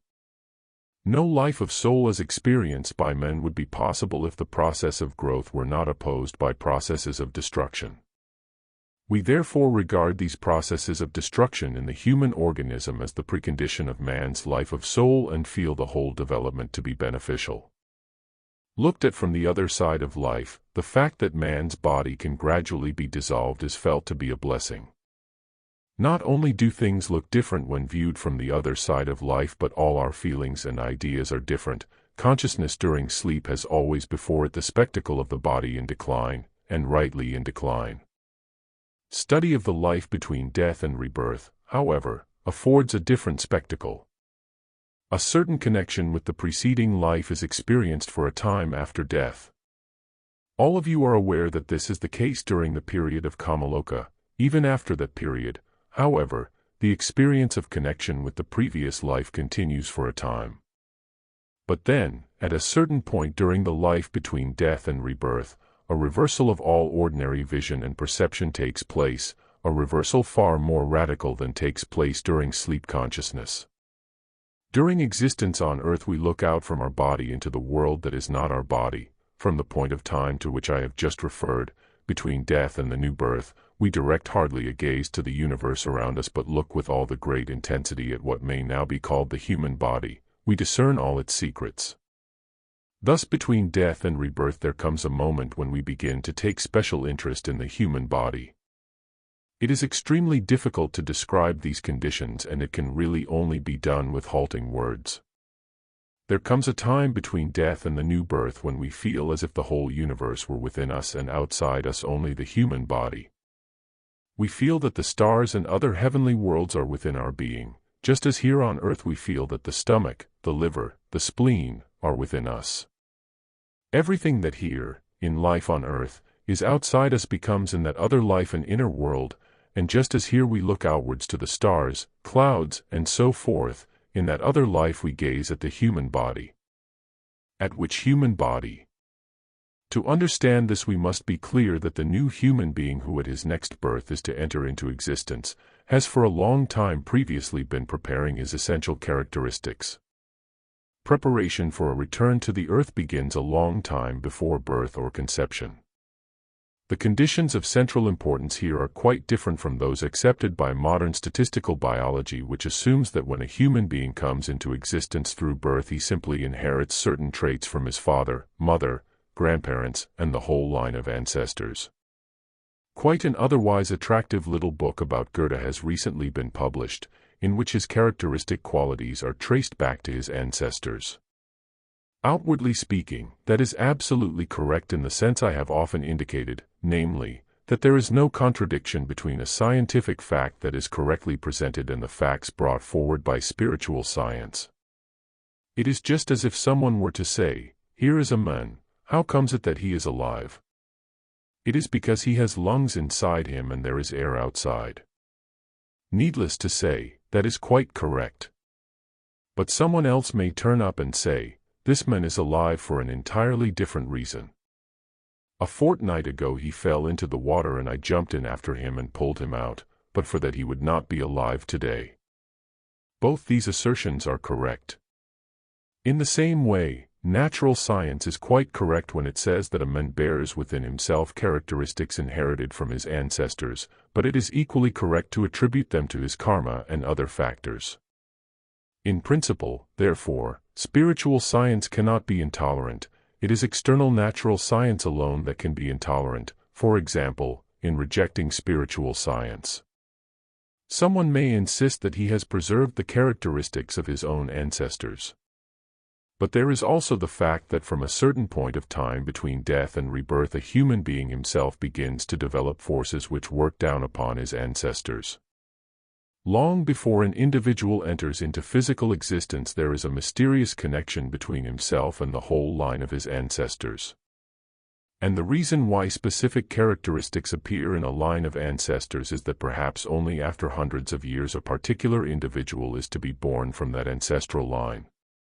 This human being who is to be born, perhaps centuries later, from a line of ancestors, regulates their characteristics from the spiritual world.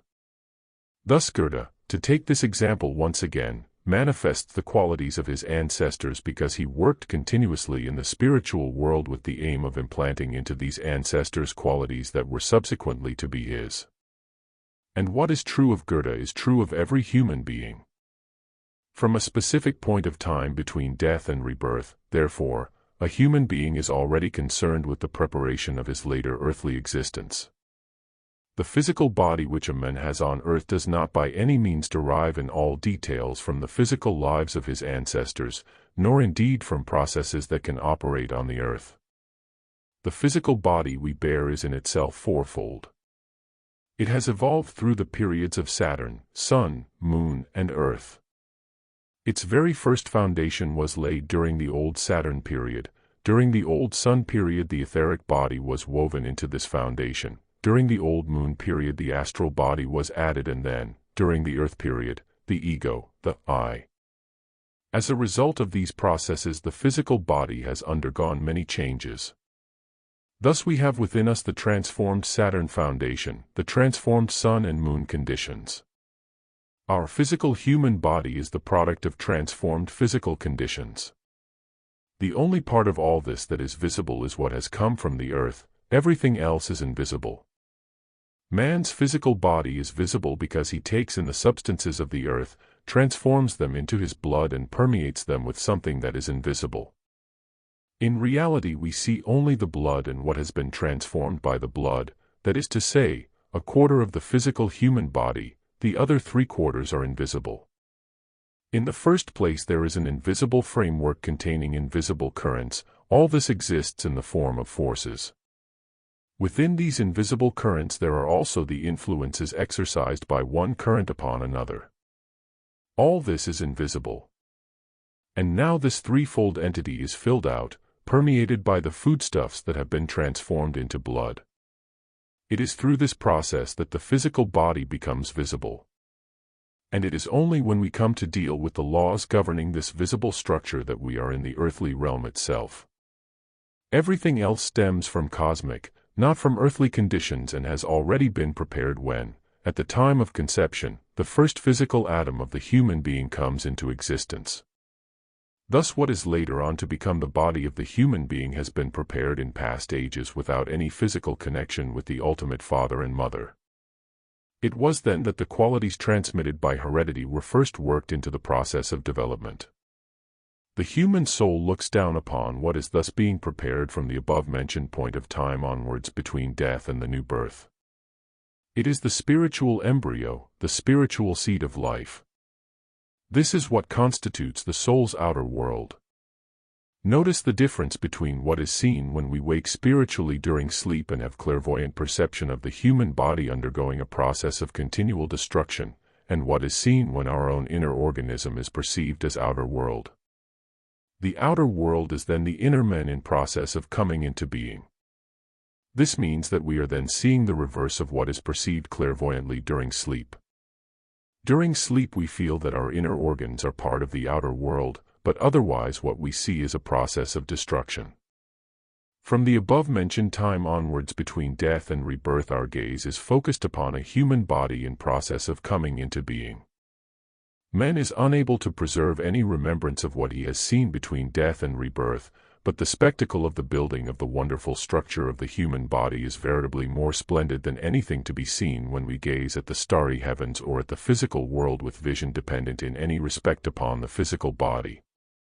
The mysteries of existence are truly great, even when contemplated from the standpoint of our physical senses only, but far greater still is the spectacle before us when, instead of external perception of our inner organs, we gaze at the human body that is in process of coming into being with all its mysteries. We then see how everything is directed to the purpose of enabling the human being to cope with existence when he enters the physical world through birth. There is nothing that can truly be called bliss or blessedness except vision of the process of creation, of becoming. Perception of anything already in existence is trivial compared with vision of what is in process of coming into being, and what is meant by speaking of the states of bliss or blessedness which can be experienced by men between death and rebirth is that during this period he can behold what is in process of coming into being. Truths such as these, that have been revealed through the ages and grasped by minds adequately prepared, are indicated in words to be found in the Prologue in Heaven, in Goethe's Faust. May that which works and lives, the ever-growing In bonds of love enfold you, mercy fraught, and seeming's changeful forms, around you flowing.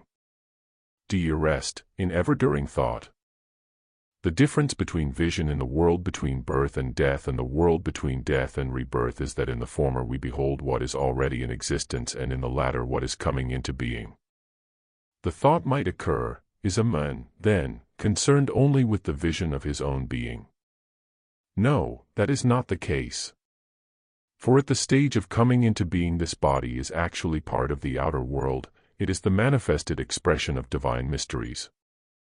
And it is then that we realize for the first time why the physical body, which after all is only maltreated between birth and death, may be seen as the temple of cosmic mysteries, for it contains more of the outer world than is seen when we are within it during earthly existence.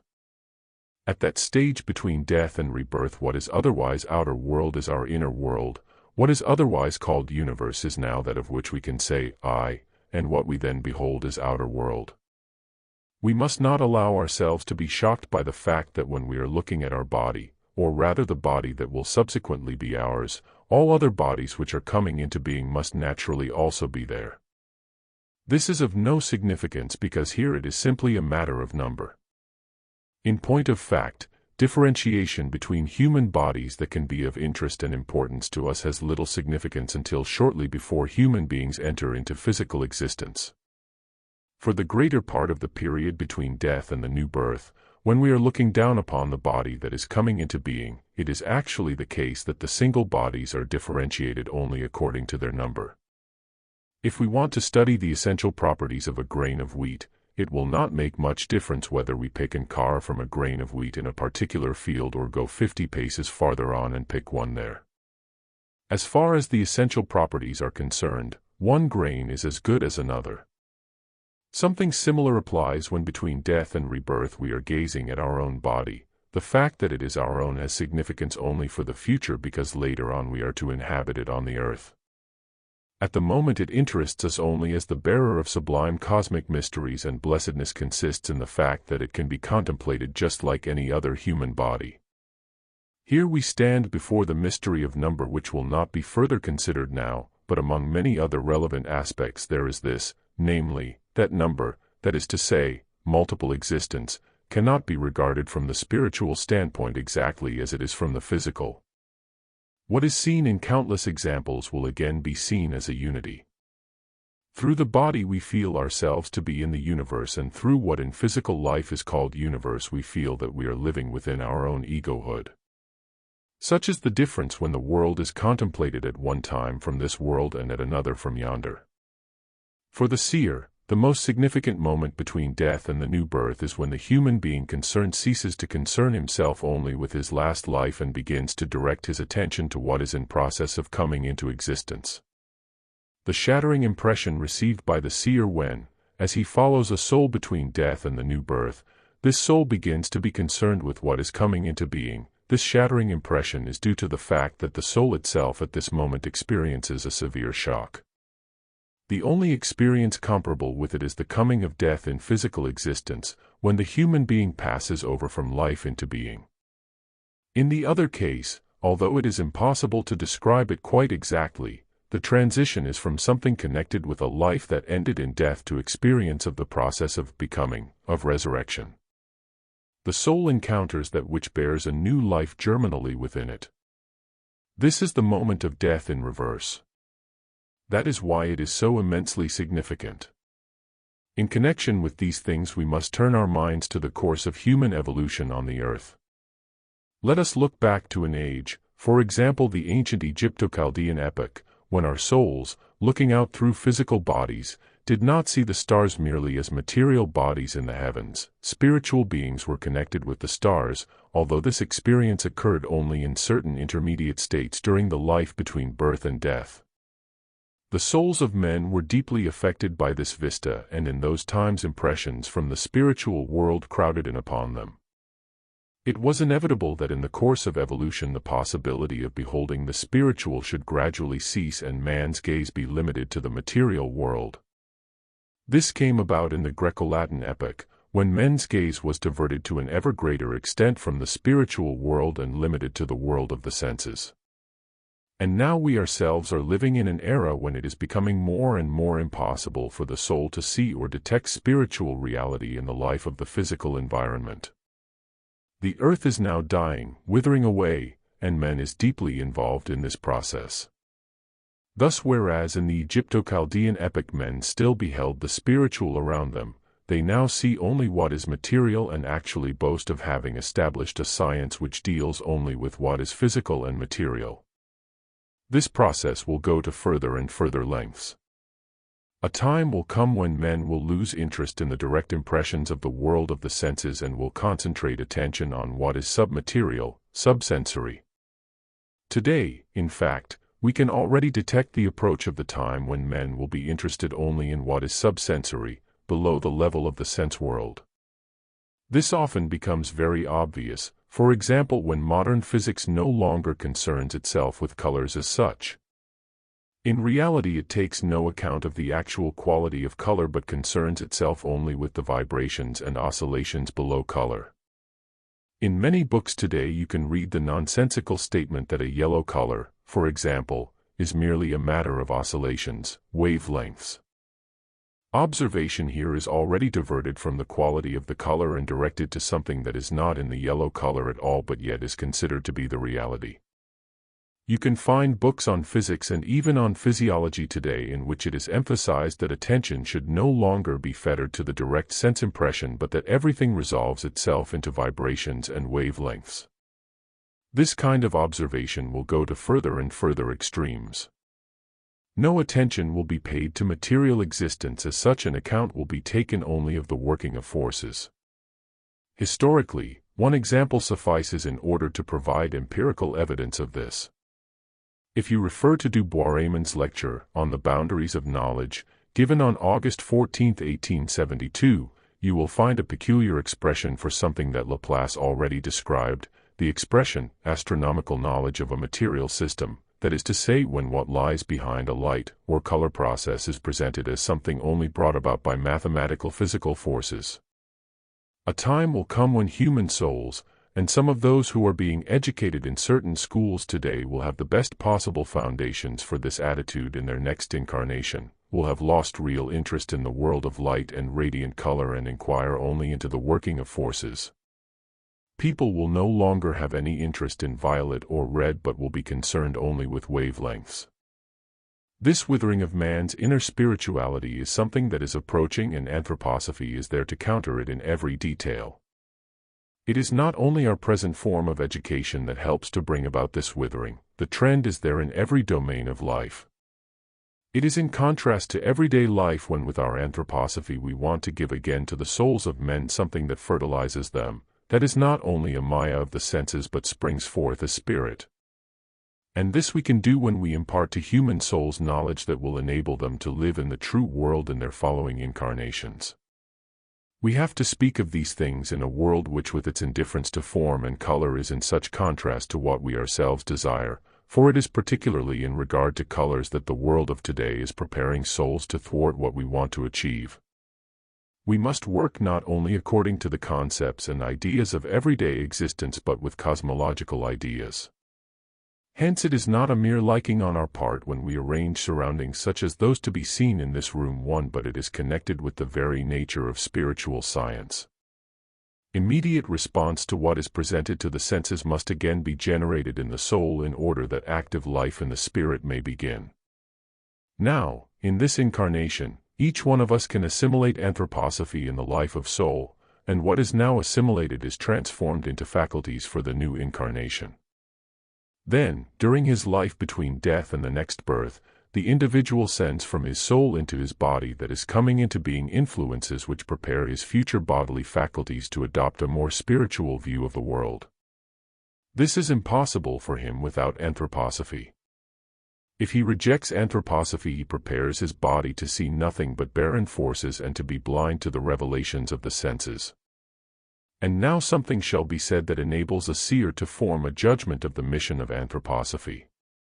When a seer today directs his gaze to the life between death and the new birth of souls who have already passed beyond the above-mentioned point of time and are contemplating the body that is coming into being for a further existence, he may realize that this body will afford the soul no possibility of developing faculties for the comprehension of spiritual truths. For if such faculties are to be part of life in the physical body, they must have been implanted before birth. Hence, in the immediate future, more and more human beings will be devoid of the faculties needed for the acceptance of spiritual knowledge, a state of things that has existed for some time already. Before the seer there will be a vista of souls who in previous lives deprived themselves of the possibility of accepting any knowledge of a spiritual kind. In their life between death and rebirth, such souls can indeed gaze at a process of development, but it is a development in which something is inevitably lacking, that is the tragic aspect. These vistas lead to a grasp of the mission of anthroposophy. It is a shattering experience to see a soul whose gaze is directed towards its future incarnation, its future body, beholding a budding, burgeoning process and yet being obliged to realize, something will be lacking in that body but I cannot provide it because my previous incarnation is responsible. In a more trivial sense, this experience may be compared with being obliged to work at something knowing from the outset that ultimately it is bound to be imperfect. Try to be vividly aware of the difference. Either you can do the work perfectly and be happy in the prospect, or you are condemned from the outset to leave it imperfect. This is the great question. Are human souls in the spiritual world to be condemned in increasing numbers to look down upon bodies which must remain imperfect, or can this be avoided? If this fate is to be avoided, souls must accept during their life in physical bodies the proclamation and tidings of the spiritual worlds. What those who make known these tidings regard as their task is verily not derived from earthly ideals but from the vista of the entire span of life, that is to say, when to life on earth is added the period of existence between death and the new birth. Herein is revealed the possibility of a fruitful future for humanity, the possibility too of militating against the withering of the souls of men. The feeling can then be born in us that spiritual science must be there, must exist in the world. Spiritual science is a sine qua non for the life of mankind in the future, but not in the sense that is applicable to some other kind of knowledge.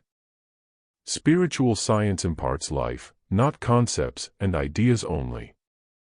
But the concepts of spiritual science, accepted in one incarnation, bring life, inner vitality, inner forcefulness. What spiritual science gives to men is an elixir of life, a vital force of life. Hence anyone who regards himself as belonging to a movement for the promulgation of spiritual science should feel spiritual science to be a dire necessity in life, unlike anything that originates from other unions and societies. The realization of being vitally involved in the necessities of existence is the right feeling to have in regard to spiritual science. We have embarked upon these studies of the life between death and rebirth in order that by turning our minds to the other side of existence we may receive from there the impulse that can kindle in us enthusiasm for spiritual science. Lecture 9. Berlin, March 4, 1913. At the time when materialism, mainly theoretical materialism, was in its prime, in the middle and still to some extent during the last decades of the 19th century, when the writings of Buchner and Voigt, bulky Voigt, as he used to be called, had made a deep impression upon people who considered themselves enlightened, one could often hear a way of speaking that is occasionally also heard today, because stragglers from that epoch of theoretical materialism are still to be found in certain circles. When people do not flatly deny the possibility of a life after death, or even here and there admit it, they are wont to say, well, there may be a life after death, but why should we trouble about it during life on earth? When death has taken place we shall discover whether there is indeed a future life, and meanwhile if here on earth we concern ourselves only with the affairs of earthly existence and take no account of what is alleged to come afterwards, we cannot miss anything of importance. For if the life after death has anything to offer we shall then discover what it is. As I said, this way of speaking could be heard time and time again, and this is still the case in wide circles today. In the way the subject is expressed it may often, in a certain respect, almost seem acceptable. And yet it is utterly at variance with what is disclosed to spiritual investigation when the facts connected with the life between death and rebirth are considered in their spiritual aspect. When a man has passed through the gate of death, he comes into contact with many and infinitely varied forces and beings. He does not only find himself living amid a multitude of supersensible facts, but he comes into contact with definite forces and beings, namely, the beings of the several higher hierarchies. Let us ask ourselves what this contact signifies for one who is passing through the period of existence between death and the new birth. We know that when an individual has spent this period of life in the supersensible world and passes into physical existence again through birth, he becomes in a certain way the molder of his own bodily constitution, indeed of his whole destiny in the life on earth. Within certain limits the human being builds and fashions his body, even the very convolutions of his brain, by means of the forces brought with him from the spiritual worlds when he enters again into physical existence through birth. Our whole earthly existence depends upon our physical body possessing organs which enable us to come in touch with the outer physical world, to act and moreover to think in that world. If, here in the physical world, we do not possess the appropriately formed brain which, on passing through birth we formed for ourselves out of the forces of the supersensible world, we remain unable to cope with life in this physical world. In the real sense, we are fitted for life in the physical world only when we bring with us from the spiritual world forces by means of which we have been able to build a body able to cope with this world and all its demands. The supersensible forces which man needs in order to fashion his body and also his destiny are received by him from the beings of the higher hierarchies with whom he has made contact between death and the new birth. What we need for the shaping of our life must be acquired during the time that has preceded our birth since the last death. Between death and the next birth we must approach, stage by stage, the beings who can endow us with the forces we need for our physical existence. In the life between death and rebirth we can pass before the beings of the higher hierarchies in two ways. We may recognize them, understand their nature and essential characteristics, be able to receive what they can give us and what we shall need in the following life. We must be able to understand or at least to perceive what is being offered us and what we shall subsequently need. But we might also pass before these beings in such a way that, figuratively speaking, their hands are offering gifts which we do not receive because it is dark in the higher world in which we then live. Thus we may pass through that world with understanding, with awareness of what these beings are offering us, or we may pass through it without understanding, unaware of what they wish to bestow. Now the way in which we pass through this spiritual world, which of the two ways we necessarily choose in our life between death and the new birth, is predetermined by the after-effects of the previous life and of earlier lives on earth.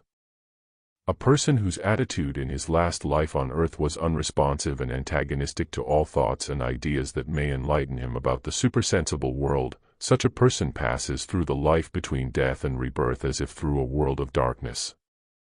For the light, the spiritual light we need in order to realize how these different beings approach us and what gifts we may receive from them for our next life on earth, the light of understanding for what is here coming to pass cannot be acquired in the supersensible world itself, it must be acquired here, during physical incarnation on earth.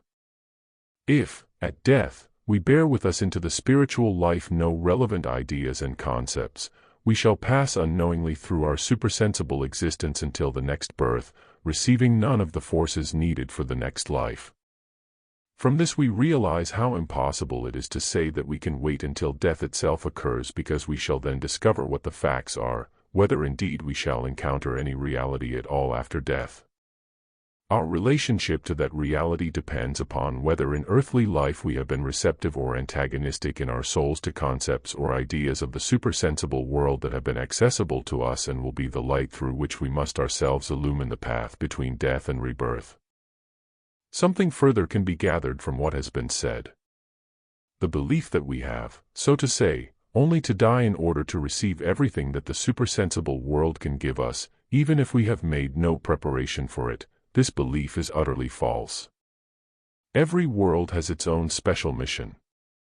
And what a man can acquire during an incarnation on earth he can acquire in no single one of the other worlds. Between death and the new birth he is able, in all circumstances, to enter into communion with the beings of the higher hierarchies. But in order to receive their gifts, to avoid having to grope in darkness through life there or in fearful loneliness, in order to establish contact with those beings and receive their forces, the ideas and concepts which are the light enabling the higher hierarchies to be visible to the soul must be acquired in earthly life. And so an individual who in earthly life during the present cycle of time has rejected all spiritual ideas, passes through the life between death and rebirth in fearful loneliness, groping in darkness. In the next incarnation he will fail to bring with him the forces wherewith to build his body efficiently and mold his organs. He can fashion them in an imperfect form only, and consequently he will be an inadequate human being in his next life.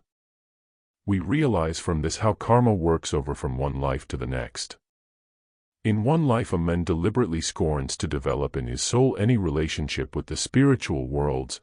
In the next life he has no forces wherewith to create even the organs enabling him to think, feel, or will the truths of spiritual life. He remains dull and indifferent to spiritual things, and spiritual life passes him by as though in dream, as is so frequently the case today. On the earth such an individual can take no interest in spiritual worlds, and his soul, after passing through the gate of death, is an easy prey for the Luciferic powers. Lucifer makes straight for such souls. Here we have the strange situation that in the next life in the spiritual world, the life that follows the dull, unreceptive one, the deeds and the beings of the higher hierarchies are indeed illumined for such an individual, but in this case not as a result of what he acquired in earthly life but by the light which Lucifer sends into his soul.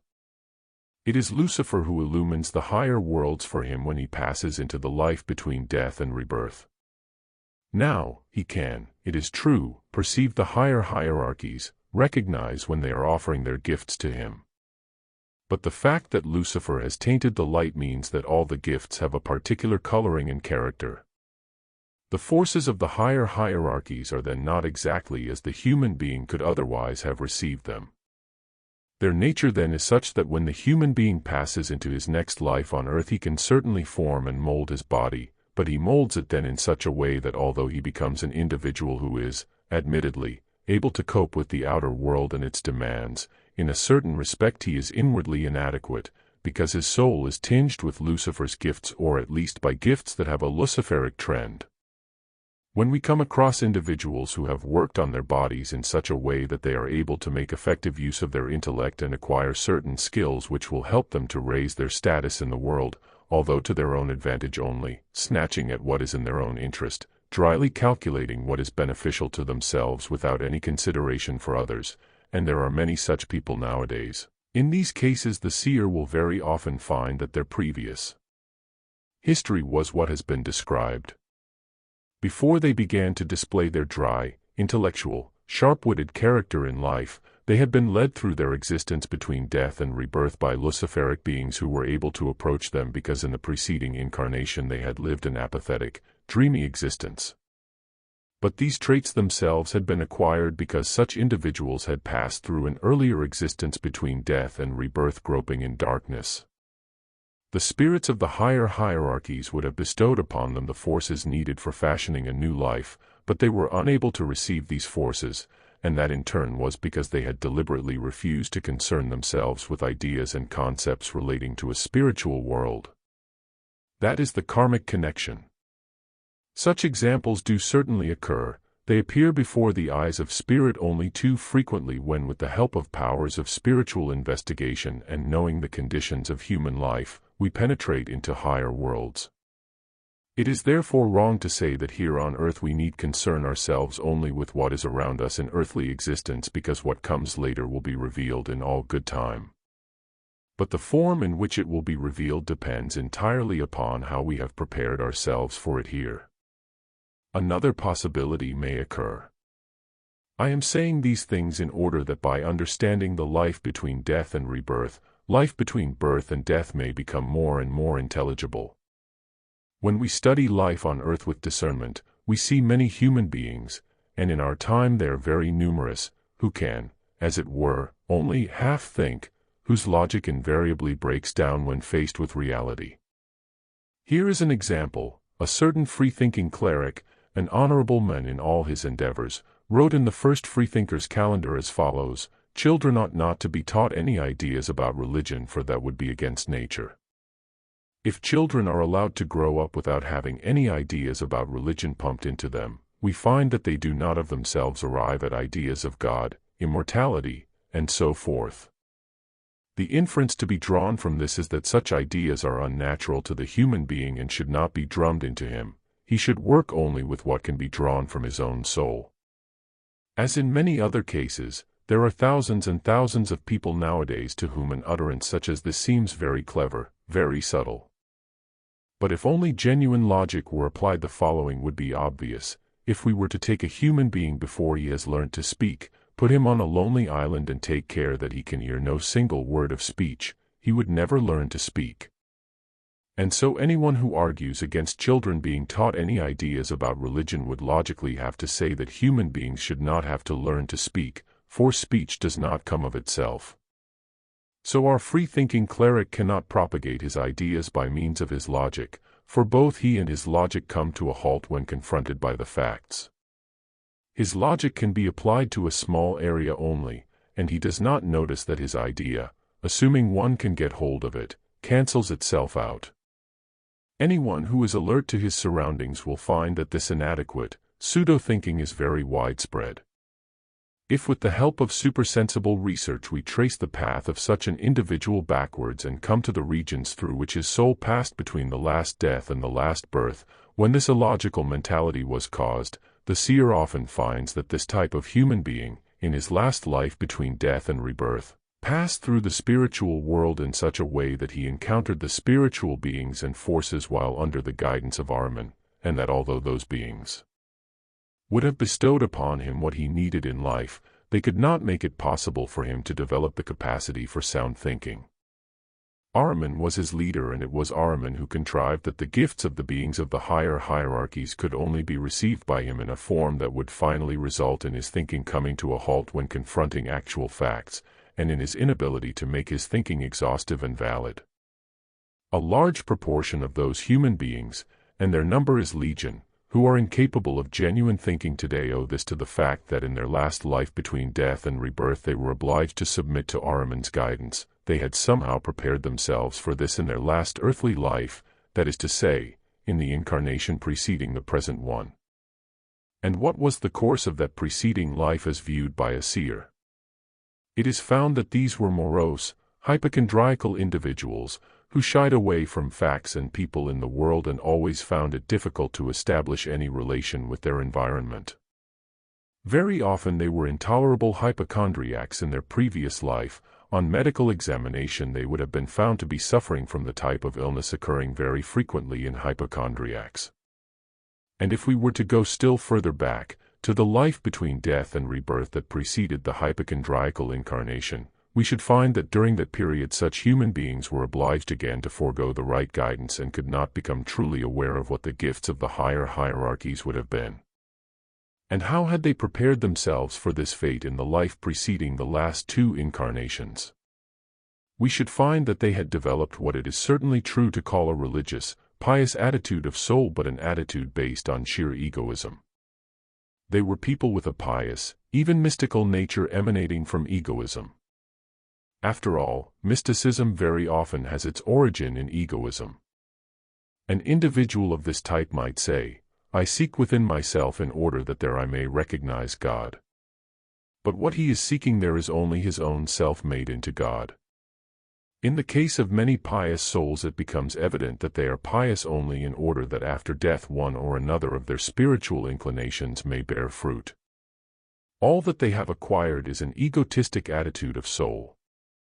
When in the course of spiritual research we trace the sequence of 3 such earthly lives, we find that in the first, the basic attitude of the soul was that of egotistic mysticism, egotistic religiosity. And when today we observe human beings with this attitude to life, we shall be able, by means of spiritual investigation, to trace them back to times when souls without number developed a religious frame of mind out of sheer egoism. They then pass through an existence between death and rebirth without being able to receive from the spiritual beings the gifts which would have enabled them to shape their next life rightly. In that life they became morose and hypochondriacal, finding everything distasteful. This life again prepared them for the ensuing one when, having passed through the gate of death, Ahriman and his hosts became their leaders, and the forces with which they were imbued manifested in the following earthly life as defective logic, as an obtuse, when discerning kind of thinking. Here, then, we have another example of 3 successive incarnations. And we realize again and again what nonsense it is to believe that we can wait until death to establish connection with the supersensible world. For how this connection is established after death depends upon the inner tendencies of soul acquired here on earth towards the supersensible world. Not only are the successive earthly lives connected as causes and effects, but the lives between death and the new birth are also connected in a certain way as causes and effects. This can be seen from the following. When the seer directs his gaze into the supersensible world where souls are sojourning after death, he will find among them those who during part of this life between death and rebirth are servants of those powers whom we may call the lords of all healthy, budding and burgeoning life on the earth. In the very lengthy period between death and rebirth, innumerable experiences are undergone, and in accounts of the present kind, parts only can be described. Among the dead we find souls who for a certain length of time in the supersensible world cooperate in the wonderful task, for wonderful it is, of pouring, infusing into the physical world everything that can further the health of beings on the earth, can help them to thrive and blossom. Just as in certain circumstances we can become servants of the evil spirits of illness and misfortune, so too we can become the servants of those spiritual beings who promote health and growth, who send down from the spiritual world into our physical world forces that help life to flourish. It is nothing but a materialistic superstition to believe that physical hygiene and external regulations are the sole means of promoting health.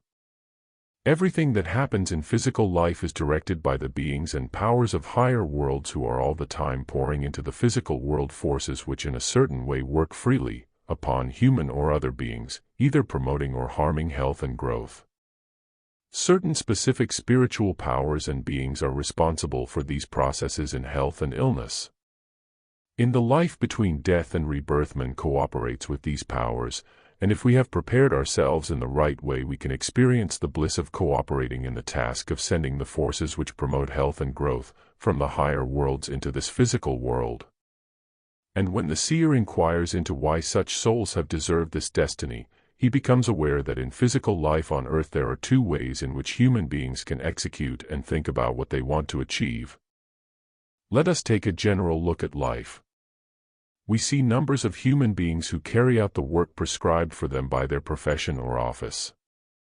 Even if there is no radical case of any one of these people regarding their work as if they were animals being led to the slaughterhouse, it is at least true to say that they work because they are obliged to. Of course they would never neglect their duty, although of course anything may happen. In a certain sense it cannot be otherwise in the present phase of man's evolution. The only urge such people feel towards their work is that of duty. This does not by any means suggest that such work should be criticized root and branch. It should not be understood in this sense. Earth evolution is such that this aspect of life will become more and more widespread, nor will things improve in the future. The tasks that men will have to carry out will become increasingly complicated in so far as they are connected with outer life, and men will be condemned more and more to think and do only that to which duty drives them. Already there are hosts of human beings who do their work only because duty forces them to it, but on the other hand there will be people who look for a society such as ours in which they can also achieve something, not simply from a sense of duty as in everyday life but for which they feel enthusiasm and devotion.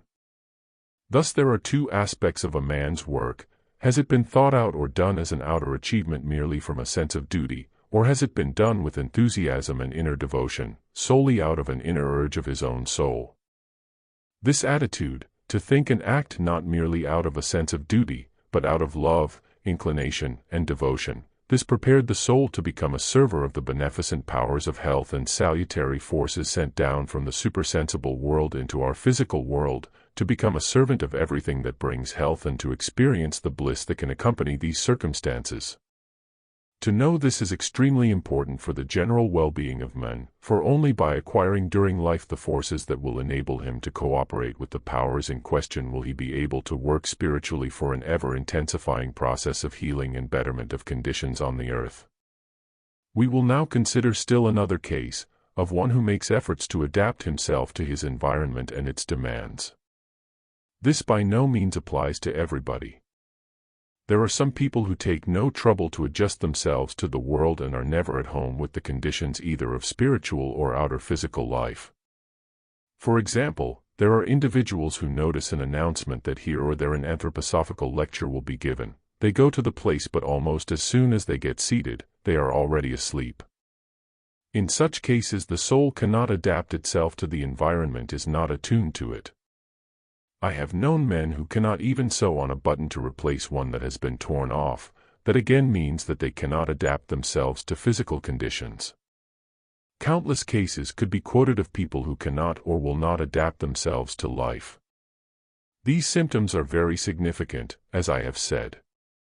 At the moment, however, we will think only of the effects upon the life between death and rebirth. Everything becomes cause and everything produces effects. A man who makes efforts to adapt himself to his environment, someone, that is to say, who can actually sew on a button or can listen to something with which he is unfamiliar without immediately falling asleep, is preparing himself to become, after death, a helper of those spirits who further the progress of humanity and send down to the earth the spiritual forces which promote life as it advances from epoch to epoch. After death we can experience the bliss of looking down upon earthly life and cooperating with the forces that are perpetually being sent to the earth to further its progress, but this is possible only if we endeavor to adapt ourselves to our environment and its conditions. To be rightly and thoroughly understood, karma must be studied in details which reveal the manifold ways in which causes and effects are connected here in the physical world, in the spiritual world, and in existence as a whole. Here again light is thrown upon the fact that our life in the spiritual worlds depends upon the mode of our life in the physical body. Each world has its own specific mission. No two worlds have an identical mission. The characteristic phenomena and experiences in one world are not the same in another.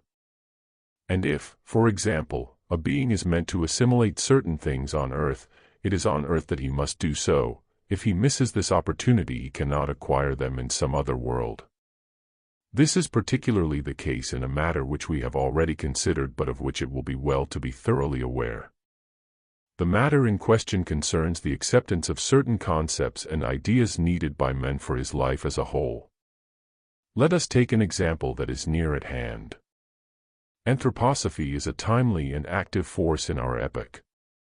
People approach and accept anthroposophy during their life on earth in the way known to you, but again the belief might arise that it is not necessary to cultivate anthroposophy on earth, for one will be in a position after death to know how things are in the spiritual worlds, that moreover the higher hierarchies will also be there and able to impart to the soul what is necessary.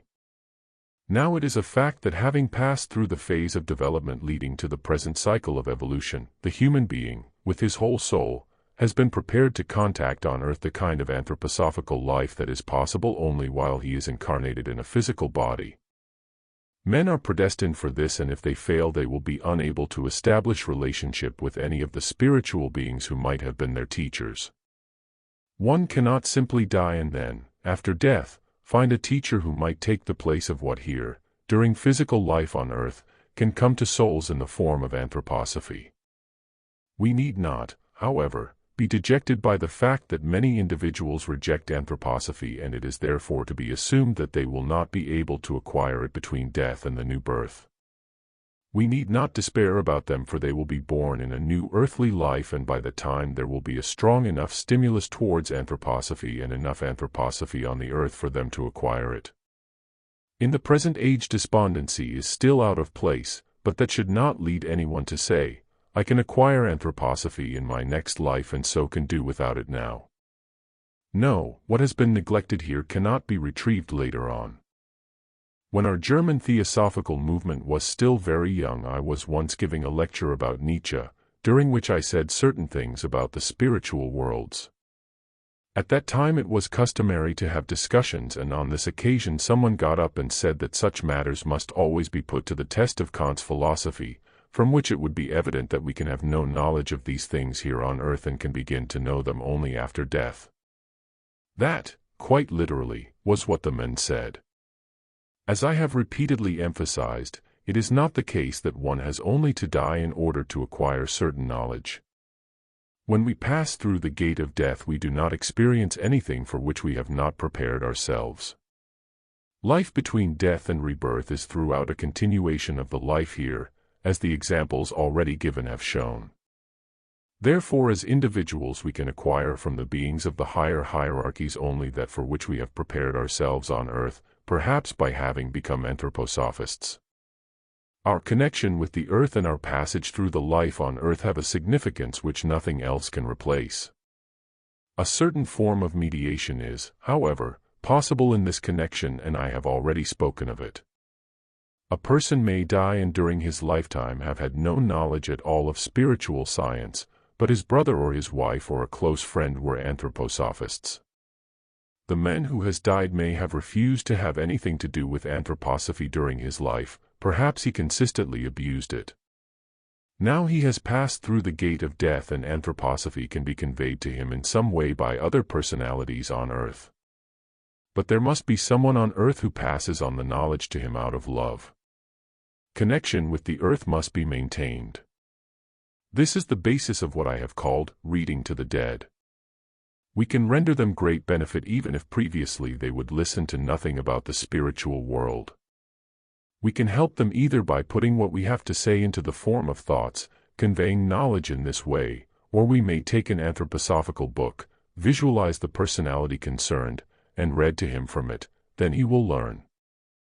We have had a number of striking and beautiful examples in our movement of how it has been possible in this way to benefit the dead. Many of our friends read to those who have died. I recently had an experience that others too may have had.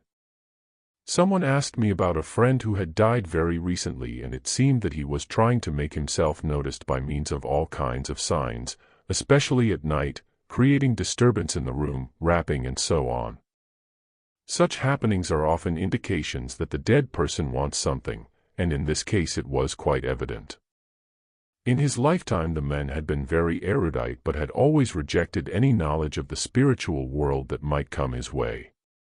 It became obvious that he would greatly benefit if a particular lecture course containing the subject matter for which he was craving were read to him.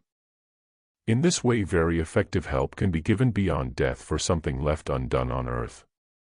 The fact that can convince us of the great and significant mission of anthroposophy is that anthroposophy can bridge the gulf between the living and the dead, that when human beings die they have not really gone away from us but we remain connected with them and can be active on their behalf. If it is asked whether one can always know whether the dead soul also hears us, it must be said that those who do what has been described with genuine devotion will eventually become aware from the way in which the thoughts which they are sending to the dead live in their own souls that the dead person is hovering around them. But this is an experience, a feeling, of which sensitive souls alone are capable. The most distressing aspect is when something that might be a great service of love is not heeded. In that case it has been done unnecessarily for the person concerned, but it may still have some effect in the general pattern of worlds. In any case one should not grieve excessively about such lack of success. After all, it happens even here that something is read to people who do not listen. These things may well give a true conception of the seriousness and worth of anthroposophy. But it must constantly be emphasized that the conditions of our life in the spiritual world after death will depend entirely upon the manner of our life here on earth.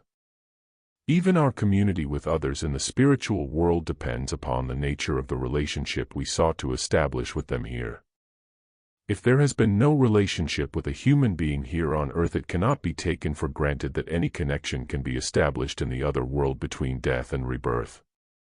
The possibility of being led to him in the spiritual world is as a rule dependent upon the contact established here on earth, not necessarily in the last incarnation only but in earlier lives as well. In short, both objective and personal relationships established here on earth are the decisive factor for the life between death and the new birth. Exceptions do occur but must be recognized as such. What I said here at Christmas time, in Lecture 5, about the Buddha and his present mission on Mars is one such exception.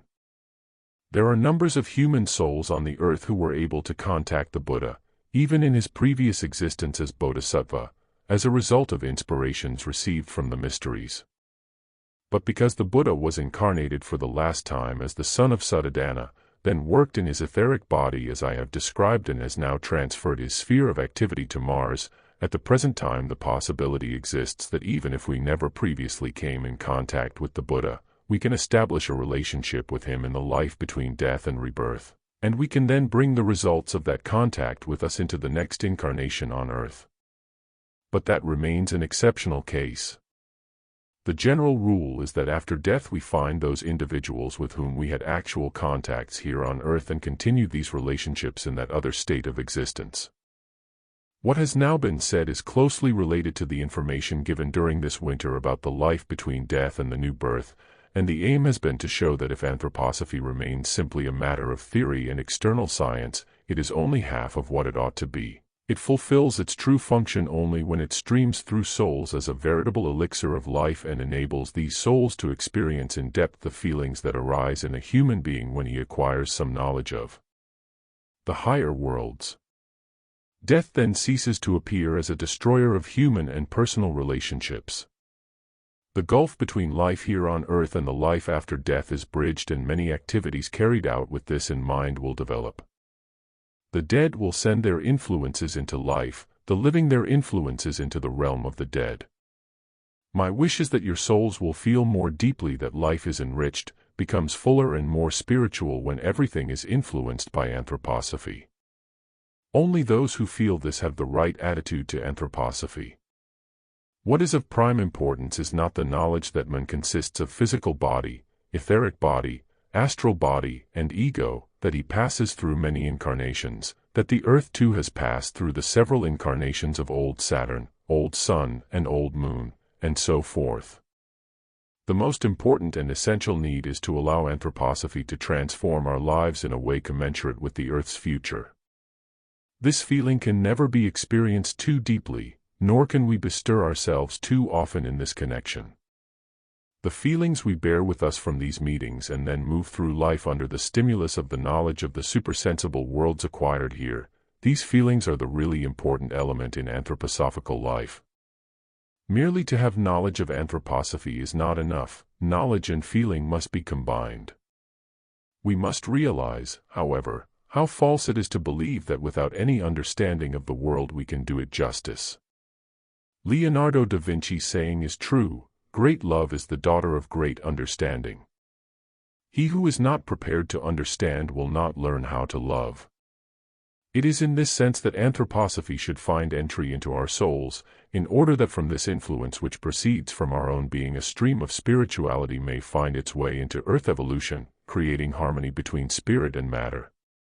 Life on the earth will, it is true, continue to be materialistic, indeed outer life will become increasingly so, but as man moves over the earth he will bear within his soul the realization of his connection with the higher worlds.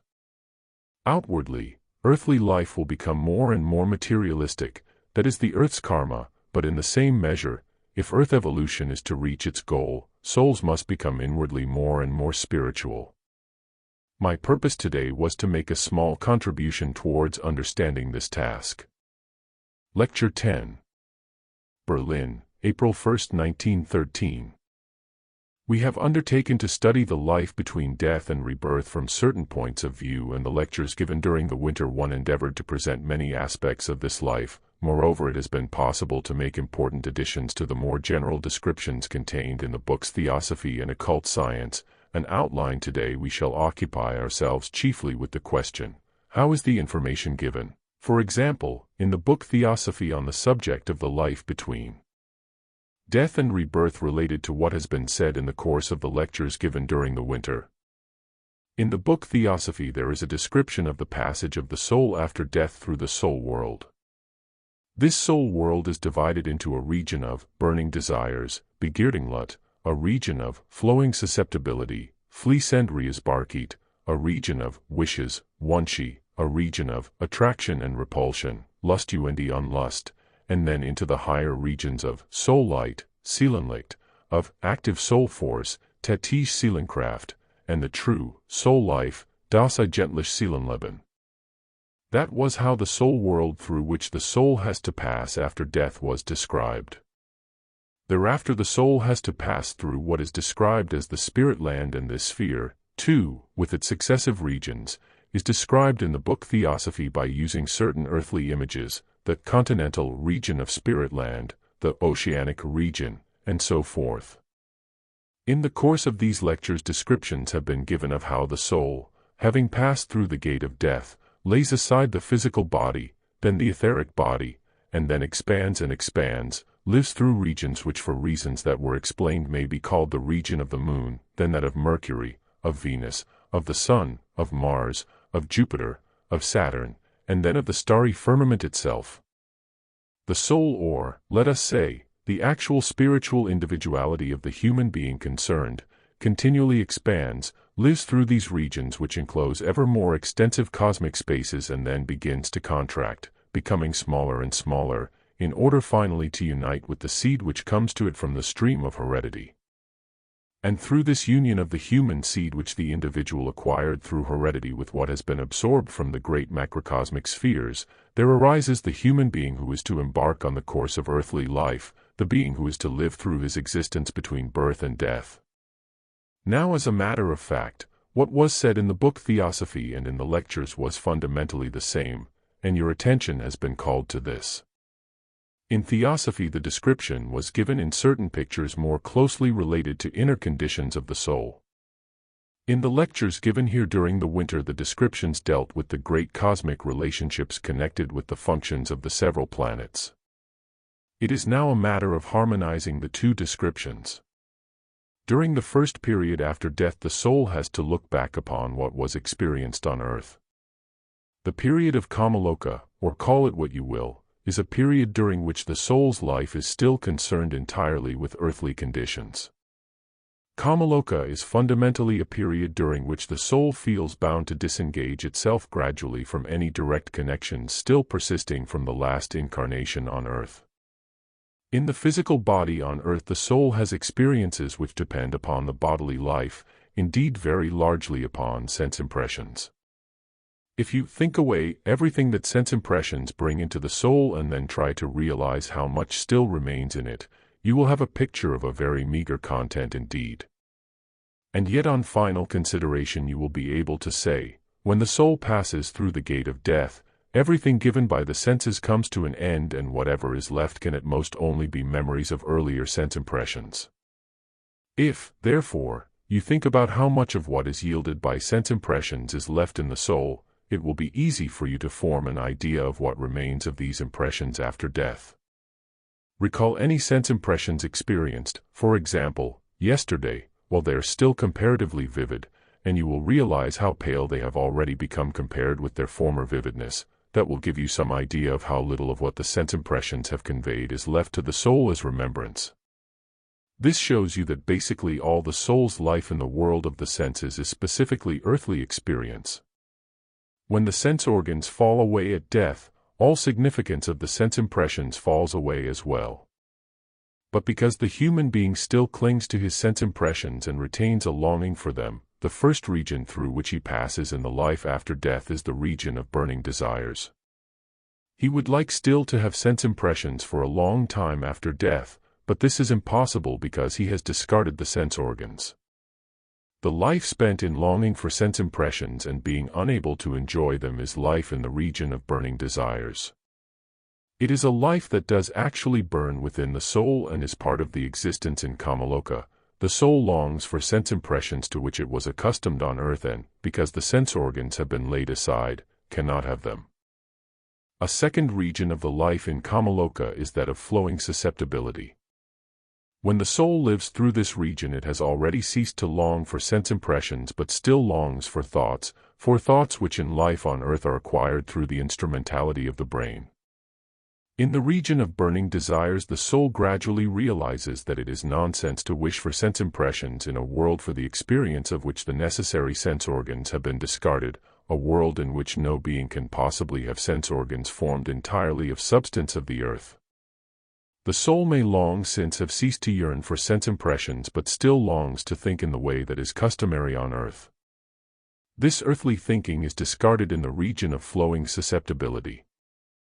There the human being gradually recognizes that thoughts such as are formed on earth have significance only in the life between birth and death. At this stage, when the human being has weaned himself from fostering thoughts that are dependent upon the physical instrument of the brain, he is still aware of a certain connection with the earth through what is contained in his wishes. After all, wishes are connected with the soul more intimately than thoughts. Wishes have their own distinctive coloring in every individual. Whereas thoughts differ in youth, in middle life and in old age, a particular form of wishing continues throughout a man's earthly life. This form and coloring of wishes are only later discarded in the region of wishes. And then finally, in the region of attraction and repulsion, man rids himself of all longing to be connected with the physical body which was his in the last incarnation. While a man is passing through these regions, of burning desires, of flowing susceptibility, of wishes, of attraction and repulsion, a certain longing for the last earthly life is still present. First, in the region of burning desires, the soul still longs to be able to see through eyes, to hear through ears, although eyes and ears no longer exist. When the soul has finally cast off any such longing, it still yearns to be able to think by means of a brain such as was available on earth. Having got rid of this longing too, there still remains the desire to wish with a heart as on earth. Finally, the human being ceases to long for sense impressions or for thoughts formed by his brain or for wishes of his heart, but a hankering for his last incarnation on earth taken as a whole still lingers. Gradually, however, he then rids himself of this longing too. You will find that all the experiences in these regions correspond exactly with the passage of the expanding soul into the region called the Mercury sphere, an expansion through the Moon sphere into the Mercury sphere. On approaching the Mercury sphere, however, the soul encounters conditions described in the book Theosophy as a kind of spiritual region of the soul world. Read the description of the passage of the soul through this region and you will see from what is said about the kind of experiences undergone there that what is generally called the unpleasant element of kamaloka already comes to an end in the region of soul light. This region of soul light corresponds with what I have said about the Mercury sphere. If you compare what was said about the life of the soul when it has expanded to the Mercury sphere with what is contained in the book Theosophy about the region of soul light, you will realize that endeavors were made to describe this region first from the aspect of inner influences of the soul and then from the aspect of the great macrocosmic conditions through which the soul passes. If you read what is said in Theosophy about the active soul force, you will realize that the inner experiences undergone in that region are in keeping with what is decisive during the passage through the Venus sphere. It has been said that if the soul is to pass in the right way through the Venus sphere, it must have developed certain religious impulses during earthly life. In order to progress through the Venus sphere with companionship and not in compulsory isolation, the soul must be imbued with certain religious concepts. Compare what was said about this with the description given in the book Theosophy of the region of active soul force and you will find that they agree, that in one case the inner aspect of the conditions was described, in the other, the outer aspect. The highest region of the soul world, the region of pure soul life, is experienced by the soul in passing through the region of the sun. So we can say that the sphere of existence in kamaloka extends to and somewhat beyond the moon sphere, then the more luminous regions of the soul world begin and extend to the sphere of the sun. The soul experiences in the sun sphere the region of true soul life. We know that in the sun sphere after death the soul comes into contact with the light spirit, with Lucifer, who on earth has become the tempter, the corrupter. When the soul has expanded into the cosmos, it comes more and more closely into contact with those forces which now enable it to develop what is needed for the next incarnation on Earth. Not until the soul has passed through the region of the sun has it finished with the last earthly incarnation. As far as the region of attraction and repulsion is concerned, that is to say the region between the moon and Mercury, the soul is still burdened inwardly with yearning for the last life on Earth. Moreover, even in the regions of Mercury, Venus, and the Sun, the soul is not yet completely free from the ties of the last incarnation. But then it must finally have finished even with everything that transcends merely personal experience, in the Mercury region with whatever moral concepts have or have not been acquired, in the region of Venus with whatever religious conceptions have been developed, in the region of the Sun with whatever understanding has been acquired of the human universal quality in existence. That which is not confined to any particular religious creed but is concerned with the religious life befitting all mankind. Thus it is even the higher interests that can develop in the further evolution of humanity with which the soul has finished by the time it enters into the region of the sun. Then the soul passes into cosmic spiritual life and finds its place in the Mars region. This region corresponds with what is described in Theosophy as the first sphere of the spirit land. This description portrays the inner aspect of the fact that the soul is spiritual to the extent of being able to behold as something external to itself the archetype, as it were, of the physical bodily organization and of physical conditions on the earth in general. The archetypes of physical life on earth appear as a kind of continental mass of the spirit land. The external configurations of a man's different incarnations are inscribed in this continental region. There we have a picture of what, in terms of cosmic existence, the human soul has to experience in the Mars region. It might seem strange that this Mars region, which has repeatedly been described in these lectures as a region of strife, of aggressive impulses until the beginning of the 17th century, should be said to be the first region of Devachan, the true spirit land. Nevertheless, this is the case. Everything that on earth belongs to the actual material realm and causes the mineral kingdom to appear as a purely material realm is due to the fact that on earth the forces are engaged in perpetual conflict among themselves. This also led to the result that at the time when materialism was in its prime and material life was assumed to be the sole reality, the struggle for existence was regarded as the only valid law of life on earth. That is, of course, an error, because material existence is not the only form of existence evolving on earth. But when the human being assumes embodiment on earth, he can only enter into the form of existence that has its archetypes in the lowest region of what is, for the earth, the spirit land. Read the description of the lowest region of spirit land as given in the book Theosophy. I want to quote this particular chapter today in connection with our present studies. Towards the beginning of the description of the spirit land you will find the following passage. The development of the spirit in spirit land takes place through the man throwing himself completely into the life of the different regions of this land.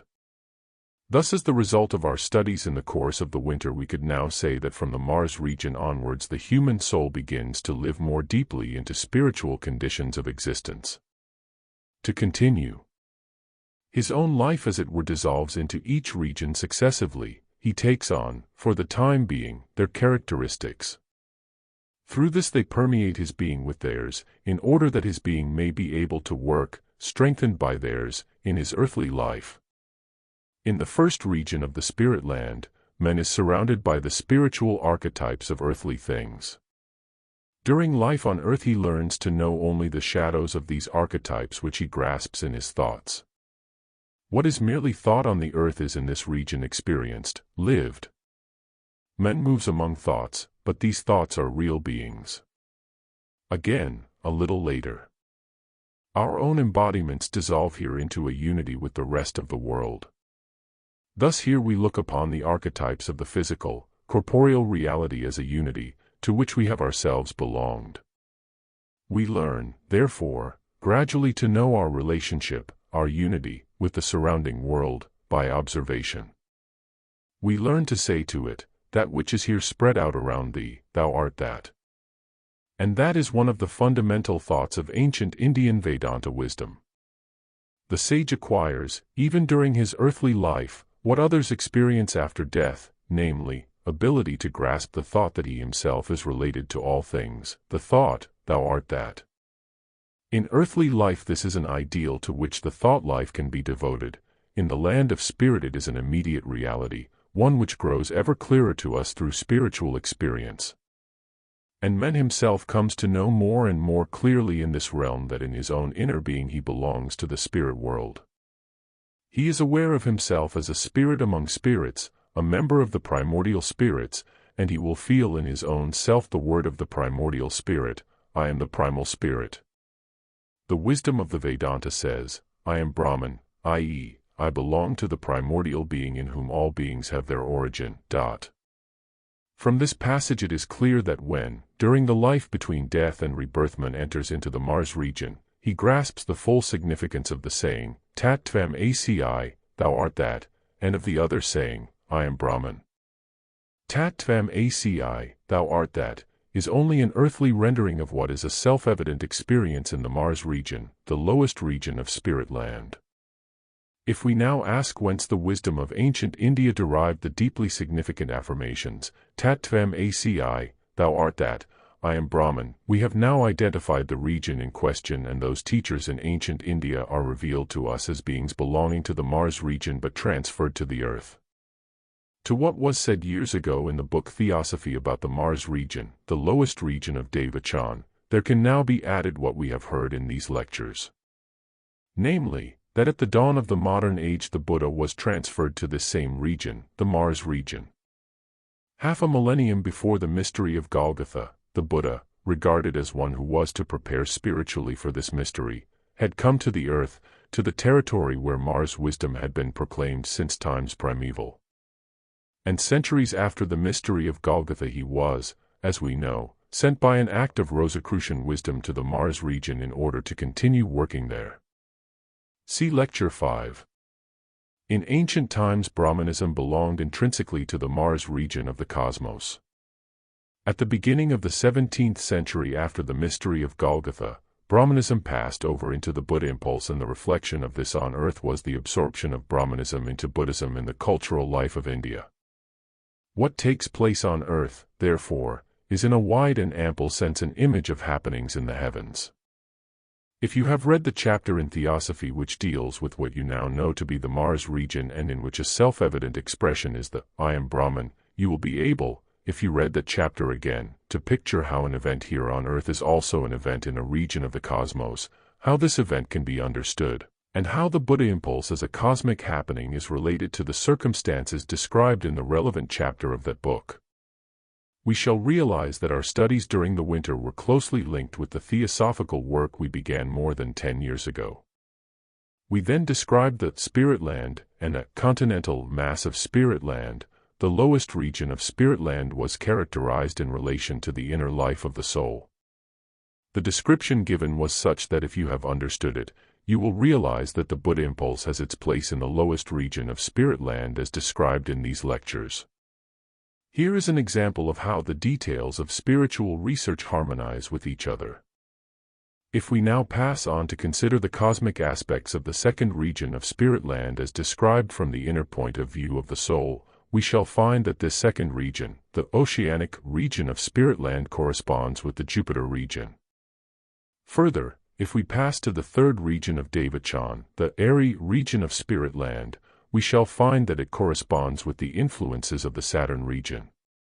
What was described in Theosophy as the fourth region of spirit land already extends beyond our planetary system. There the soul expands into still wider spaces, into the starry firmament itself. From the descriptions that were given from the inner standpoint of the soul, it will be quite clear to you that the experiences of the soul in the fourth region of spirit land could not be undergone in any realm where the spatial relationship to the earth is still the same as that of the planetary system. There is something so utterly foreign in what is conveyed by the fourth region of spirit land that it can never correspond with what can be experienced even within the outermost planetary sphere, the Saturn sphere. Therefore the soul passes into the starry firmament, that is to say into distances more and more remote both from the earth and also from the sun. These distant realms are described in the account of the three highest regions of spirit land traversed by the soul before it begins to draw together again and to pass, in the reverse order, through all the preceding conditions. On this journey the soul acquires the forces by means of which it can build up a new life on earth. In general, it can be said that when the soul has passed through the sun region it has finished with every element of personality. What is experienced beyond the sun region, beyond the region of soul life in the true sense, is spiritual. It transcends everything that is personal. What the soul then experiences as thou art that, and especially in our time as the Buddha impulse in the Mars region, is something that seems strange here on earth, though it is not so on Mars. It is the impulse denoted by the word nirvana. This means liberation from everything that is significant on the earth, for the soul begins to realize the great cosmic significance of universal space. In living through all this, the soul emancipates itself entirely from the element of personality. In the Mars region, the lowest region of spirit land, where the soul acquires understanding of the thou art that, or, as we should put it today, receives the Buddha impulse, it frees itself from everything that is earthly. After the soul has become inwardly free of this, and the Christ impulse is needed here, it also liberates itself spiritually by recognizing that all ties of blood are forged on earth and therefore belong by nature to the earth. But the soul then passes on to new conditions. In the Jupiter region, conditions which force the soul into some particular creed are dissolved. We have heard that the soul can pass through the Venus region with companionship only if it had adopted a creed. Without religion in some form it would be lonely and isolated. We have also heard that the soul can pass through the Sun region only when it has learned to understand the creeds of all religions on the earth. In the Jupiter region, however, the soul must liberate itself entirely from the particular creed to which it belonged during life on earth. This was not an essentially personal attachment but something into which it was born and was shared in company with other souls. Thus the soul can pass through the Venus region only if it has acquired religious ideas in earthly life. It can pass through the Sun region only if it has developed some measure of understanding of all such beliefs. The soul can pass through the Jupiter region only if it is able to liberate itself from the particular confession to which it belonged on earth. Merely to understand the others is not enough. For during the passage through the Jupiter region it will be decided whether in the next life the soul will have to be connected with the same creed as before, or whether it has experienced everything that can be offered by one particular creed.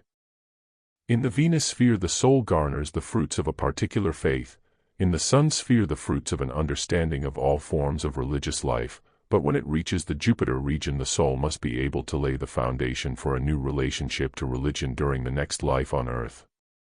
These are three stages experienced by the soul between death and the new birth. First it experiences inwardly the fruits of the faith to which it belonged in the last life, then the fruits of having developed the capacity to appreciate the value of all other religious beliefs, and then it must free itself so completely from the beliefs held in the last life that it can wholeheartedly adopt a different religion. This cannot be achieved by attaching equal value to all creeds, and we know that on its return journey through these regions the soul comes once again into the Jupiter region and there prepares the traits enabling it to live in the fullest sense in a different religion in the next life. In this way the forces which the soul needs in order to shape a new life are gradually impressed into it. If you now read what is said in the book Theosophy about the third region of the spirit land, the airy or atmospheric region, you will find again what has been said here in connection with the Saturn region. In this region, companionship and the avoidance of terrible loneliness is possible only for souls already able to exercise a certain degree of genuine self-knowledge, of completely unbiased self-knowledge.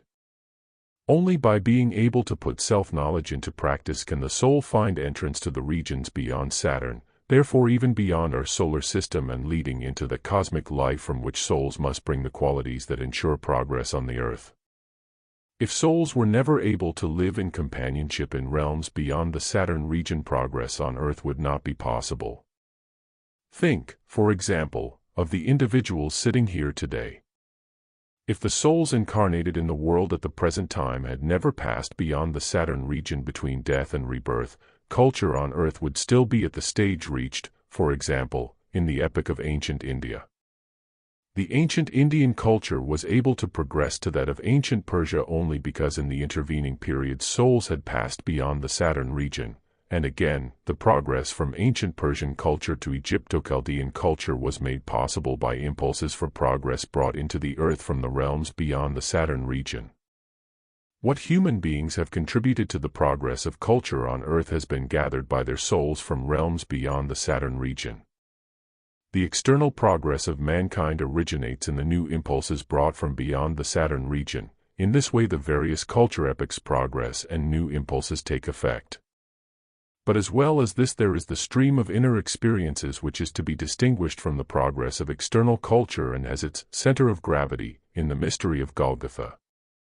When we know that the stream of experiences in man's inner life of soul on earth has its center of gravity in the mystery of Golgotha, while on the other hand this mystery of Golgotha is connected with the sun region, a question arises. It is a question that might well occupy our minds for a very long time, but we will at least consider it today. It is good that on the basis of what can already be found in lectures and lecture courses, we should be able to form our own thoughts about such questions, thoughts which can then be rectified by reports of investigations given here. On the one hand we have the fact that Christ is the Sun Spirit who united himself with the life of the earth through the mystery of Golgotha. You will find the most detailed account of this in the lecture courses entitled The Gospel of St. John, in its relation to the other three Gospels, particularly to the Gospel of St. Luke, given in Kassel, and from Jesus to Christ. And now we have heard of the other fact, namely that all external progress on earth from one culture epoch to the next is dependent upon influences from beyond the Saturn region. A question arises here. Progress on earth from one culture epoch to another is dependent upon influences connected with a world beyond the Saturn sphere, a world altogether different from the one where progress is brought about by the stream of spirituality that flows through the evolution of humanity, that approached humanity in ancient times, has its center of gravity in the mystery of Golgotha and thereafter took its course in the way often described. How do these two facts harmonize? The truth is that they harmonize completely. You need only picture to yourself that our Earth evolution as it is today was preceded by the earlier incarnation of the Earth, namely Old Moon. Now think of Old Moon as we have often described it, followed by the present Earth. Midway in the process of evolution between Old Moon and Earth something like a condition of cosmic sleep took place. During the transition from Old Moon to Earth, everything that had existed on Old Moon passed into a kind of germinal state from which, at a later stage, everything in existence on Earth came forth. But all the planetary spheres also came forth from that cosmic sleep. During the epoch of Old Moon, therefore, the planetary spheres were not in the state in which they exist today. Old Moon passes into the cosmic sleep, and out of this condition the planetary spheres develop into what they now are. Everything that evolved in the cosmos between the era of Old Moon and that of the Earth is contained within the range of the Saturn sphere. The Christ impulse, however, does not belong to what evolved in the cosmos during the period of transition from Old Moon to Earth, but it already belonged to the old Sun and remained in the Sun sphere when Old Moon eventually separated from it. The Christ impulse continued to evolve onwards towards the Earth but remained united with the Sun sphere after the Saturn sphere, the Jupiter sphere and so forth, had separated from it. And so, in addition to what the human soul was, before the mystery of Golgotha, it now has within it something that is more than all that is contained in the planetary spheres, something that is founded in the depths of the cosmos, that does indeed come over from Sun to Earth but belongs to far deeper regions of the spiritual world than do the planetary spheres. For these planetary spheres are a product of what took place when Old Moon evolved to become Earth. What streams to us from the Christ impulse, however, comes from Old Sun which preceded Old Moon. From this we realize that external culture on Earth is connected with the cosmos, whereas the inner life of soul is connected in a much deeper sense with the Sun. Thus in all these connections, in their spiritual aspect too, there is something of which the following can be said. When we look out into the stellar spheres there is revealed to us, as it were outspread in space, a world that is embodied in culture on Earth because souls of men have entered into these stellar spheres between death and rebirth, But when we gaze at the sun, we behold something that has become what it is today because behind it there is an infinitely long period of evolution. In an age when it was not yet possible to speak of a connection between culture on Earth and the stellar worlds as can be done today, even then the sun was already united with the Christ impulse. Thus everything brought from the stellar worlds for the promotion of culture on the Earth is to be regarded as a kind of Earth body which needed to be, and actually was, ensouled by what came to the Earth from the sun, namely by the Christ impulse. The Earth was ensouled when the mystery of Golgotha took place. It was then that culture on Earth received its soul. The death on Golgotha was only seemingly a death. In reality it was the birth of the Earth soul. And everything that can be brought to the Earth from cosmic expanses, also from beyond the Saturn sphere, is related to the Earth sphere as the Earth body is related to the Earth soul. These reflections can show us that the presentation given in the book Theosophy, in rather different words and from a different point of view, contains what has been described as the cosmic aspect in the lectures given this winter. You need only be reminded that in the one case the account is given from the point of view of the soul, and in the other from that of the great cosmic conditions, and you will find that the two descriptions are in complete harmony. The conclusion which I should like to be able to draw from these lectures is that you realize how vast is the range of spiritual science and that its method must be to gather from every possible side whatever can throw light on the nature of the spiritual world. Even when additions are made to what had been said years ago, there need be no contradiction, for what is said is not the outcome of any philosophical argument or reflective thinking, but of occult investigation. Yellow today will still be yellow 10 years hence, even though the essential quality of yellow as a color is grasped for the first time 10 years later. What was said years ago still holds good, although light is shed upon it from the new points of view which it has been possible to contribute during last winter.